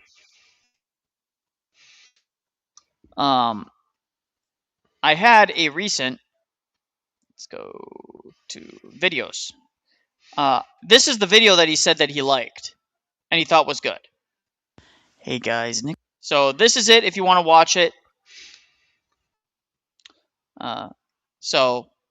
Go ahead and take that. Go check out this video if you want me to explain continuity, consensus, and coherency being the 3 C's of how we know orthodoxy is true. How do you know your continuance? Oh, sorry. So, Dan says, thank you again. Very productive thought. Learned a lot. You're a good man. Thank you. Thank you, Dan, for being very positive and encouraging about this. I know that you're very busy. So hopefully we can talk again real soon. I'll send you some resources if he listens to this. I'll send him some resources, some good videos and things like that to help further explicate what we've talked about. So, well, what's Jay saying now? 2 hours ago. You went from one fake religion to another. My 2 cents of God Logic and Jay Direbeath submit to Rome. Wait, what? Ex-Muslim is now Catholic. So he's still a Muslim then?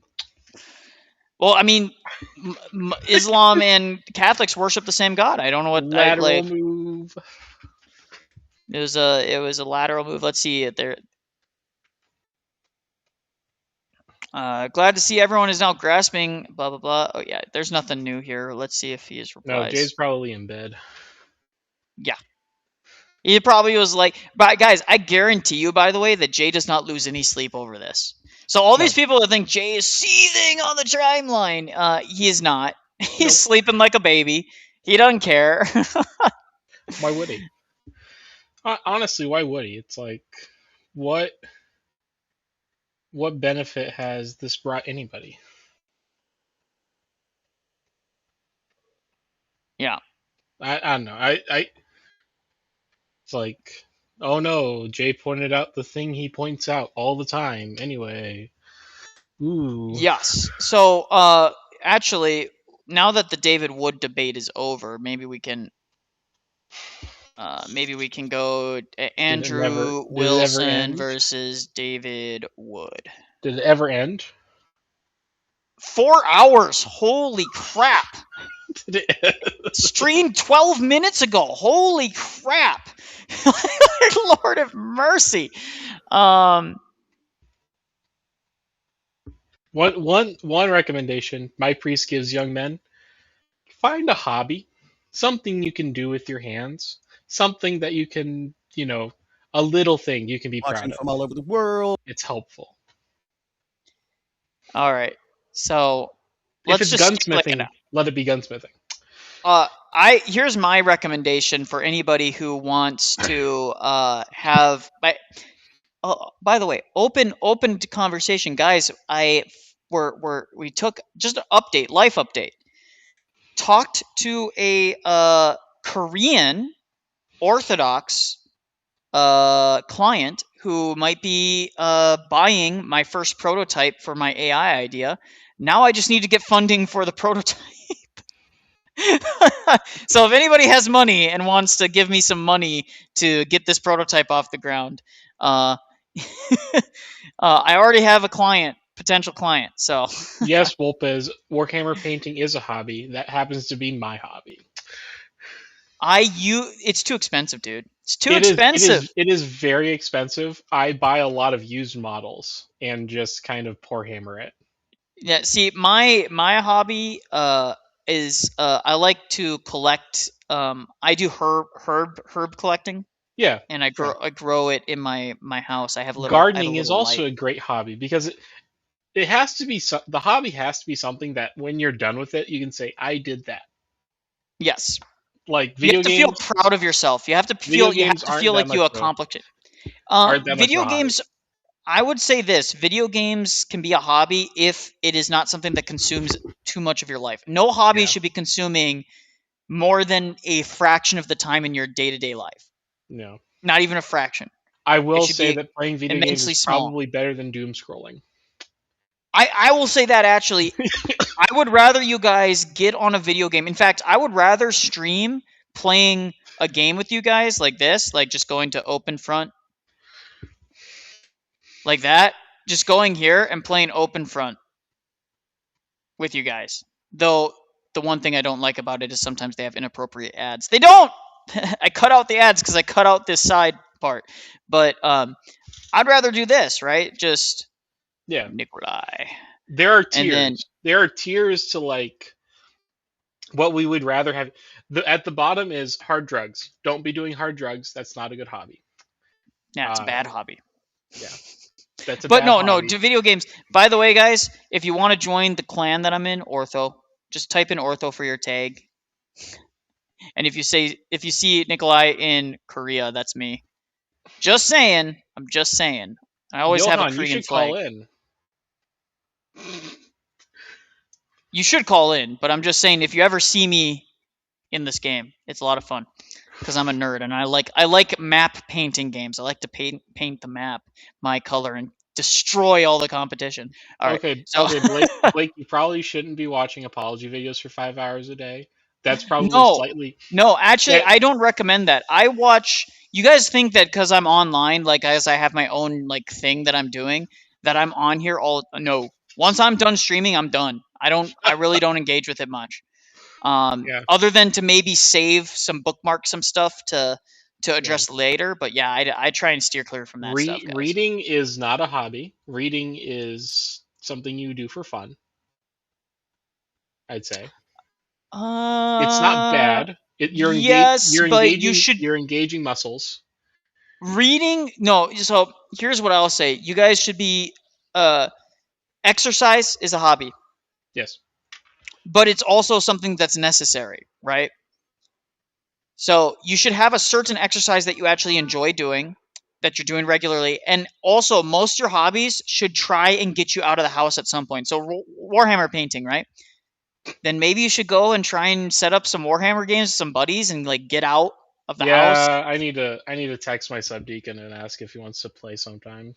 Yeah, no, you guys just need to do it, and also build those communities in your church. Listen, guys, if you like video games, ask your priest if you guys can rent out the church hall and set up a LAN party with all your computers. Not kidding. Go old fashioned. Go when I was a kid, right? When we used to set up, we used to lug the big freaking tube screens and the computer on our bicycles in a wagon, and we'd bike to each other's house and go in their basement and set up like 10 computers, and we'd all play like Warcraft 3 together. Get 4 Xboxes and play Halo 1. Exactly. Screen, or when you did split screen where you set up like 2 Xboxes and you could have 8 players. Yeah. Yeah, go do that, guys.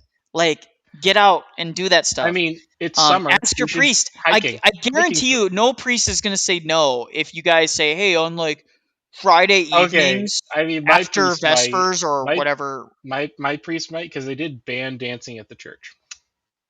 Well, in an event hall, not in the church. If your church has an event hall. Well, not yet. We're building it. Yeah, so if you have an event hall, you shouldn't be playing freaking video games in the sanctuary. No, it would be downstairs in the basement. Well, still, that's kind of still attached to church. I'm saying, like, if you have an event hall, ask about it. Say, hey, or just invite people into your basement. I know that's weird.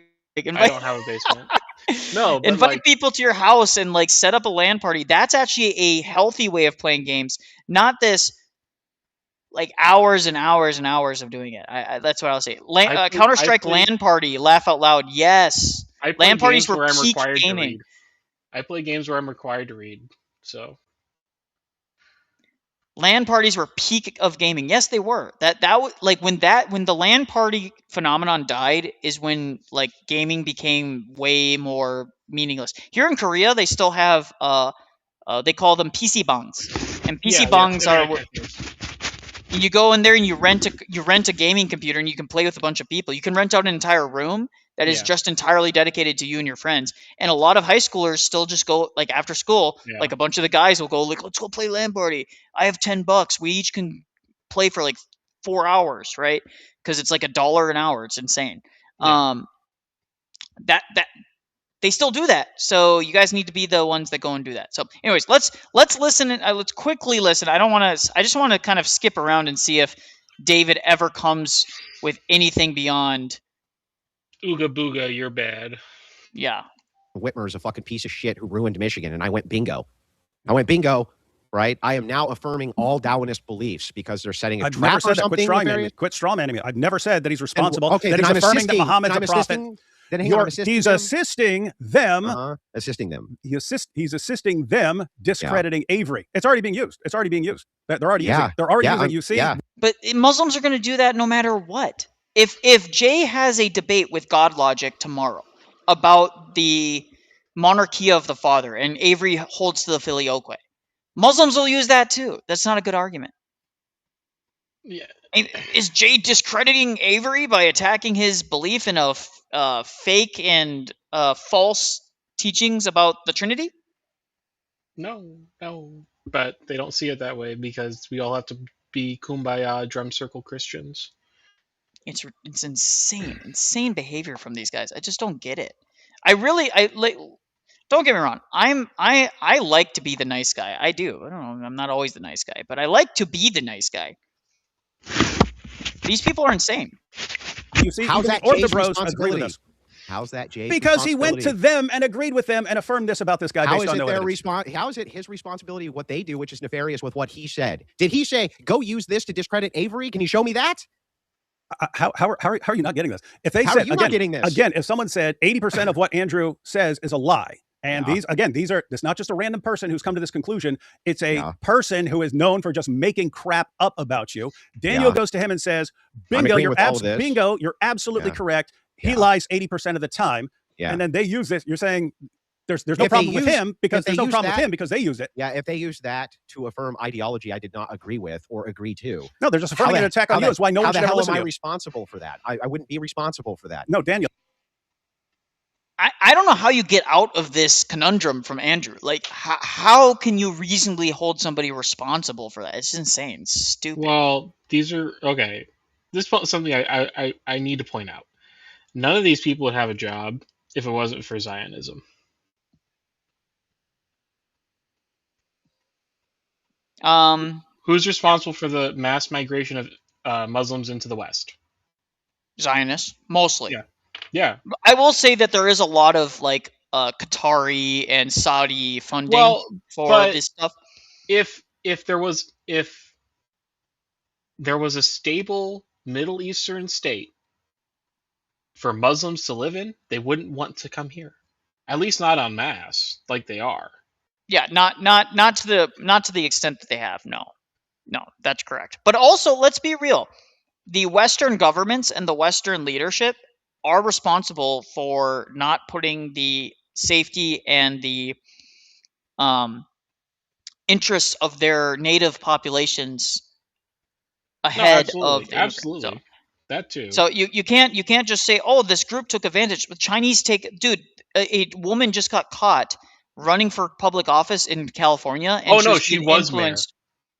Yeah, she was mayor. I'm sorry, she was mayor, and she was literally caught being a spy for China. You know. Well, and guess who her husband was? Some white dude. No, her husband was a spy for North Korea. Shocker.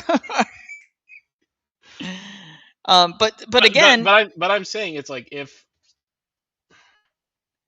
I'm not blaming like people, but I'm just saying it's like there is a point where we have to look at this and say, are these people acting in good faith, supporting Zionism, but then also turning around and doing these anti-Islam apologetics? It's like one exists without the other. Neither exists to a degree. I think Muslims would still try and subvert and destroy the West if they had the power and the chance and the unity, but they don't have the unity. Though they were only unified until recently in their opposition of Israel. Now they're unified in their desire for stability in the Middle East. And believe it or not, this is why most of the Muslim Arab countries, not the Persian, not Iran, but most of the Arab countries, they don't care about Israel anymore. They don't. No. So anyone saying, "Oh, Israel's destabilizing the Middle East," and actually, the Middle Eastern they were, but now the Middle Eastern Arab states basically universally. Well, because they don't want open relations to happen to them what happened to Assad and Saddam. Well, yeah, and I also think that they just view the radical jihadis as a problem. Yeah. This is why they're more and more secularized. Like Saudi Arabia is more and more every year secularized more. And the Central Asian Muslim nations that are 30% Orthodox or maybe 10% Orthodox, they've basically kicked out all the Wahhabyists. All the Wahhabist guys have left the Middle East. They're all in freaking the UK, Germany, America. All the Wahhabists, like the reason the worst of Muslims are in the West is because all the Wahhabists left, and the Middle Eastern countries are like, oh, thank God we can get rid of these people. Yeah. And part of that is to do with Zionism. Not all of it, but part of it is to do with Zionism. So the fact that David Wood just pretends that this isn't the case, and same with AP and all those guys, is insane to me. And God Logic sending people to a messianic rabbi. I mean, come on. What was it? They're Calvinists LARPing as Jews. So let's continue here. And never mind. I'm not going to get into it, guys, because I'm gonna hit play. Yeah, but I'm just interjecting myself here as the Daniel character. Okay, or somebody else, right? I'm on the receiving end of this. Can you tie in how Jay Dyer would be responsible for these guys using him saying bingo to them to a specific set of propositions? How the hell is it that Jay is now responsible for these guys using that in a nefarious way? Because he handed it to them. He gave it to them. Because he agrees with them? No, think. Okay, but they could have done that. They could have done that just simply by his criticism on a standalone tweet, right? Yeah. If let's suppose it's one isolated Christian who just hates you because you always bake this guy and he can't answer you, Sure. And again, he spends all his time calling your wife a whore because obviously he can't answer you, so he's just trying to attack you in any way. And then of all the people Daniel could go and agree with, he goes to this particular person who's been calling your wife a whore and therefore should be pretty darn obviously not the most reliable person, and says bingo when the guy says you lie 80% of the time.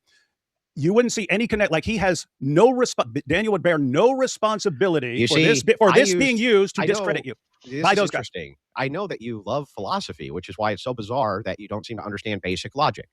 It is, in fact, the case. This isn't even logic. It is logic. This is a logical sense here. This is a logical induction. You're making an induction. How are you not? You're not making a logical induction here, David? Oh, Lord. What are you even talking about? I'm saying that. Okay. I thought psychopaths were supposed to be smart. No, psychopaths are usually dumb. Lord have mercy. What is going on with these people? They're blaming the ancient Greeks again. Nefarious.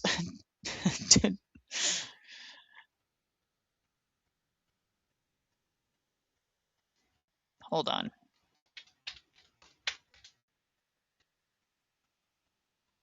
We're gonna...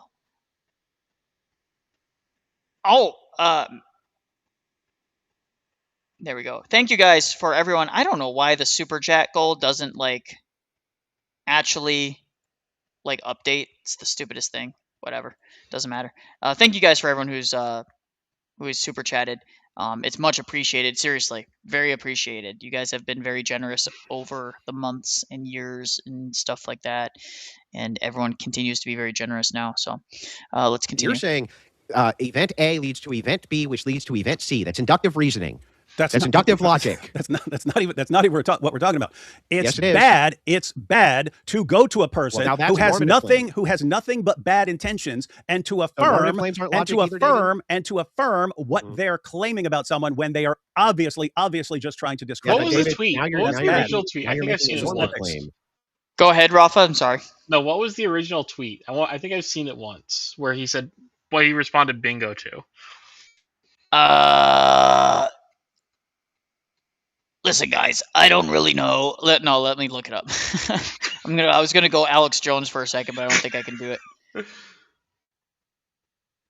Should I try and read it in the Alex Jones voice? I actually don't think my Alex Jones is all that bad. I can do Hulk Hogan.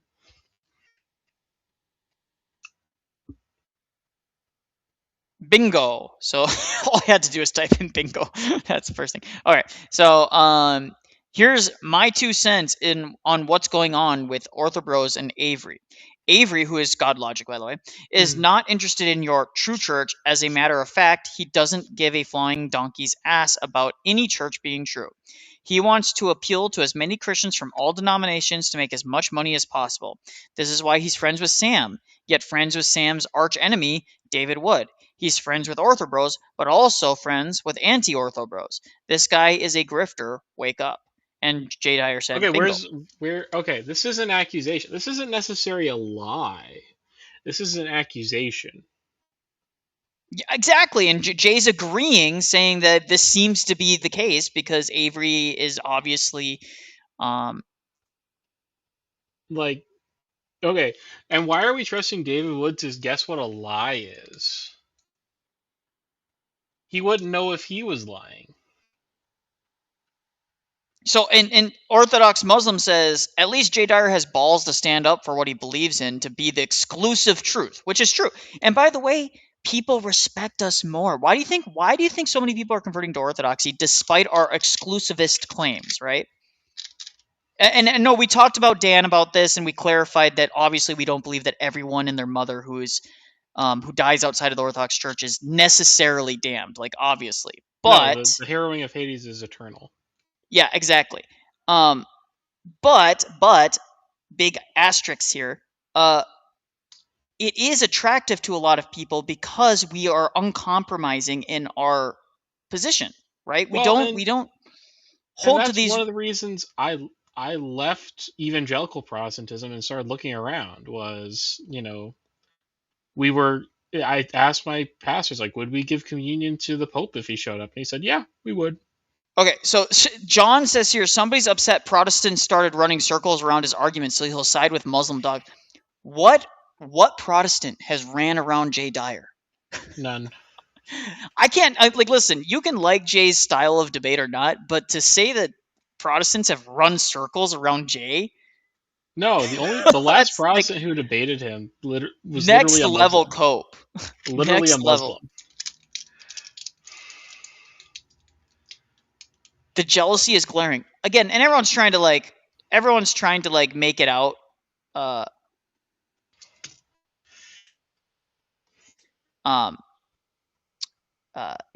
Everyone's trying to make it out to be some sort of over the top, like Jay is coming after Avery. All he's saying is that he doesn't think Avery is interested in actually bringing people to a true faith. He's just anti-Islamic.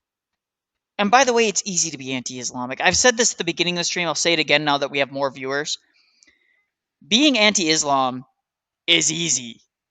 It is, this isn't an insult to all the people that are in that sphere, because, like, for example, Fearless Truth, he does a lot of discussions with Muslims, but he's not exclusive to Muslims, right? He'll debate Protestants too. Muslims are some of the easiest people to dunk on because their beliefs are just insanely stupid, guys. It's not difficult to be anti-Muslim.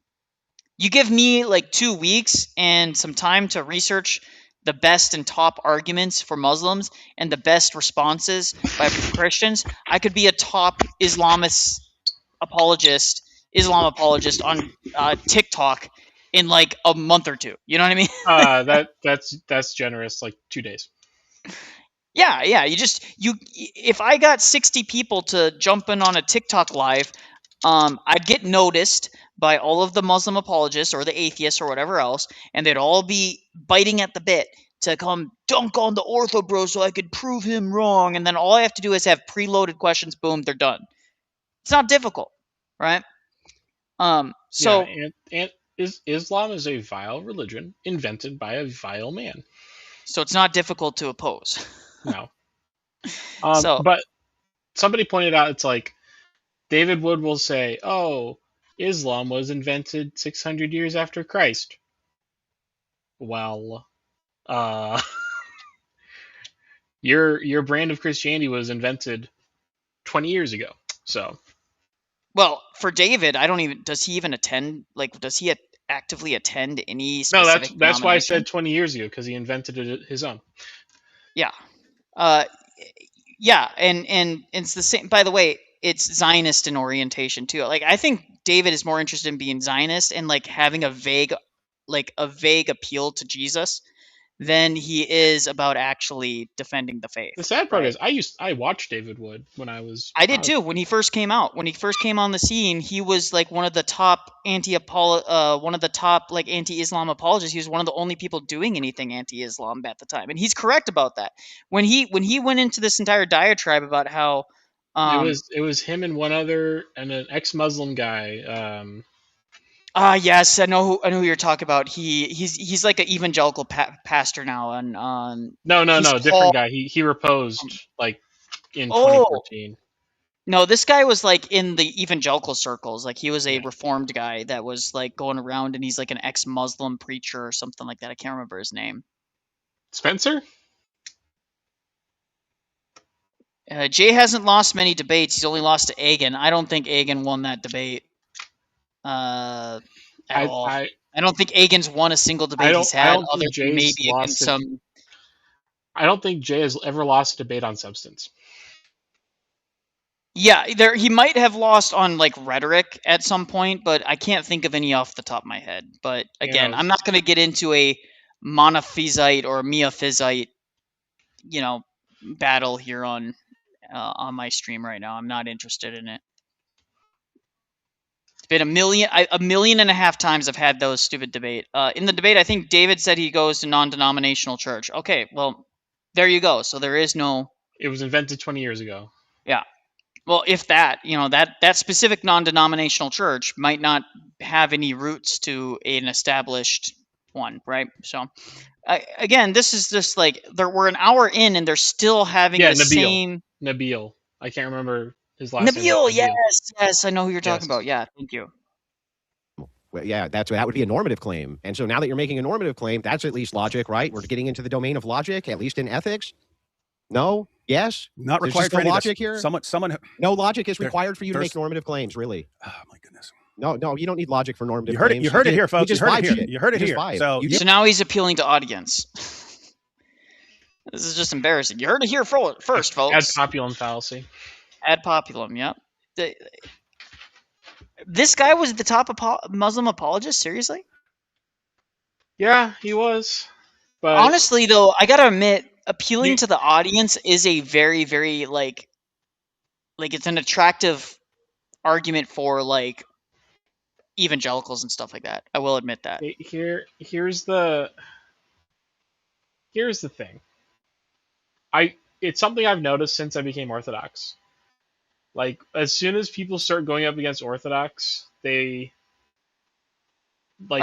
some sort of grace leaves them, and they become like way more like devilish. Well, they become stupider. Yeah. I say that with ER specifically to emphasize how stupid it is. The ancient churchianity says blocks anyone who brings up points he cannot defend. Okay, you're more than welcome to come up here and make an argument against orthodoxy. I don't understand. Like, everyone says he blocks people that he doesn't have points. What do you mean, Jay? I've never seen Jay not answer a question from someone unless he's answered it 6 times already, right? It's like, you're asking me the same question for the 90th time this stream. Sorry, not going to address it again, right? Like, that's the only time I've seen it. But I've never seen Jay run from actually addressing an argument. It's just stupid. You can go out. You can go out to Andrew Wilson's worst enemy, affirm whatever that person is making up, believe it, and then that person can use what you said to. Well, he added "make it up." All Jay was doing was agreeing with the framing of what Orthodox Muslim was saying. First off, also pray for Orthodox Muslim. May he become Orthodox. But that being said, it's just like, what are they doing? Like what is David doing? I'm going to skip ahead here again and see if any substance comes from this debate at all. 2 hours. Let's see at the 2-hour mark if Andrew gets through to him at all. And you care more about anti-Muslim. What dogma? What dogma do I hold that I should be worried about being incorrect? I don't know, things like apostolic succession. You should probably hold to monarchical Trinitarianism. All sorts of various things that would be within. There we go. What dogma should I get? He lists 2 dogma. Let's see if David responds to that. The dogmatic belief structure of Jay Dyer that is not in your dogmatic belief structure. These things specifically are the things which you would bank on. And hang on, I should debate those issues. No, I should debate issues. I should debate those. I should debate what? What should I debate with him? What should I debate with him? Why do you keep saying that you need to debate? That's not my point. My point is that his inference that you grift is a good inference, not whether or not you debate. That we grift. Okay, let me just back it up right now. So in my cell, way back in the day, because I'm guessing according to him, I never became a Christian. I wouldn't even have the ability, because I'm not even aware of any Eastern Orthodox people around there. So I was incapable with the Bible of becoming a Christian on my own. So I'm sitting there. I go from 235 pounds down to under 150. I'm getting a rash all over my body. I can't stop drooling off the side of the bed. And I eventually conclude, no, Jesus did rise from the dead, at least as far as I can tell right now. Let me pray. I pray. And all of a sudden I go from wanting to kill every person on the planet to not wanting to hurt anyone. Everything changes. It looks like the entire world is... Appeal to emotion. Yes. Well, it's appeal to emotion, but second... It's an appeal to emotion, but second, also, no one's denying that the Holy Spirit can't transform someone's life outside of the Orthodox Church. What we're saying is that you lack the fullness of the faith, and you don't have a spiritual discipline in your life. And you should follow the scriptures and be enjoined to the Orthodox Church, like Apollos was. So true. Like Apollos. Thank you. Apollos is like the great example. The same thing with the Ethiopian eunuch. those two were chads. They joined the church. It's like, let's continue. Different, and then all of a sudden I want to help people, and I'm reading the Bible, just coming along later and saying, you're not a Christian, you're not the true church, you're not part of the true church. You already sound weird. But can it be? Wait, what does that mean? You sound weird. What the hell does that mean? That I didn't become a Christian. It sounds weird that you found me and God in a cell. I can't become a Christian, and I didn't. I never became a Christian, and so I'm still what? I'm a guy who believes in God and believes in Jesus and believes he died on the cross for sins and rose from the dead and so on. But I'm not a Christian because I haven't joined that church, and I didn't even have the opportunity back then, and therefore I was just never a Christian, and I'm something else. Okay, can you understand? Can you get your mind around the idea that just based on me reading the Bible, going with what it says, believing what it says, that I at least believe that I'm a Christian based on those things, even if 100% believe you believe it, yes. Even if Jay were correct, and then I think, okay, I'm a Christian. Yes, I go on. I believe you believe that. Yes. Yeah. Okay. So if you believe that, I believe that you believe that. That doesn't matter. I think that's what Andrew's trying to emphasize here. Yes, you believe that, but that it doesn't matter to the fact of the matter. The fact of the matter doesn't change. Okay, listen. If you're gonna, COC, you were in the caller queue and I didn't even see you. I'm sorry, brother. I should have checked that earlier. I'm sorry. If you're still there, you're welcome to chime back in. It did not notify me. Here is the link for anybody who wants to call in. I am so sorry. It didn't notify me. It normally gives me a little red button when somebody is in chat. So we'll do this again. Hold on. There we go. Sorry about that. That was totally my fault. And by the way, if you're going to keep on yammering in the background, Churchianity, you can call in. I believe. By the way, thank you for the 75 viewers. What's wrong with you guys? It's late at night. Maybe you're all Australian. I don't know. No, it's only about 9:30 here. Oh, fair enough. Yeah. So, I was gonna say what's wrong with you guys, but maybe that's. I'm West Coast, so. Yeah. So East Coast, it's like 11, 12. So midnight tomorrow. It's Wednesday. Y'all should be fasting. So true. I know what happened. The encounter was initiated by Christ. Okay. Yeah, that's just not an argument. By the way, David Wood lies here again as he habitually takes shot at AP as a aspiring Orthodox, and even me a couple of years ago on a panel during a live stream I was invited to. Yeah, I mean, so David is actually correct here in that he will dissuade people from becoming Orthodox if he can. Yeah, because it's contrary where's the unity? To what he believes. Orthodox Thomas says, "I'm in Australia indeed." Oh, God bless you. My condolences. But okay, and also thank you for everyone who's super chatted. You guys have been very generous today, so thank you for that. That I'm a Christian, and I believe that, and you believe that I believe that what's required to become a Christian is believing in Jesus' death, resurrection, and deity, and so on. Well, that I'm less clear on. Okay, but can you get your mind around the idea that I believe that is what makes me a Christian? And when I look around, when I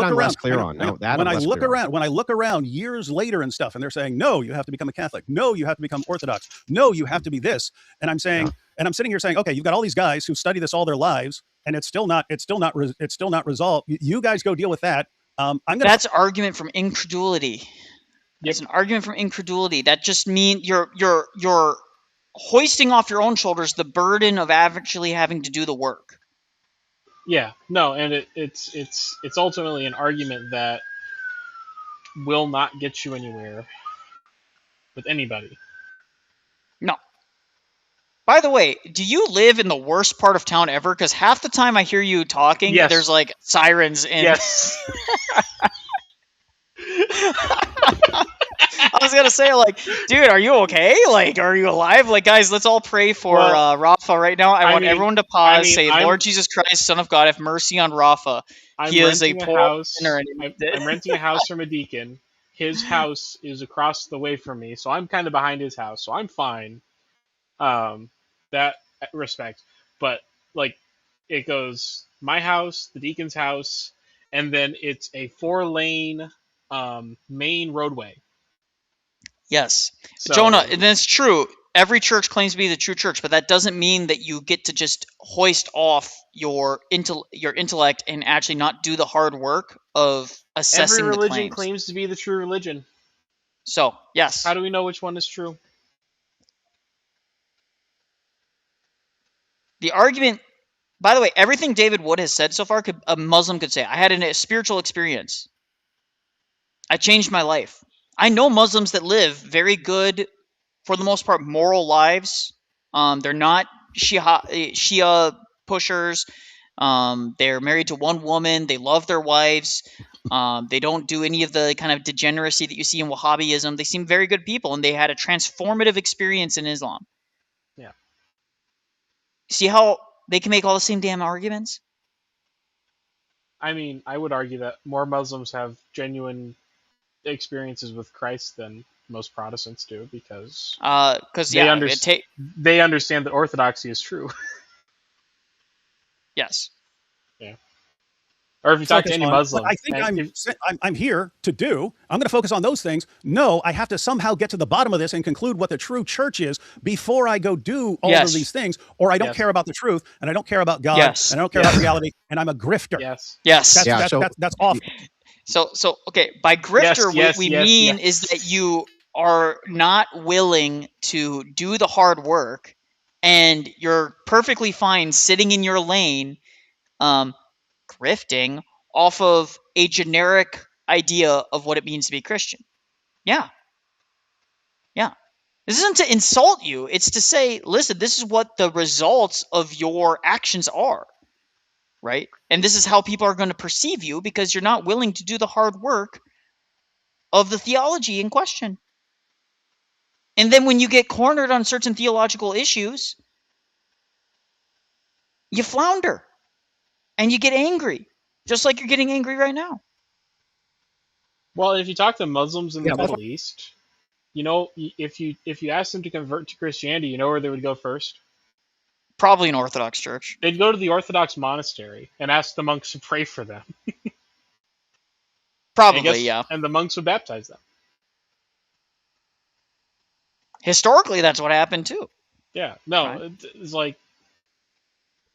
Your average Muslim did not have access to the internet. Even 15, 20 years ago, Islamic countries were still far behind the West. There wasn't a huge amount of people on the internet doing those types of debates. They would have gone to their local Orthodox church. Check your latest super chat. Black Sheep says, as a New Yorker, the sirens in the background are so frequent, I don't even notice them. Even when they're coming from someone else's mic, it's familiar ambiance. $20. Thank you, Black Sheep, for the 20. Here in Korea, you can be in the biggest city in Korea, and hearing sirens, you're like, whoa, what's happening? I'm in a city of 2 million, guys. 2 million. I'm not in the worst part of town, but there is a main drag. The worst part of town in Korea is probably the safest part of town in your in your city. It's probably right.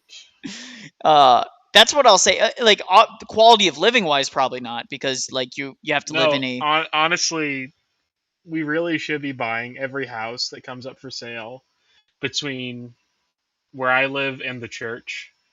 Like all of there those are blocks. Churches that are doing that. There's one church that owns like an entire block in a single small town in a city, and the Orthodox are just like growing and growing, and they own like a bunch of bakeries and businesses all on that strip. And that's what every Orthodox should be doing, by the way. How did you receive the Holy Spirit? Through Chrism, when I was baptized into the Orthodox Church. I was baptized and received the Holy Spirit in baptism, and then was sealed by the Holy Spirit through Holy Chrism. Yes. I'm sorry. I got it out of order. Okay, fine. Well, it's like the Ark. Nicholai doesn't know what he's talking about. Well, the Ark, it's backwards. In the story of Noah, it's backwards. Because the Holy Spirit seals them first, and then there's water. So true. Sorry. I have to flex. We had to go there. I have to flex my reader knowledge a little bit. The readers, man, the readers always be dunking on all of us. I mean, okay.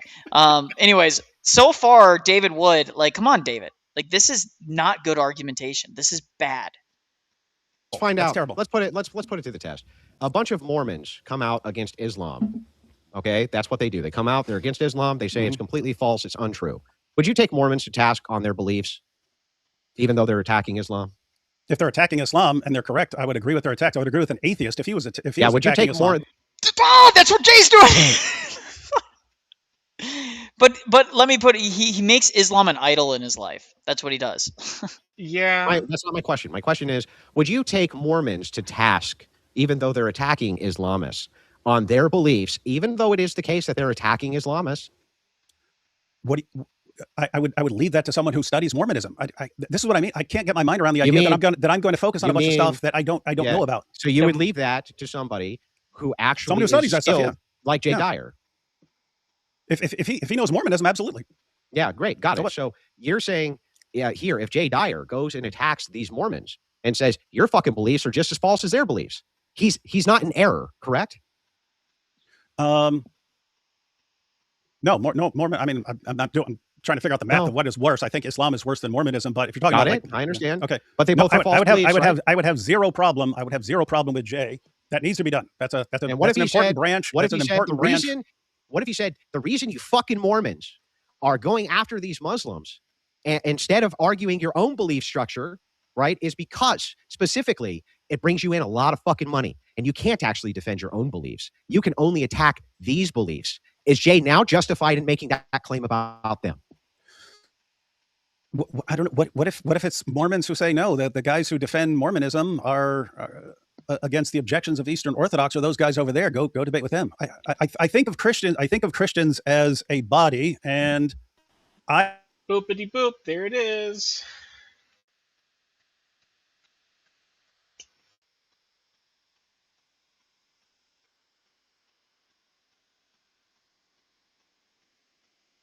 Oh, we're losing, yeah.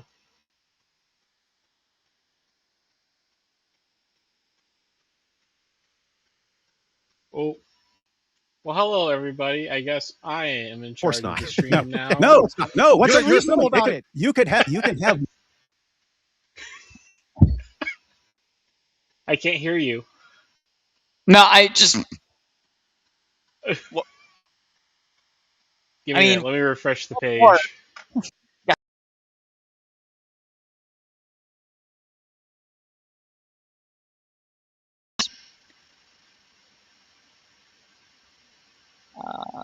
Hold on. I just lost something. Add to stage. Okay. Can you hear me now? I can, but I lost everything. Come on. We interrupt the stream. This is a janked stream, guys. I don't know. Hold on. Everything got lost. I don't know what's going on. Welcome to the Rafa Show. Today we're going to talk about which hobby you should start. That's weird. Can you hear me? Nicholai, I can hear you, but you aren't outlined in green, so I don't think you're in the call. There you are. Weird. Okay. Oh, am I back? You're back now. I added myself back to the call. I removed myself on accident.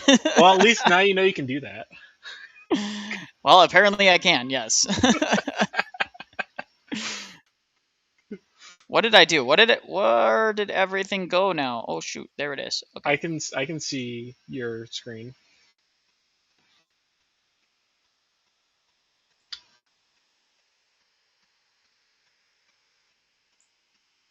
There we go. Yeah, Southern Israelite. Yeah, that's the issue on the phone. It kind of sucks. All right, let's go. Call in, Blake. Mormons, if you want to debate me on if reading is a hobby, I will debate you. We'll debate reading as a hobby. Nicholai's cam was banished to the outer darkness. So true. I don't know what's going on. I also have this weird glitch with the camera where it's like showing my camera, but it's not showing my camera at the same time. Let's see what's going on here. You're behind the chat wall to my. Oh.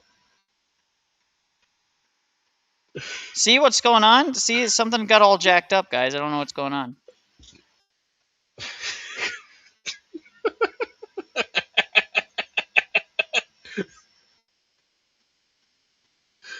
I don't know what's going on. Okay, stop. Ah.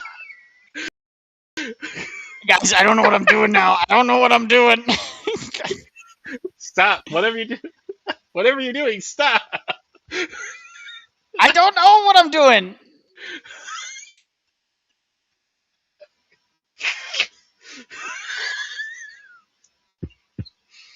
See, guys, this is what you get. Okay, see, like I'm live here, so we gotta. I added myself back. Whatever you're doing, stop. It doesn't show on Rumble Studio. It doesn't. I don't know what I'm doing. All right, this is good enough. Okay. It works apparently. See, guys, allegedly, this is what you get. Okay, see, like I'm live here. Okay, so now you're echoing. Am I echoing now? I added myself back. Whatever you're doing, stop. It doesn't show on. Let me refresh my page. 1 second. Okay, you're no longer echoing. Okay, we're good. There we go. Good. All right. I don't know what was going on with that, guys. That was weird. Nicholai Tech Bro doesn't This is what you guys get. This is what you get, guys. By the way, right here, technical expert. I'm a network engineer. yeah. By profession. I'm a professional idiot. You got the Mormon Church. You've got the Mormon Church, right? You've got the Mormon Church. And if some Mormons say, "Hey, what I think I'm here for is to reach Muslims or to refute Islam or something like that," we've got other guys who focus on defending Mormonism. If you want to debate the guys who actually focus on it. All inductions have assumptions. You can't name an induction anywhere that doesn't have an assumption. My only point there is you shouldn't assume grifter. They could just be some people focus on different things. My question is, why shouldn't he assume that? If it's the case that they will because there are better explanations. There are better explanations. What is the better explanation to some people don't study certain things and they leave that to other people so that they can focus. Let me break it down right now. I can only study a few things, right? I'm one person. I have a certain amount of time in a day. I have a certain amount of time left in my life. With one exception, every male in my family dies right around 50. I'm 50. So I don't know and they all die of heart attacks. So I don't know if I'm dying this year, a year from now, 2 years from now. But let's assume not a single. But let's assume not a single Muslim, or a single Mormon, not one single Mormon will debate their ideology. But they will always debate against Muslim ideology, but all of them refuse to defend their own ideology who are part of this anti-Muslim Mormon alliance. Would you think that it would be fair that the reason that they refuse to defend their own ideology is because they probably can't? And they make a lot of money and impact, though, attacking Islam. Doesn't that seem fair? No. No, it doesn't. No, there could be. All right. Because there could be other reasoning. I don't know what to say, guys. Like,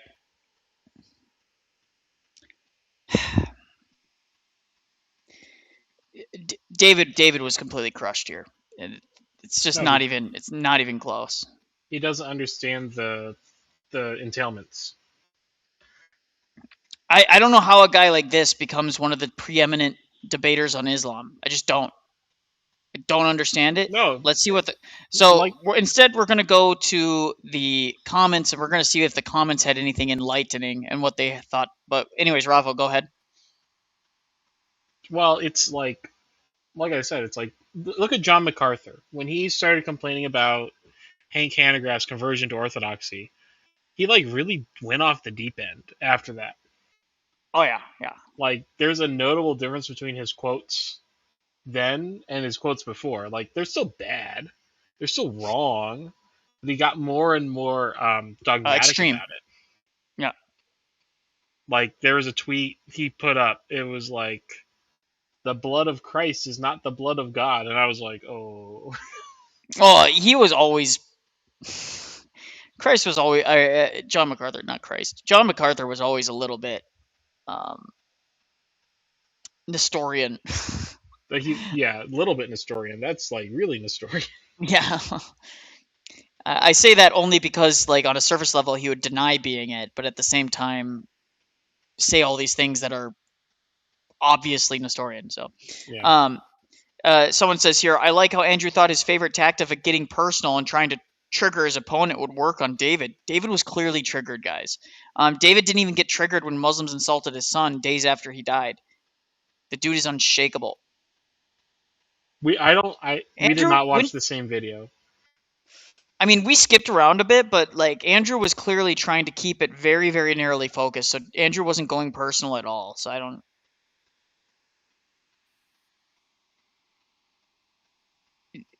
Dude was triggered and upset a literal psychopath. Okay, again, everything that I watched right there, how can you call him a psychopath? No, he was clearly capable of getting upset and irritated. He was clearly getting irritated, clearly getting upset. This is ridiculous. We got $10 from Arcodia. Weird how Dave Wood fans can condemn Muslim kid diddlers when David Wood literally used an argument from legality as to why he isn't one. In Muslim countries, it's legal. Regardless, David Wood should be in jail for his life. I don't know if he did or didn't. Does he admit it? If he admits it, then I agree. He should be. Reasoned answers. My takeaway, Andrew Wilson only cares about winning, not truth or morality. That wasn't what the debate was about, idiot. That's the... Okay, so yeah, this is where I get upset, and then people are like, he's so uncharitable. The prompt of the debate was very specific, reasoned answers. If David Wood wanted to have a debate about truth and morality, then they would have made a debate prompt about that. About something like, is it moral for Jay to call out Avery or something like that? But that wasn't the debate topic, right? Like, am I crazy here, Rafa? No, you're not. So, therefore, by their fruits you will know them. This is their favorite verse. White Knight apologetics. Gosh, he's white knighting for David Wood, certainly pretty good. He's a goober. Is he? Goober. Orthobro official stance. They never define orthobro. Being a Protestant non-denominational equals being a grifter. No, that's not the argument. But okay. Lord forbid Avery take down Islam without affirming one denomination as the true church. Yes, because where are you leading these Muslims to? You're taking down Islam for what? To lead them to nothing. Again, you're putting them out of the fire into the ocean with no lifeguard, no safety raft. And when these people panic and try and find the truth, they could be led into other errors like Mormonism. If he doesn't affirm any one denomination, what's stopping the Mormons from taking over? Or what's stopping the Avery and people around Avery from going to Messianic Judaism, which is a heresy?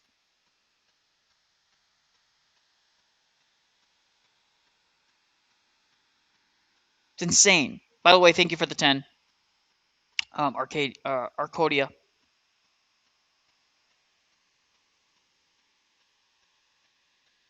No, it's a debate. Hypotheticals are used in debates. Do people not know how debates work? No, they don't. No one's taught how to do debates anymore. When David Wood explained to Andrew Wilson that God logic defends Christianity against Muslims, Jehovah's Witnesses, and Andrew responded by accusing Avery of just going after easy targets, it shows exactly where Andrew's heart is. God logic is an evangelist first. An evangelist for what? For who? For who? Who? Just what, generic when, Jesus? Where and why? Ultimately, it's about winning souls. To what? It's who, winning souls what, to when, what and where, who? And why? Exactly. Yeah. Andrew, however, from what I've seen, is the opposite. He's solely focused on winning debates and humiliating his opponent after leading lost souls to Christ. Rather than leading... Andrew has led a lot of people to the Orthodox Church, believe it or not. I know at least a dozen people who have been convinced of orthodoxy merely by hearing about orthodoxy from Andrew, not even Andrew's apologetics itself. Andrew simply being orthodox and doing a good job debating people and using logic and reason makes people go, wow, these orthodox people are actually pretty smart. Maybe I should look into them. I mean, the other thing is we view Christology and ecclesiology as one issue. Yeah. It's like people are like, the church is like the body of Christ, you mean? And I've had people straight up tell me in YouTube comments, the church is not the body of Christ. That's a lie. It's like, ooh, while quoting Ephesians at me. So I have a couple observations. Let's see what this guy's observations are for AW and Co., which he means Orthodox. One, the issue David actually was here with, Jay, is that Jay is lending his credibility in the Christian space to someone who has no credibility and is actually reprehensible to get back at Avery. He's not getting back at Avery. Oh my gosh. He's pointing People out, seem to think that Jay is saying that there is an issue in which these apologists are just like these generic apologists. And frankly, again, Avery is friends with people that are anti-Orthodox, and he sends people over to their channels. And by the way, there's a reason Avery is cricket, and not coming out and saying, listen, guys, I didn't know that that my viewers would go over to JP. I didn't know that. I don't support JP's crusade against the Orthodox or the Ortho Bros. And yeah, probably could have killed it right there. He didn't. He's silent for a reason, because he actually agrees that orthodoxy is a problem. And they won't debate it because they want to grift off of this kind of generic Christianity. That's my view. That's how I read it. And I don't think it's unreasonable to come to that conclusion. I also don't think it's unreasonable to come to the conclusion that not just Avery, but all these guys secretly hate orthodoxy, and they all talk about it in their little group chats. In fact, I know they do that because there are people that used to be a part of those group chats who have talked about this, how all of these guys hate Orthodox. Hate Orthodox.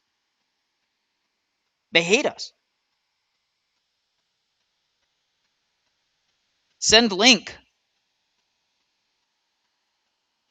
Who needs a link? Counterdocs. Oh. Link sent. Ooh, what? No, it's weird to me. It's like, I was first approached with Orthodoxy in like 2017, and I kind of blew the guy off. And it was kind of funny because I met him again later. But then I was like, man, how did I do this? How did I blow this guy off? And then God bless me that I was able to ask him for forgiveness later on. So I'm hoping that all these people blowing off Orthodoxy are able to, come back and see that they were wrong. Someone said my thing is just slow. I don't know what that means. There we go. View all. Accept. There's 2 counterdoxes requesting. I don't know what's going on with that, but okay. We accepted one of you. Whatever your evil twin is not accepted here. I still do not see we should make anything them fight. We should make them fight. Guys, I just want to make it clear, I don't see anything that's going on my Rumble studio right now. It's like completely, it's just my face, and I'm assuming it worked. So, Counterdox, can you speak? Yeah. Can you hear me? All right. Were you talking about the meltdown lately?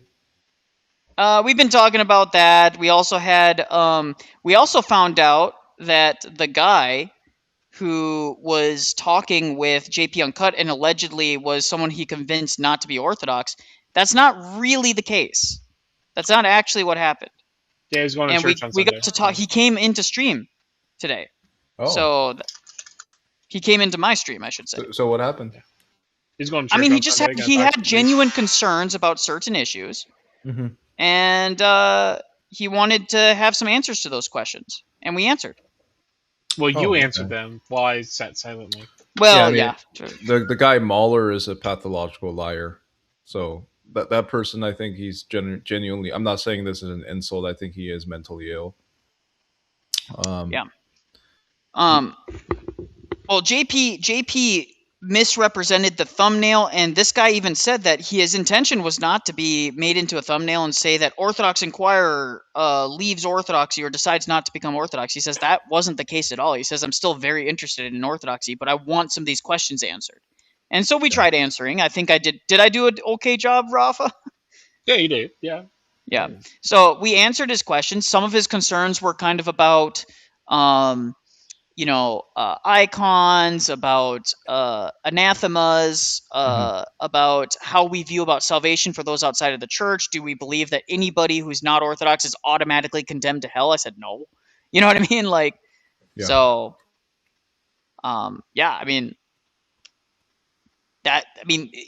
so clearly JP misrepresented this from the very get-go, right? Do you know if he's actually debating Sig on Modern Day, or is that just bullshit? Did Sig say that was going to happen? I don't know, but that's what I heard. My understanding was that it was not Sig, but Alex Soren on Intercession of the Saints. Oh, right. So yeah, it's that. Yeah, is that even happening though? Yep. I have not heard. I have not. I think Alex has put forward the debate prompt, and I think Alex also confirmed that they're going to do the debate. MDD but I haven't heard a confirmation from JP. I mean, if he does it, he's ending his career. I think he knows that because he has one argument, and everybody knows his argument. Well, if I don't know his argument. What is his argument? Do you know it? You seriously don't know? His only literally the only argument is that there's no written record of praying to saints in the first 3 centuries. Yeah, there are. And he wait, there is, at least in the 3rd century, there definitely is. Yeah, but I think he says the first 2, and he also says that he concedes that the saints do pray for us. He just does. This is how stupid his position is. He concedes that the saints pray for us, but he says, but we can't ask him to do so. That's his argument because it's not in written. Why? It's retarded, right? It's in and because it's not in writing in the first 2 centuries. Where's the limiting principle? Exactly. I mean, by the same argument. I mean, well, that's a fallacy, by the way. But by the same logic. Well, we don't have Bibles from the first. Exactly. There you go. So, but he thinks that's a gotcha. He actually thinks that's a gotcha. He's going to do it. Like, he has that one argument and he's done. Well, I thought he said he has a kill shot argument against Radshak, Nishak, and Abednego or some nonsense like that. I don't remember what it was. But or it was about Daniel and the 3 angels or something like that. The 3 angels that visit. We actually have intercessory prayers to the 3 holy youths before Christ.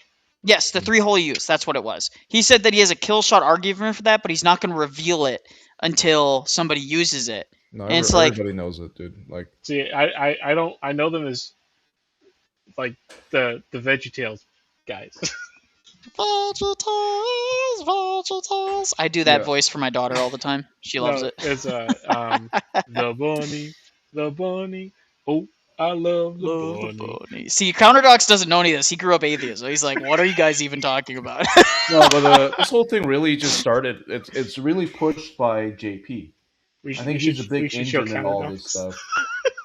So. Oh, it absolutely is, and so actually, that's funny. We'll go back and look at that JP Uncut. The whole story is that a lot of his guys converted to Orthodoxy, and I know a lot of these guys that's what initially caused the meltdown, and he started to like associate with Mahler, and a lot of Mahler's guys also converted to Orthodoxy, and they just weren't very happy about that, I guess, and weird. He was asking a bunch of Orthodox to debate him. Like, nobody took him seriously. They told him to go debate Jay. He did Jay. And didn't do well. I watched it. The original interaction. Of course. And then let me see if I recall the whole story. Then he starts to reach out to like Orthodox. Like, nobody cares about him. And he got this guy, Nick Norelli, who's not Orthodox, who's not even an inquirer yet, to come debate on his channel, and he marketed it as Orthodox Debate. Nick Norelli? I don't remember. There's just this random like Calvinist guy, like Reformed guy. He's not even an inquirer, but he says he likes the Orthodox position. And then he went out there and debated JP, and then did pretty bad. And JP marketed that as his fighting Orthodox debate. Well, that's like somebody inviting Warren McGrew, who is interested in Orthodoxy, he's exploring, he's inquiring, but he's not Orthodox, and then inviting him in to represent the Orthodox position. Somebody tried to do that to him. Yeah. Warren actually called him out on that and said, "Why? I'm not Orthodox. Why are you trying to lump me in with?" It was HHS. It was his humble servant. Yeah. It's like Warren's like, I'm not Orthodox. We got to call him. That guy's another level of insanity. But yeah, so after that, it went to just the series video of slandering against Orthodox, like Jay Dyer refuted, never. Oh shoot, we guys got like 3 people in the call. We have 3 people waiting for calls. Icon of the Father. I'm sorry, guys. I'm not getting notifications on Rumble Studio right now. Everything's broke. Real quick, their 3 holy youths are Ananias, Azarias, and Miseo. Okay. Icon of the Father, can you hear me? Yeah, this is Arrow. Can you hear me? Hey, what up, Arrow? Arrow, what's up? What's up? I don't have any controls and it's not letting me join on my phone, so I can't mute. So that sucks. But I wanted to say one thing. So did you guys see David Wood lie in the debate? He said, "Oh yeah, so God Logic, all he did was he rated Life, and then Life rated JP. But come to find out, Life runs God Logic's second channel, and people will say, oh, well, it's actually Life that runs that channel. No, that channel actually belongs to God Logic, and I can prove it. Because, go ahead. Well, I mean, we don't need to prove it because here, at the end of the day, we have literal pictures of God Logic and JP going together, and they know each other. Yeah. Yeah, but here's the thing: I blame the whole God Logic situation on Sam Shamoon. What do you mean? That's where God Logic gets this apostolic Christianity idea. Oh, just like generic. No, yeah, it is absolutely from 100% from Sam Shamoon. It's not from Sam Shamoon. I'm gonna tell you where it comes from. So I've been looking at the whole Muslim side for about 5 to 6 years. It actually started from Christian Prince. What's the other guy? Rob Christian, Sam Shamoon. Of course, Sam Shamoon was in it. Of course. David Wood. They've all been doing this since like 2010. And they all have this idea of as long as you're a Christian, you believe Jesus is God, you believe he rose from the dead, and you're not a Muslim, then that's it. That's all you need. And of course, Sam, he's trying to grift with doing the ancient churches because he's not Protestant anymore. But all the Protestants have been doing that for years. It's just they weren't famous, right? And now that they got a lot of followers and a lot of people know them, then it's like you can grift with it, and then you can get other people that you like. So you can get IP, you can get God Logic, you can get I'm not going to say any other names, but that whole crowd has been doing that for about 10 to 15 years. This is not nothing new. It's just that they got a lot of subscribers now, so you can. Well, it's because of TikTok. TikTok really blew them up. Yeah, because debating Muslims, exactly. Most of the guys in those discords, they're all like minors, which is interesting.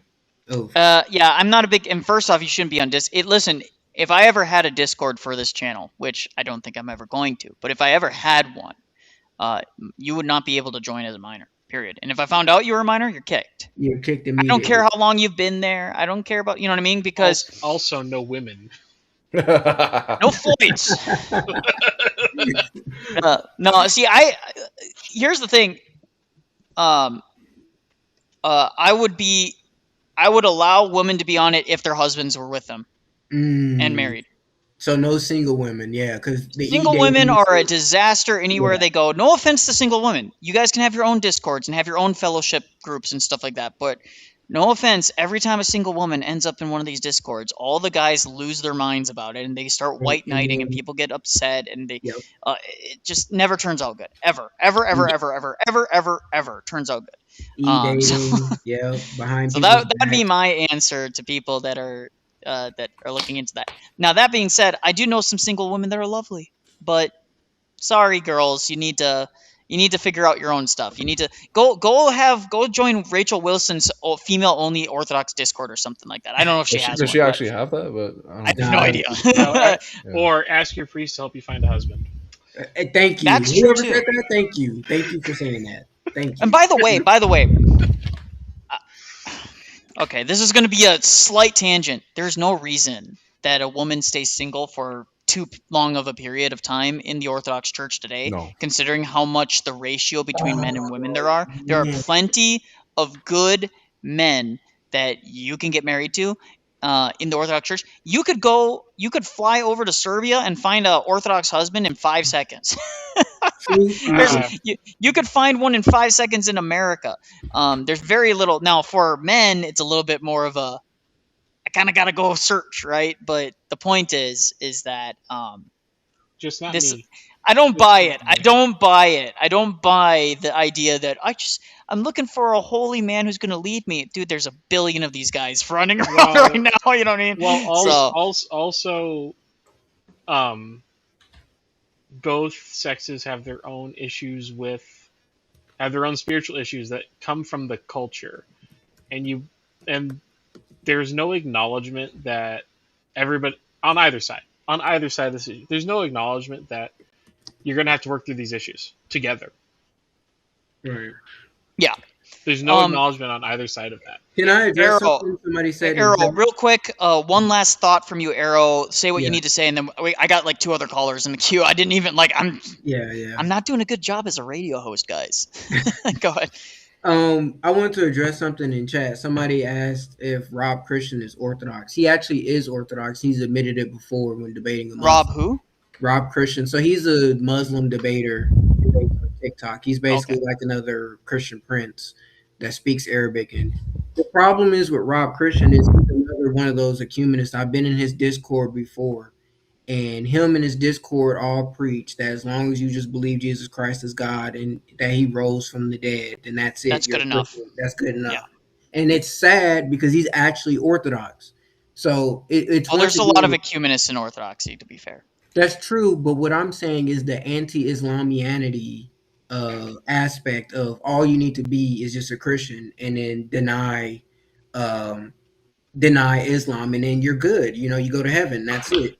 And so he's yeah. They seem to make their opposition of Islam their idol, right? Yeah. So. All right, Arrow. Thank you for your call in, brother.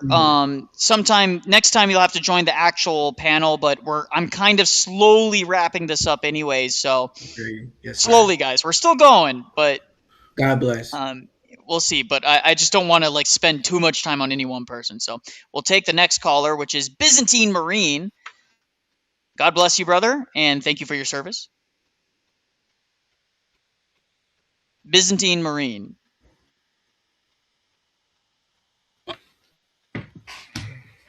I don't know what's going on. Can you hear me? Hey, we're getting something. Yes. Yeah. Can you hear me? Yes, I can hear you. What's up? Awesome. Dude, first to start off, thank you for having me. And dude, whatever's happening on X, it just makes the Protestants look like, it's like the most disingenuous grift I've ever seen. Yeah, I don't think a lot of people are buying into it other than the people that already have a shtick to grind with Orthodoxy. People that already have a predisposition towards being against Orthodoxy, I think they're the only ones that are actually convinced of this. Yeah, and then there's this who was it? Some pastor I think posted oh look, I have to pay $250 for a baptism. Yes. We covered that earlier. Yep. Yeah. We covered that at the very beginning. I think in the first stream that got cut off for 30 minutes. We covered that, and it's probably just a rental fee for the building. Yeah. Yeah. And plus, I know, most parishes, hey, if you can't pay that, okay, cool, whatever. No parish is going to deny the sacrament of baptism and chrismation to someone who genuinely can't afford that. That's generally for people who need that extra, the parish needs to cover costs. It's for those people that can afford it and need it. Now, we agreed. It's for rich Greek families that want to go see little Harambulos get baptized, and there's 50 people coming from across the country, and they just need a day that they can just do it by themselves instead of during the liturgy, so there's room. Right, yes, right. That's funny. And Father Deacon Ananias, I think to his quote, it's like they accuse their opponents of exactly what they do, right? So they're calling out, oh yeah, Orthodox, they're the grifters, right? When it's actually them. Listen, this is what I'll say to anyone who's exploring Orthodoxy or has become Orthodox, whether it's Counterdox, Rafa, myself, we're converts. It's not easy. Orthodoxy is not easy. It takes a lot of work to like a LARP by definition is something you don't have to like really try all that hard at. Like it just kind of is like, oh, I'm just like doing this so that I can like claim it, but I'm not actually like. That's what a LARP is, right? It's like someone who LARPs as a medieval penitent, but you really go back to your air-conditioned bedroom after the end of the Renaissance fair, right? That's a LARP. That's the definite. That's where LARPing comes from, right? It comes from that group of people. There's nothing LARPy about Orthodoxy. It is hard. It is not easy to abandon everything you grew up with, your community, your family, the people around you. There's nothing easy about that. And so I find it actually immensely offensive anytime someone says that. It's like, oh, they're all grifters and LARPers. Oh, these orthobros don't take it seriously. Look, every single person that I know who gets accused of being an orthobro is someone who's active in their parish, they're baptized, or they're someone who is in the catechumenate. Catechumenate itself is already more serious of a commitment than most evangelical services. Okay? Oh, yeah. And so a lot of these ortho bros like that I know in person, they're like, they have beards. Their name is like Seraphim or Silouan, and they have like a Listovka at like Vespers and liturgy. Yeah. Well, okay, I have long hair and a beard, but that's because I can't trim my beard for crap, and I don't want to pay money to get my hair cut. Yeah. I see. I wanted to ask you though, how would you go about defending Orthodox ecclesiology from the Bible? Because what specifically about Orthodox ecclesiology? That's the first question I have to ask. Well, like our bishop, presbyter, deacon, or are you talking more of just like our synodal structure? Like ecumenical councils, like what basis is? I know there is basis from Acts 15, the council. Yeah. That's it. Jerusalem, right there, Acts 15. I see. Right? That's it. Like that's where we get our structure from, right? Like we look and say it seems good to us and the Holy Spirit, right? That's what the ecumenical councils say. That's the same thing they say in Acts, right? They say it seems good to us, right?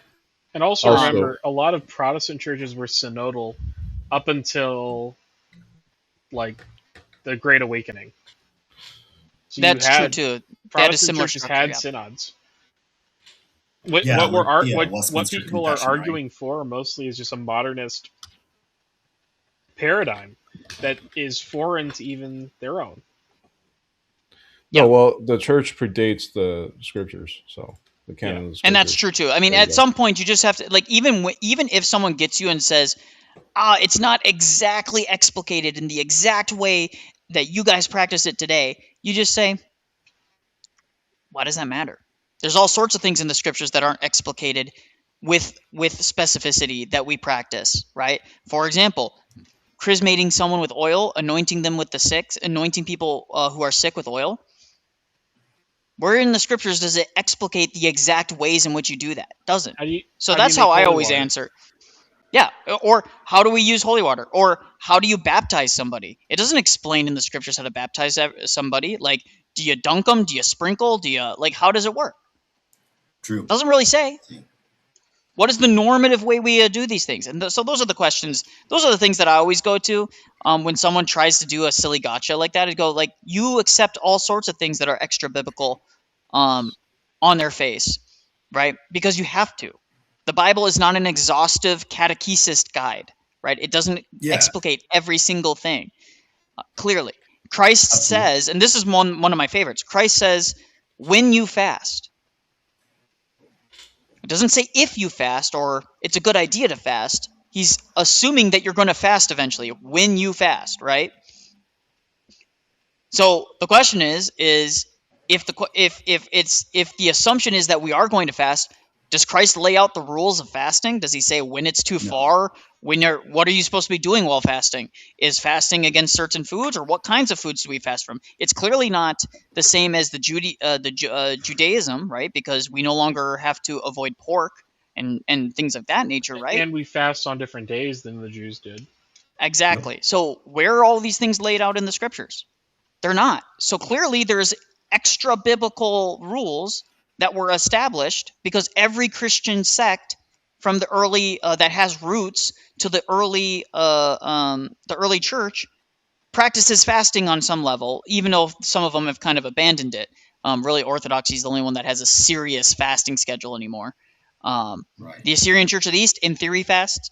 The Orientals and the various communions that they are fast. The Roman Catholics, in theory, fast. You know what I mean? Like, so yeah. That's where I would go with it. Fasting in America. Really? Yeah.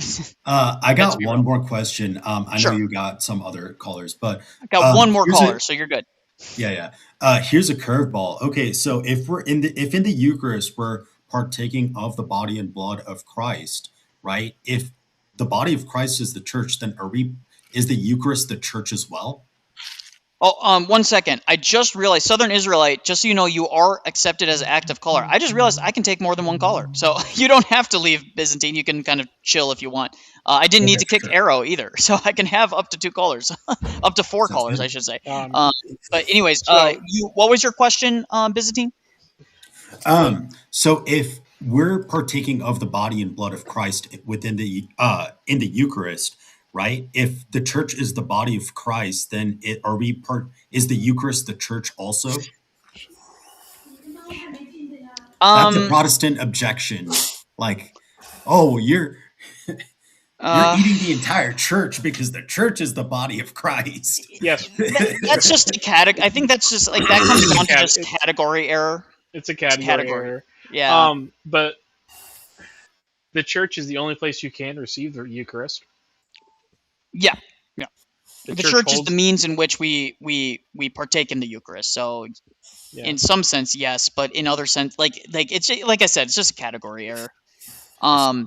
That being said, Byzantine, you can hang around if you have other questions. Feel free to ask them. But Southern Israelite, do you have any specific thing that you want to bring up, brother? Yeah, I don't think we're brethren. I left the Christian church a long time ago. Sure. You challenged anyone to come in and challenge Eastern Orthodox Christianity. Sure. And I would like to challenge Eastern Orthodox Christianity on the grounds of its canon and the teaching of the early church fathers. Okay. First, in Galatians chapter 2, Paul describes a confrontation he has with the disciples of James. And he says in Galatians chapter 2, for before that certain came from James, he did eat with the Gentiles. I'm speaking of Peter. But when they were come, he withdrew and separated himself, fearing them which were of the circumcision. So if you know about the Sinai covenant in Deuteronomy chapter 5, the Mosaic covenant was only for the ethnic Israelites. Moses says in Deuteronomy 5, this covenant was not made with our fathers, but with us. And that was the attitude of the Jews in the Old Covenant, that the covenant of God was only for them. So James had rejected not only Paul's understanding of the new covenant, but Jesus's as well. And then later in Romans chapter 4, Paul says, but to him that worketh not, but believes on him that justifies the ungodly, his faith is counted for righteousness. This phrase, but to him that worketh not, that is exactly the context and the phrase that James rejects in James chapter 2, 17 to 19. He says, even so faith, if it hath not works, is dead, being alone. I mean, it is polar opposites, the teachings of James and Paul. How can you maintain your canon given these glaring contradictions? Well, again, that presupposes your interpretation of those canons, right? Like of the scriptures. Like, why should we accept your interpretation over the early church fathers who didn't see a glaring contradiction, right? So that would be my first response. I didn't interpret anything. I just cited the text. That the texts are on your interpretation is that those are contradictions. I'm saying they aren't contradictions necessarily. So in in Galatians chapter 2, the men that Paul's arguing with, those are not the disciples of James, as it explicitly says. They're disciples of James. Which verse? James chapter 2. I have it opened up here. No, Galatians chapter 2. Galatians, that's what I meant. Who are Paul's opponents here? Verse 12. But before that certain came from James, he did eat with the Gentiles. It's not my there's no interpretation needed here to know that Paul's opponents here are James and his disciples. This is not. That doesn't. No, hold on. Read one verse before, please. In Galatians chapter 2. Yes, please read one verse before. Chapter 10 or verse 10, you say? Verse Galatians 11. Chapter 2, verse 11. When Peter was come to Antioch, I withstood him to his face because he was to be blamed. Yeah. Before some people came from James, Peter, used to eat with the Gentiles. Yeah. But when they arrived, he drew back and separated himself, fearing those who were of the circumcision. Yeah.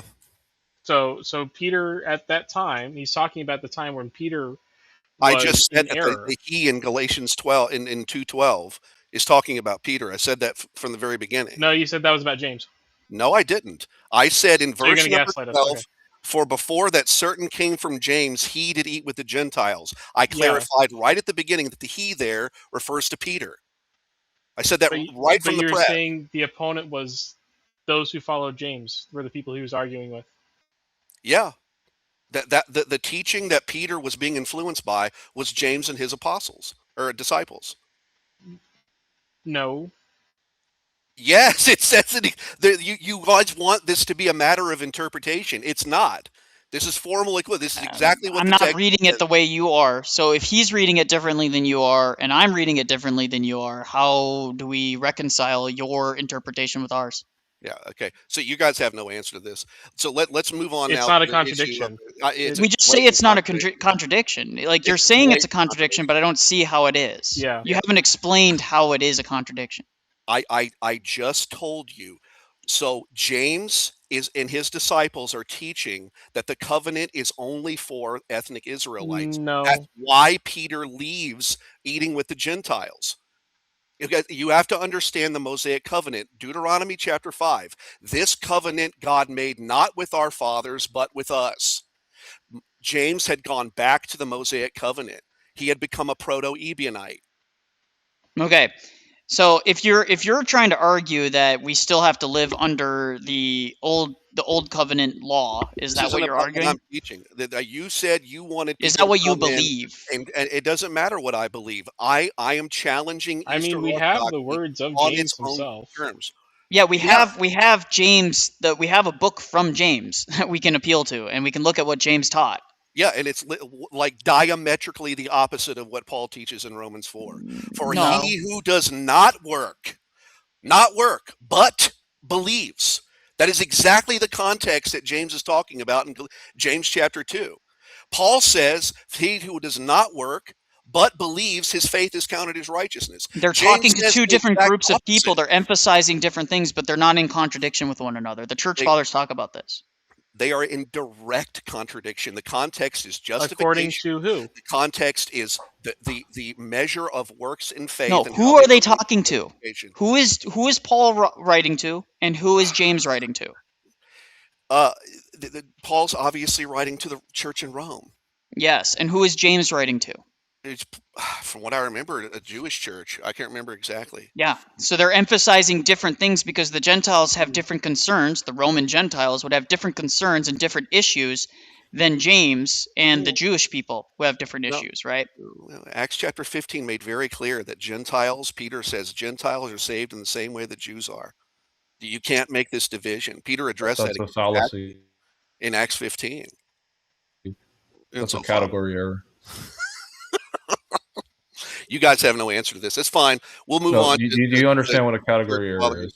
It's a category error, meaning you're conflating two different things that aren't related. it is exactly the context of justification and the measure of works and faith. How it can be the same context when it's talking about two groups of people? Exact same context. So let's move on now to the church. No, it's not. They're talking about two groups of people. The church fathers teach three undeniable. Wait. One second, Israel. Southern Israelite. We want to have a conversation, but you gotta pause and because we have a lot of people that want to kind of chime in here. Again, the reason it's a category error is because it's two different groups of people that have different presuppositions that they're going to emphasize different things. That doesn't necessarily mean that they're in contradiction. Lots of biblical scholars have explained how James 2 and Romans and Paul can be reconciled. So, seeing that you guys can't answer this, what do you do with the issue of the church fathers and their teaching of angelic celibacy? So we're not going to talk about the previous point. Are you done with that? You guys haven't answered anything that I've said. So let's move on to the issue of the church fathers and angelic celibacy. Hey, Slick. Is this Slick? It sounds a lot like Slick. Slick. Slick is not Slick doesn't talk like this. He does. That's Slick. Slick's not this fast. No. So Southern Israelite. So angelic celibacy. What about it? Yeah, it's clearly condemned by Paul in 1 Timothy 4 and in Colossians chapter 2, and it's clearly a pagan doctrine. Tertullian even admitted that this doctrine came from the heathens, and he thought the Christians could do it better than the. Okay, Tertullian wasn't a Christian. Died outside of the church, so his opinion is this is about the historical origin of this doctrine. So he died outside the church. He's a self-admitted contrarian, even with his own doctrines. I'm not claiming that Tertullian is an Orthodox doctor of your church. He is talking about where the origin of this practice came from. This practice of angelic celibacy is replete throughout the church fathers. They all, from what I so you think the angels are having babies? I like. What's your point? Or are you talking about clerical celibacy? Because. Mm-hmm. You know the Jews did that? Like, which one are you talking about? No, they didn't. Which church fathers? Are you sure about that? Are you sure about that? No. What is angelic celibacy? This isn't. It was a doctrine that was taught all over the church fathers, man, and it's clearly a heresy. And it was define it. Define it. Angelic celibacy.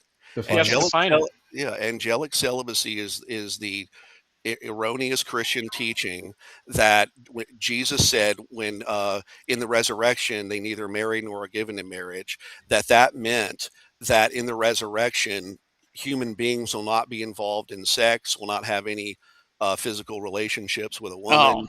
And you guys think that the means in which we have children will change. It has nothing to the thing is, the reason why you guys don't understand this is because you don't understand what the biblical definition of marriage is. In the Bible, the definition of marriage. You mean our scripture that you don't understand clearly? You don't know anything about the scriptures. You guys are going off Greek philosophy. But in the Old Testament, there was a distinction between a wife and a concubine. The wife received the dowry. The concubine did not. That was the precise. So do you believe in polygamy? So a man can sleep with multiple women? Yeah, that's clearly taught in the. Okay. Do you practice that? So this is a Mormon. Again, here we go. Are you going to admit that's what the Bible teaches? Are you a Mormon? No, the Bible doesn't teach that. It describes that as a reality, but it doesn't say that it's preferable. No, are you a Mormon? No. What is your position? What is your position? I knew you guys were going to try to do this. You said you wanted people to come in and challenge Eastern Orthodox. Yeah, but I need to know what is your worldview. Well, it helps us answer your concern if we know what your background is. That's all we're trying to do. You're going to try to play a popularity contest. No, we're not actually. That's exactly what you're going to try to do. If we would have done that, we would have kicked you in the beginning. The distinction between the wife and the concubine was the dowry. The reason why Jesus says in the resurrection that we're not going to be married is because there's not going to be any more issuing. Do you believe Jesus resurrected from the dead? Oh, dude, they can't answer a single thing I'm saying, so they're half. All right, I'm curious because it seems to me here actually Southern Israelite. Here, I have a question. In Malachi 1:11, it says that the church will go to all the Gentiles. Do you agree with that or not? Yeah. Okay. So what's your problem with us? You are the Antichrist religion that Jesus and his apostles. Where is the church then? Where is Malachi fulfilled? We're all idiots. What do we have to do to gain salvation? You're right. So what do we have to join? Tell us. I'm not. If you want to know what I have to say, you're going to pay me, and you're going to pay me well. That's what Christ taught? My doctrines are completely exclusive to Western American people. So you are not going. I'm taking this as a complete concession. They've bailed out of the whole conversation because they know they. Are you live right now? They lost. They lost. Bro, how much weed are you smoking? How much weed are you smoking, man? Dude, you didn't even answer the question. So Malachi 1:11 says that the church that the covenant will go to all the Gentiles. So you can't answer anything I'm saying. Are you mad? Well, what do you mean? I just reject. I answered you. I said that that polygamy is not the normative means in which that was not desirable. That was a concession made. Are you saying that? Are you saying that polygamy is a sin because it's not? Yes. Christ says it's a sin in the Gospels. I'm trying to finish my statement. You guys keep talking over me because you can't answer what I'm saying. Okay. Are you saying that polygamy is a sin because it's not according to natural law theory? No, it's not about just natural law theory. It's because Christ himself says that it is. It's a sin according to Christ. Show me. Yeah. Show me. Really? Show me. Where the Samaritan woman. Have you read that part of the Bible? Is that in your Bible? Talking about John chapter 4? The Samaritan woman. Are you serious?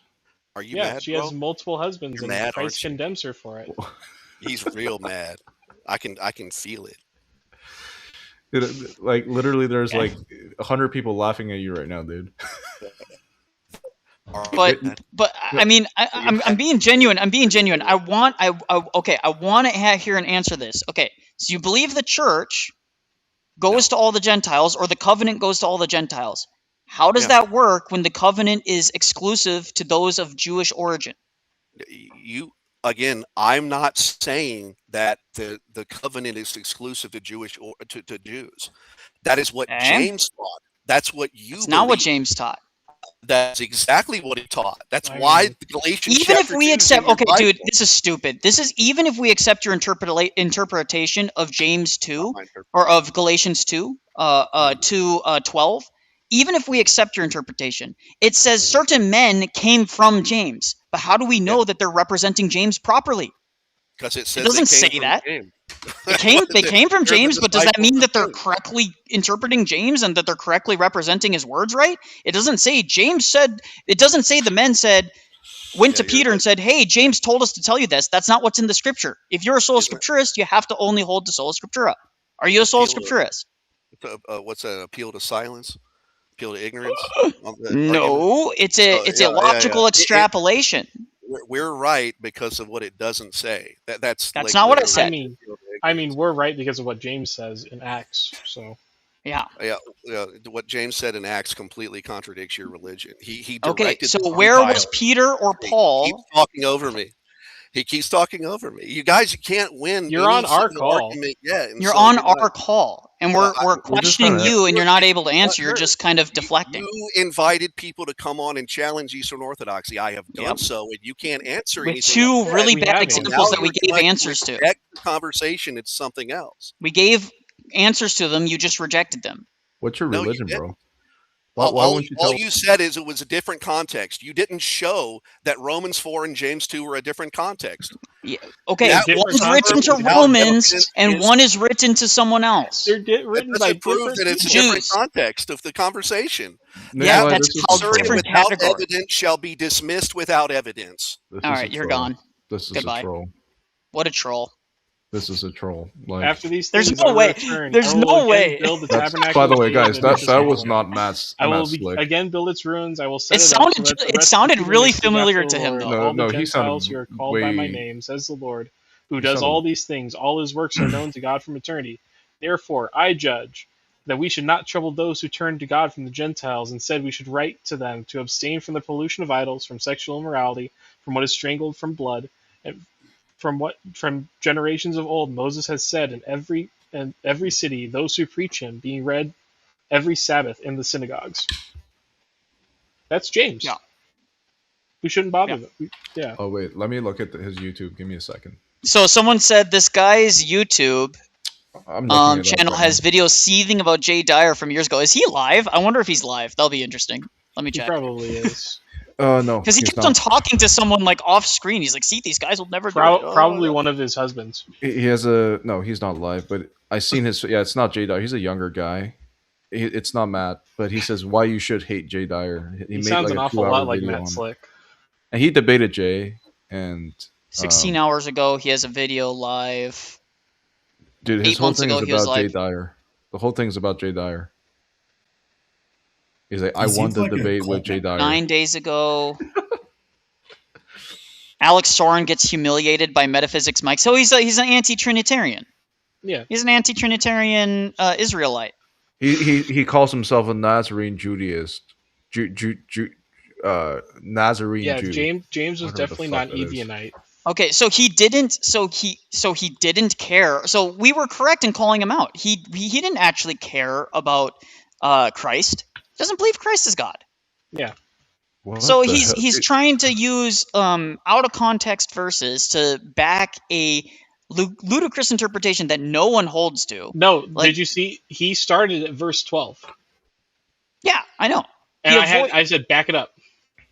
This guy has a website. Now, when I have it in the NKJV, it says, "Now when Peter had come to Antioch, I withstood him to his face, because he was meant to be blamed. For before certain men came from James, he would eat with Gentiles. But when they came, he withdrew and separated himself, fearing that they were who of circumcision." So he's confused? No, Peter was confused and wrong? No, he's avoiding, like Peter does. Sorry, Peter. He's avoiding accountability, which he does a couple times. Okay, yeah. So he is. So he has his own religion called Southern Israelite. Lovely. Yeah, and it's like. So in essence, he's a Protestant. Someone said. Where is it? Where's Ephesians in this? There it is. Like Don't Ephesians. even bother. Ephesians. He's the next like Joseph Smith or whatever restorationist. Oh yeah, I mean they're all like this. The church had fallen away. Okay, so when I asked him about, so he doesn't believe that Jesus was God, so that's why he wouldn't answer, because then he knew we would have gone into that. He wants to focus on these very niche verses that he can interpret to mean that James and Paul disagree. When we say, well, no, that's not necessarily. And by the way, my answer to him actually follows. It doesn't necessarily mean that James is contradicting him. It means that Peter doesn't want to be held accountable. Right? He on his website, he actually charged people to talk to him. That's crazy. Yeah, that's some crazy. What a grit. I have the truth, and only if you pay me. He did a debate. He did a refutation to Jay's video. He's charging $25 for it. He has it's called the primary database with over 1,500 of my videos. It's $300. Sam Shamoon refuted series, $30.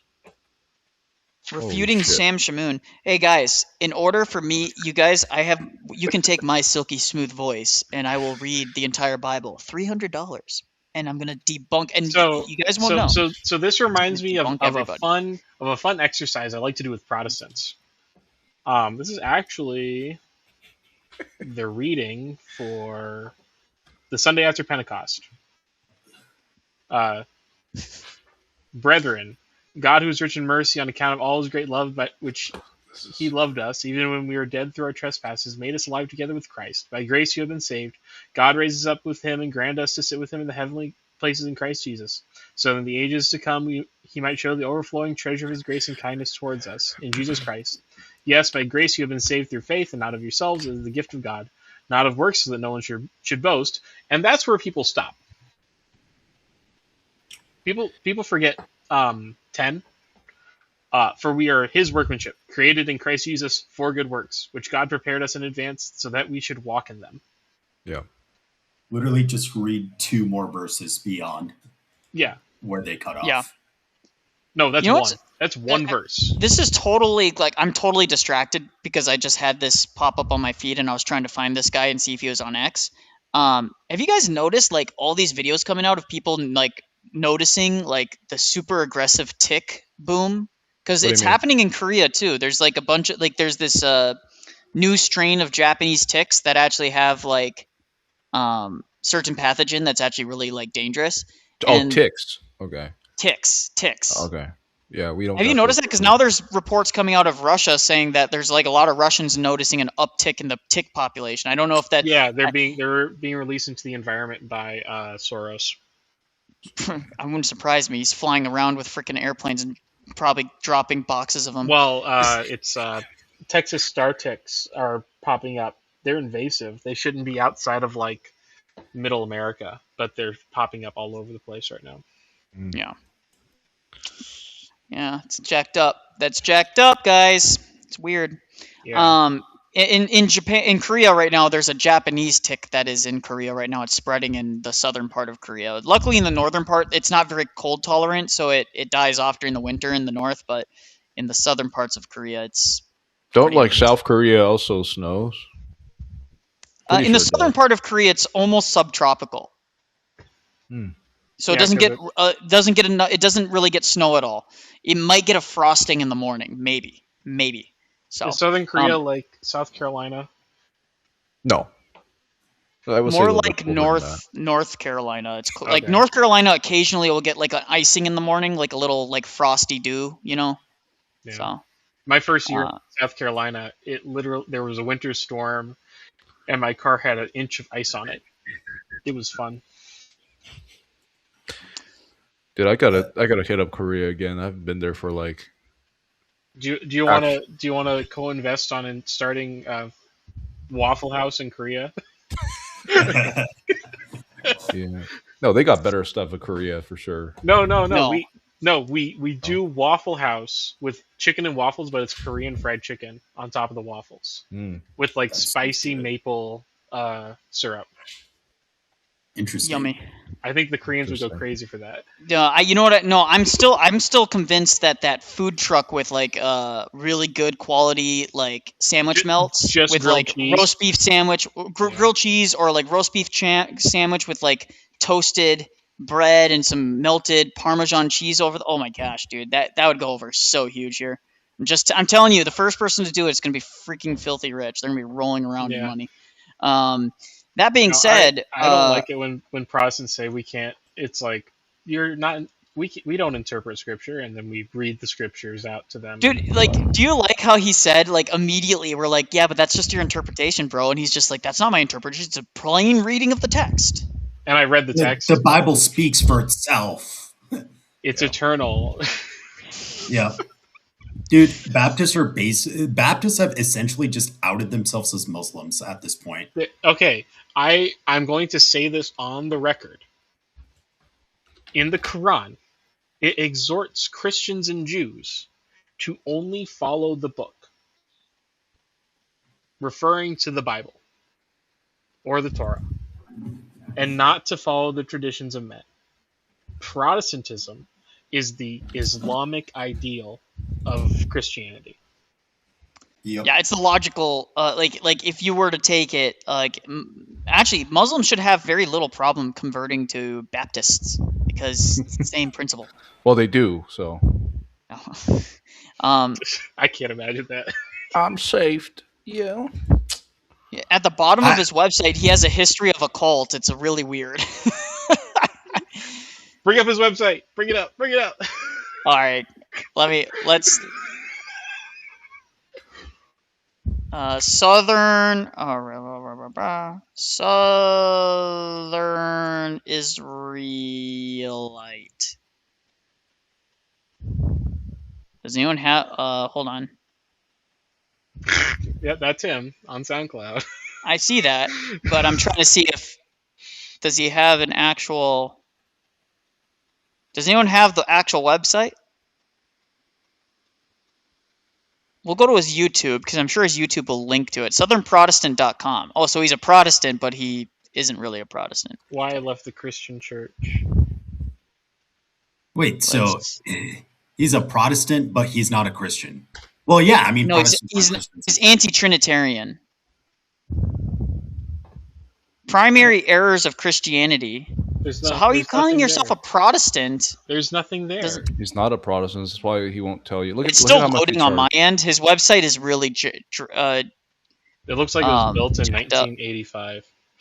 Copyright 2015. So he hasn't updated the copyright. Actually, somebody could literally steal everything that he's doing right now on his website. Like, unironically. Look at how much he charges for the stuff. Scroll up a little bit. Well, by definition, I mean, I guess he could be a Protestant. Oh, right here. So, primary database 1500, Vit 300, J. Dyer's meta-narratives refuted, Serpent Seed Doctrine refuted. So he spends $30 per, like I don't get how anyone... Primary errors. So let's read his primary errors. So he's got a list here, guys. This will be fun. The Christian Church interprets the Bible through Greek Platonic metaphysics instead of the original ancient Near East framework of sympathetic magic aether science. What the? This is a major reason why there's tens of thousands of confused Christian denominations. Okay. I'm going to invite him onto my show. The epistemology of the Christian Church is called abduction. What? This method is so arbitrary that it's been used to justify Darwinianism. Okay, I reject Darwin. We reject Darwinianism. So does Orthodoxy rejects it. And to undermine the scriptures. If you can use abduction to prove the Trinity and metaphysics, then Darwin's can use it to prove millions of years Earth history to provide. What is abductionism? What? How is that spelled? It just says it's called, the primary epistemology of the Christian Church is called abduction. I've never heard of this. But okay. 3. Postmodernism and the Christian doctrine of the analogy of proportionality, i.e. God's alleged transcendence. Alleged and if God's not transcendent, he's not God. Are exactly the same thing. Postmodernism is simply Christian epistemology given secular sounding terminology. Okay. Nice claim. Great claim there, dude. The Bible teaches that the Son is begotten of the Father. This absolutely precludes the idea that he could be eternal. Nope, category error. The Christians in their postmodern irrationalism will try and convince us... Okay, again, the Trinity can be rooted back to the early church, so calling it postmodern is ridiculous. Will try and convince us that Jesus had a beginningless beginning. Okay, no one uses that terminology. The 381 Nicene Constantinopolitan, I can't say today, Creed, the Nicene Creed, conflated the being of the Father with that of the Son. That's not what it does, but okay. This contradicts the generation of the Son, as then no being would be generated at all. Thus, their entire approach is moot. Okay. When Jesus was confronted with his relationship to the law of Moses, he made very plain in Matthew, "Think not that I come to destroy the law." His Jewish followers, the Nazarenes, continued to keep the law of Moses centuries after his death, making the Christian interpretation of Ephesians 2:14 impossible. Full preterism is the only conclusion that can be reached from the Christian view of the law. Now we know. Now this is what it is. Yeah. If the fall feasts have been fulfilled, then the second coming and the resurrection have already happened, and we are in the age of perfection, which is laughable. This inherent preterism and its perfectionist implications are the foundation for the modern radical left-wing social justice movements. Hold on, what's his thingy? What? I'm gonna contact him and see if he wants to come on. He has an email. Says Southern. He has like 7 different like labels he gives himself. So Southern Messianics at Gmail. And his website is Southern Protestant. So I think he must have at one point been like a Protestant that had a very unique view, and he's just over time developed his own, own thing. Yeah. So he sells a book that's a defense of the South, but then you scroll down. And he's like, neo-Nazis are bad guys. It's so funny. Animals know what groups of creatures are their own tribe and which animals are food. This means animals grasp the abstract objects of species and genus.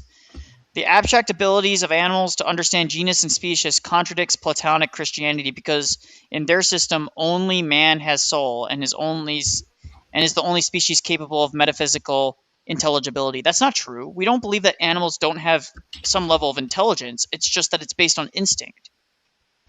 This guy seems like a schizo. When faced with these irrefutable arguments, so one of his errors, he labels an error like what happens when we're faced with these other errors. When faced with these irrefutable arguments against their failed institution, Christian apologists will rage in their desperation and divert the conversation away from the arguments to popularity and authoritative reputation of their institution. That's not what we did. However, Jesus said that his true followers will be few and the Antichrist religion would be many. Paul predicted that his disciples in it, but you don't believe that he doesn't believe. Okay, he doesn't believe Jesus is God. So why should we trust Jesus? Even it makes no sense. Like what authority does Jesus have over us? Right? Why shouldn't I just go back to Moses? Paul predicted that his disciples in the Ephesus would apostatize after his death. Revelation 12, again, why do you trust Revelation 12? Predicts that the dragon would drive the true disciples into obscurity and a universal apostasy would take over. All the world wondered after the beast. Okay, so this is just him like ranting and schizo raging. It sounds like he just wrote a bunch of words on some paper and then just called it a day. All Southern Israelite debates. So he even charges people to watch his debates for $50. Guys, man, I'm not grifting hard enough. You guys, no more live streams unless I get paid my money. I need to make my 6 figures. Right. No, this is like I was looking at the website while you guys are talking, and it's like these are the kinds of books I would expect. Guys? Like I don't get it. Like what do I need to do to like make a grifting living off of this kind of stuff? Like it's insane. You just gotta be you gotta be more schizo. So his tracks, there is no pandemic. Okay, so he's like a schizo conservative leaning Protestant / Messianic Jew. No, but if you scroll up to his books, he warns people about the alt-right and neo-Nazis. Oh, he's so freaking weird. What the hell is going on with this guy? Okay, so the defense of the South against the Jesuit Counter-Reformation. There has to be history. Why I left the Christian Church. Examination of Pelagianism and open theism. The larger Catechism of New Saxony. He must have like his own like cult in the desert or something. He does. I mean, you know, forgot the guy name who's got his own little colony over there by Arkansas. You can buy one of his books off of Walmart. The Myth of Gender Equality. The Rise of Derelicts. Who's that guy the full preterist guy that debated Jay Dyer? You know who I'm talking about? So wait, but here he is. Yeah, I know who you're talking about. I can't remember his name though. Yeah. But 130 reasons to reject traditional Christianity for Messianic Judaism. So is he a Messianic Jew or not? He does believe he's some sort of Jew, of course. Messianic Jews, by the way, don't like a lot of them are actually Trinitarian. So. It sounds like he just made up his own little cult. I can't conquering the verbal sorcery of Trinitarianism. And then he has some weird Hindu goddess thing god thing on the front. 21st century Protestant historicist commentary on the Book of Revelation. Why do you trust the Book of Revelation if you reject traditional Christianity, who's the ones that determined that was in the scriptures? Oh my lord. The Bible and sympathetic magic and the old science seen with modern eyes, and he has Nicholai Tesla. Nicholai Tesla was an Orthodox Christian, dude. And he actually came to a lot of his theory. What? No. I have mixed feelings about calling Nicholai Tesla an Orthodox Christian since he didn't really go to church. Well, to be fair, he moved to America where there was basically no Orthodox churches. Yeah. Well, he was in Chicago. There were Orthodox churches in Chicago he could have gone to. I don't know if we know much about his personal life. I know that he came from a family of. Anyways, the point is that pray for Nicholai Tesla. But the point is that he was influenced. His views and influenced were in that milieu. You know what I mean? Yeah. So he, 55 geological proofs of the Noahic flood. Dude, this guy just like, is this all he does for a living? Is right? Holy schmackers! I mean, if he's been doing it for 10 years, they're probably like 13-page long tracts. No one buys this shit. I guarantee you. There's no way. The ultimate guide against neo-Nazis and the alt-right. Dude, Steve Bannon is like the furthest from neo-Nazi and alt-right. Why is Trump exactly in there? Like what is going on? I would say Nick Fuentes is like nowhere close to that. And even Fuentes isn't really a neo-Nazi. He's a you know who pays for all the neo-Nazis, right? Well, yeah. The what is it called? The SDL. Dude, he used copyrighted like image of a dragon from Game of Thrones. that picture's from Jurassic Park. It is, yeah. So his name is Drake Shelton. I can't find anything else. Yeah, that's what it says. Drake Shelton is the name on all these books. So I can't find. He doesn't. Is that him though? The Christmas celebration is the heathen feast of Saturnalia, a paganism-free marriage. Dude, he was arguing for polygamy. Yeah, I was like, no, that's probably in there. That monogamy is pagan. Just that's why I thought Calvinism versus provisionism. YouTube link. What does this lead to? Guys, we're going down the rabbit hole today, guys. Southern Poverty Luring Center, somebody said in Vigo. This guy reminds me of the like hyper true genuine Orthodox Church. Yeah, except on the Protestant side. Yeah, I mean, once you see, the thing is once you start schisming and you go down the rabbit hole, this can lead to this. This is what a lot of Protestants don't realize: is this is actually not like.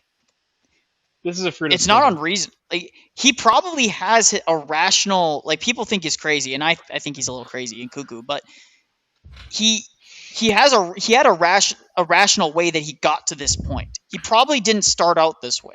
You know what I mean? Okay, here's what he says he is. A continuation of the house of King Alfred, the house of King Henry the Eighth, and the English Reformation. That's what he is. Those are two different houses, because you would know. I don't know anything about that. The ancient Near East worldview versus the Western worldview. Henry was a Plantagenet. He was basically French. Alfred's dynasty died out like 20 years before the Norman invasions. So he says why you should reject the early church fathers. And 1 Timothy 4:1. By the way, if you reject the church, is a saint in this house. Alfred the Great is a saint here. So true. Pray for us, Saint Alfred the Great. But the Spirit explicitly says that in later times some will fall away from the faith, paying attention to deceitful spirits and teachings of the demons, by means of hypocrisy of liars, seared in their own consciousness, who forbid marriage and advocate from abstaining for foods, which God has created to be gratefully shared among those who believe and know the truth. So his Amazon store was taken down. Oh, well, that's probably because of all the copyrighted like covers. You could have asked AI to create a better cover and it wouldn't have broken TS. Saxony Reformed Fellowship Doctrinal Statement by Pastor Henry Everett. So now is this who he's under? Now I have to look this person up. Dude, look at this. Go to his page called Projects and Retractions. And he's got a whole list errors I have found in my books. Project I'm currently working on. So he's working on Ether and Modernity. Okay, errors I have found in my books. Okay, in Defense of the South, many Southerners were surprised to find out that Robert E. Lee was court-martialed for his behavior in the war. Okay. Why have I left the Christian church? There was a specific injunction in Numbers 9:10 to address Israelites. New Saxony Reformed Fellowship doctrinal statement. You had to find out that. That's crazy. Is he saying that that's his error, or that it isn't an error? He made a mistake. He has an entire link for one error, which is premarital sex and secular prostitution is not a sin. So apparently he's changed his mind about that. BibleExplorer.com. This is from like easily the 2010s, dude. Hey, yo, did you see his catechism? He has catechism. Good Lord. Yeah, go to where it says about, and it has all the things he believe in, and it says and it has his catechesis. He called it catechesis. What number? Here, I don't know how to say. It's intermediate level, larger catechism. Okay, I see. So page 7 on the in the beginner shit, he says that women are not allowed to wear that which pertains to a man, such as jeans and other modern work clothing. No, that was in the other one. Polygamy is allowed in the Bible. Thus, men cannot commit adultery against their wives. The Bible defines adultery as a man having sex with another man's wife. Therefore, adultery can only be committed against another man.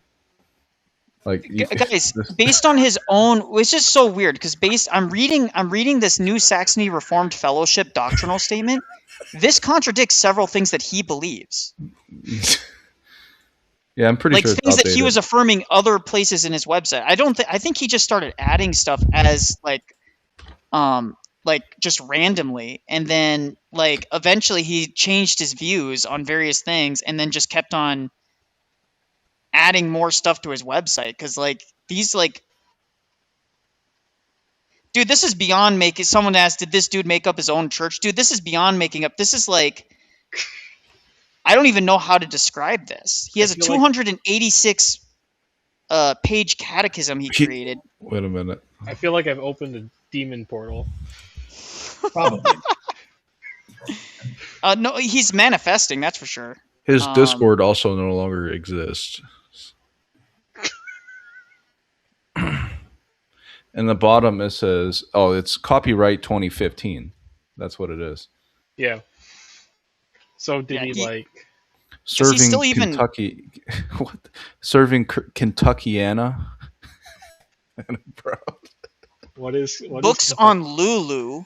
He has a books on Lulu. Okay, what is that? And do you guys see his patriarchal heritage? It just goes to Lulu. It doesn't go to any site. Okay, so he apparently descends from Isaac Newton. Where is that? It's in the patriarchal heritage. Blog, private site. So he doesn't have a blog anymore. You got to go to his. Can you donate still? Yes. Zelle. He has a Zelle, guys. Oh, that's. Don't give him your money. Give me your money. Right. I don't know any of these guys who. What? Yeah, his name is Drake Shelton. Literally, his name is Drake Shelton. Yeah. He's. Who are these people who he claims? Walter D. Webb? This is the rabbit hole hold on. Patriarchal heritage. Yeah. George Faber, Gordon Clark, E.B. Eliot, Samuel Clark, Isaac Newton. I recognize some of these people, actually. Well, I know some of these, actually, yes. Yeah. What does Isaac Newton have to do with this? He was He's claiming that's his patriarchal heritage. He's claiming this is his heritage. Jared Taylor. He's claiming to be descended from Jared Taylor? And I think Aristotle. Jared Taylor believed the same things he did. Ted Kaczynski. Aristotle. We don't even know Aristotle's lineage. Dude, he looks so creepy in that picture. Drake Shelton. Why does Ted Kaczynski look normal in this picture?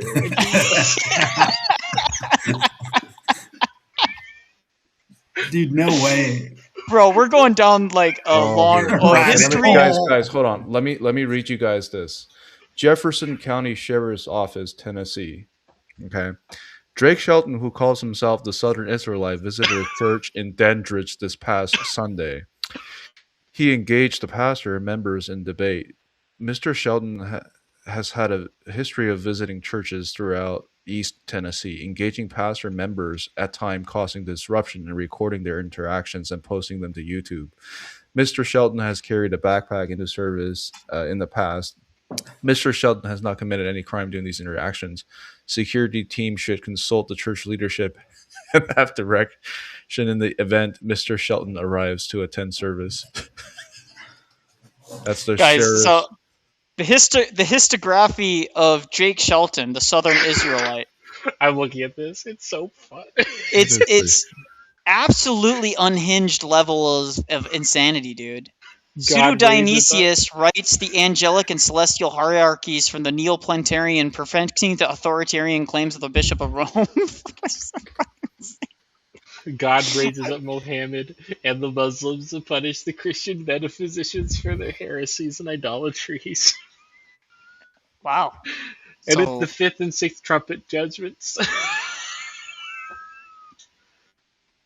God rises up John Wycliffe to begin the preaching the true gospel. So he affirms John Wycliffe then? I'm confused because John Wycliffe definitely isn't this unhinged. There's no way he has a 5-star rating on his book. Does he?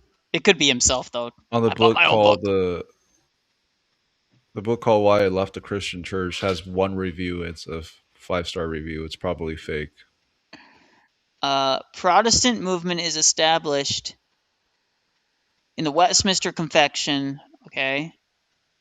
The American Protestant issue the red. Okay. The perfectionist theology of the Jesuits is popularized in America by Wesleyan Arminians led by Charles Finney. Perfectionism leads directly to the Marxist social justice movement in America, abolition, the Civil War, and feminism led by Wesleyan Francis Willard. Wait, hold on, guys. Hold on. So here he has a picture of Elon Musk for no reason. There's no context to it. Wait. It says the Neoplatonist Yochimite Jesuits, the D. Chardin as their final prophet, come to absolute power in the world with their order running both the Vatican and the United States government via the D. Chardin's devout Elon Musk to usher the news sphere. He is also a flat earther, so he has a book on it. Oh, lovely. Yeah. See, listen, I can understand some of the people that maybe question like some of the claims that NASA makes, but when you start like getting into this level of like conspiracy tardism, no, guys, this is what. By the way, guys, I want to point out a conspiracy tard. This is an actual conspiracy tard. Jay Dyer is not a conspiracy tard. He dabbles in like the writings of the people themselves, right? But does anyone know what the Neoplatonist Yochimite Jesuits with the D. Chardin as their final prophet? When have they come to absolute power? You probably have to read his book to understand half of these words. All right. Well, we're done. I'm done with the website, guys. That was some unhinged level of insanity there. That was very interesting. Well, that's the guy. That's Drake Shelton in that video. Yes, that is. The final 5 points is final 5 points, guys. I can't help it. We got to do it, guys. This is just too late. So I've finished through the entirety of Leighton Flowers' videos, and that's a lot. I just want to point out, if he's done the entirety of Leighton Flowers' videos, that's an immense amount of material. Like that's a lot. I don't have the patience to do that. Much else to say on this matter, and I conclude very similarly with the first video that I made. I've gone through every single argument that Leighton and the provisionists have used, all the disputes that have taken place among Calvinists and provisionists. I added some old open theist videos that Is he a Calvinist? I'm so confused on what this guy actually believes. He is an open theist. That's what he is. Okay, so he must agree with the provisionists on some level because open theism tends to lean that direction. Made many years ago, and to conclude my channel, I don't really see anything else being to say. I mean, I've been in this Pelagian Calvinism controversy for 20 years. After I left the Baptist Church, early 2000s. See, I conclude. Go ahead. This is the sort of stuff that happens when you just say, "Oh, just believe whatever." I left the Baptist Church because the Baptist Church was the fake Jesuits. Also, it was establishment Jesuits, and he is confirmed a Freemason as well. What isn't he? Sporting a Tigers hat says a lot. Final sounds ominous, says Cool Dude. Yes. Well, that's because he's no longer doing it. Does he have a comment on this video? He's got to have a comment on this video. There's a proof of this. Grand Lodge of Tennessee. So reply to that young lady and tell her to just run. Run away from this. Run. Here, Come Nicholai, to your local Orthodox church. It says, here's it. Chuck Dean. We'll say go. Dear Chuck Dean, this is in reply to your letter of June 9, 2020, where you asked whether Drake Aiden Shelton, known as Southern Israelite, has ever been a member of our venerable lodge. It says Drake Alden Shelton became a respected member of the Grand Lodge of Tennessee on July 4, 2003, and made a fine and lasting impression upon past Grand Master Ronald Jasper. Wait, isn't that the lodge? Isn't that the lodge that Jay debated those guys from? I don't know. As a trusted member, Mr. Shelton once served in the office of worshipful master and later as treasurer, although his recent conduct stands as an impediment upon his once venerable reputation. Good Lord. Freemasons Alex Soren. Robert Thomas Reed. He critiques Alex Soren's debate with Metaphysics Mike, so I'm curious to see what he actually says about this, guys. Is this Matt Slick 2.0? Dude, this is actually this is like what Matt Slick would have become if Matt Slick wasn't just a grumpy old man who spends too much time defending Calvinism. Like, this is Matt Slick in an alternate universe. No, as soon as he was like, "It's not my interpretation. That's just what the script says." I immediately went to, "Okay, Matt Slick." Yeah, it's just my interpretation. Byzantine Marine, I kind of forgot you're here. Do you have any thoughts? Dude, it just seems like super culty. Like, I think of either genuine Orthodox, but I feel like that's too lenient. There's this Mormon cult in Arizona. They're like known for polygamy. It reminds me of that and like a lot of like Freemasonry, and like that's all I can like conclude from this guy. This is insane. I'm curious what he has to say about Alex Soren. Has a debate with Metaphysics Mike, and I have some disagreements with Mike.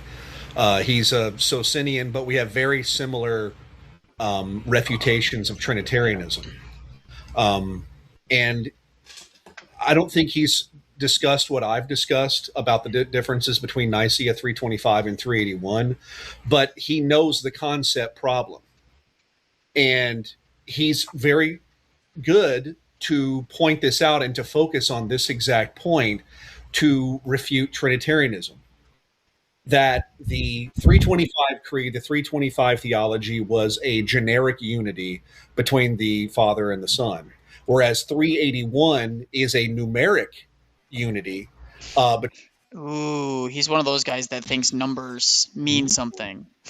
Also, how does 3? 1, 3? The Cappadocian Fathers were at both councils.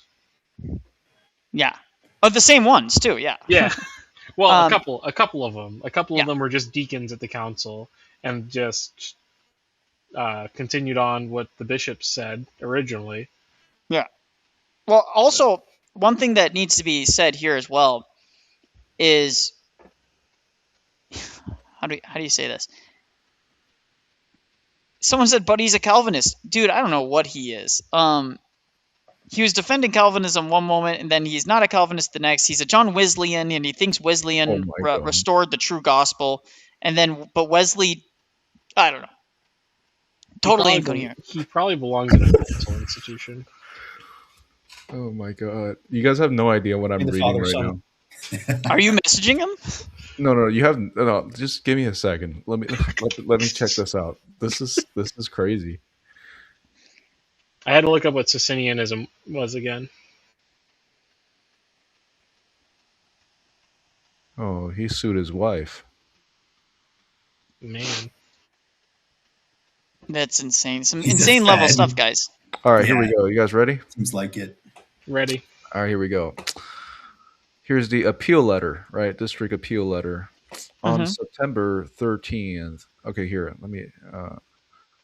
So the plaintiff Drake Alden Shelton appellant appeals from the district court's dismissal for lack of subject matter jurisdiction of his civil action against Mr. Mendoza Jarreau, the Director of United States Citizenship and Immigration Services. He also appeals from the denials of various motions he made before the district court, including motion 1 for the district and magistrate judge to rescue themselves for a default judgment in his favor and to strike the government's filing. And check this out. On September 13, 2022, Shelton, a U.S. citizen, filed a Form I-130 petition for alien relative on behalf of his wife, a South African citizen. While the petition was pending, he sued Jadot for money damages of $780,000 and return of property, based on the theory that his wife was his property.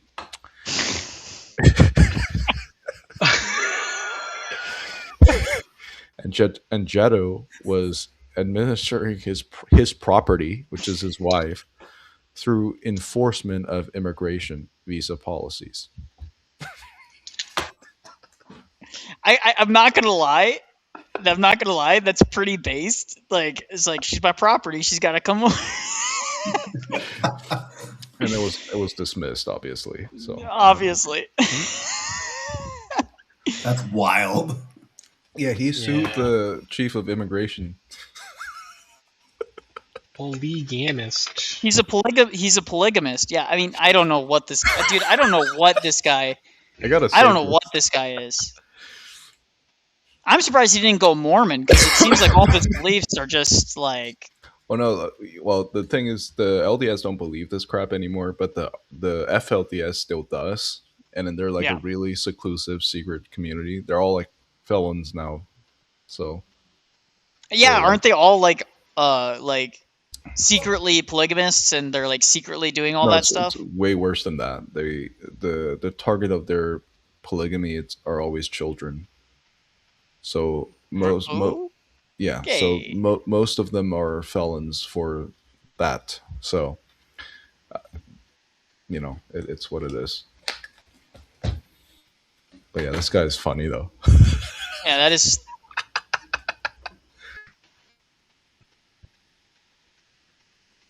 Guys, get a load of this. Get a load of this. You're gonna laugh at this. This is Jay. No. Logos only refers to the person. Revelation 22:8. Words of prophecy of this book. Oh my god. All right, bro. I gotta hop off. I gotta wrap it up too, guys. So I'm gonna, you know what? Let's all say our goodbyes here. Marine, do you have anything you want to say? Yeah. I was one last thing before the stream wraps up. I remember watching your 4-hour stream against the Latinizers.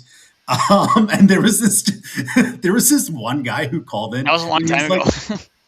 He was like, what did he say? He was like, do you know what St. Maximus anthropology is? And you're like, dude, I don't care about your interpretation of St. Maximus.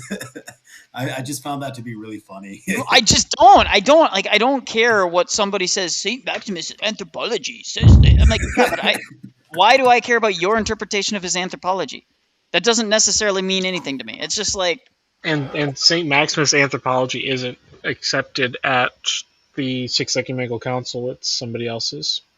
Interesting. I didn't know that. Yeah. No, the councils don't have to accept everything a saint says.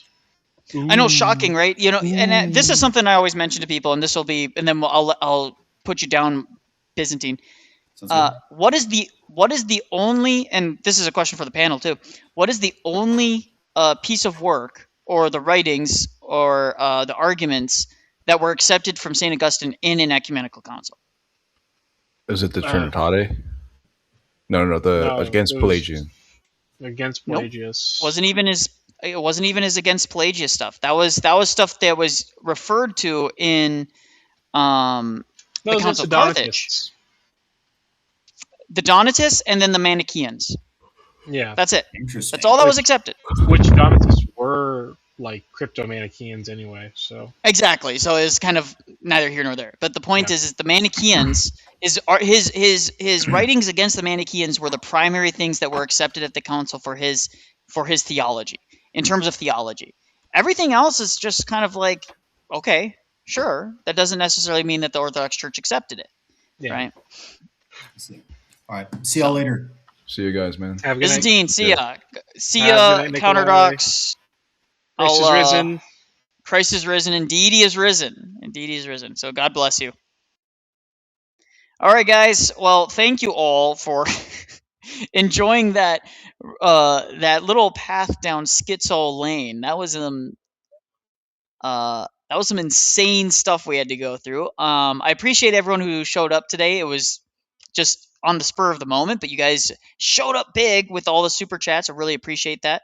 We got 1, 2, 3, 4, 5, 6, 7 super chats. Is great. Really appreciate it, guys. It really does help a lot. And if there's anything you guys want to see me cover later, we'll cover it later. But for now, let's have a great night, and you guys have a great day, whatever time it is in your part of your neck of the woods. So, and Nicholai, who won the Andrew versus it was Andrew. It wasn't even close. Wasn't even close. He might make a video on you now. Good. I'm fine. His 30 viewers, I guess, will come and find me, I guess. Okay.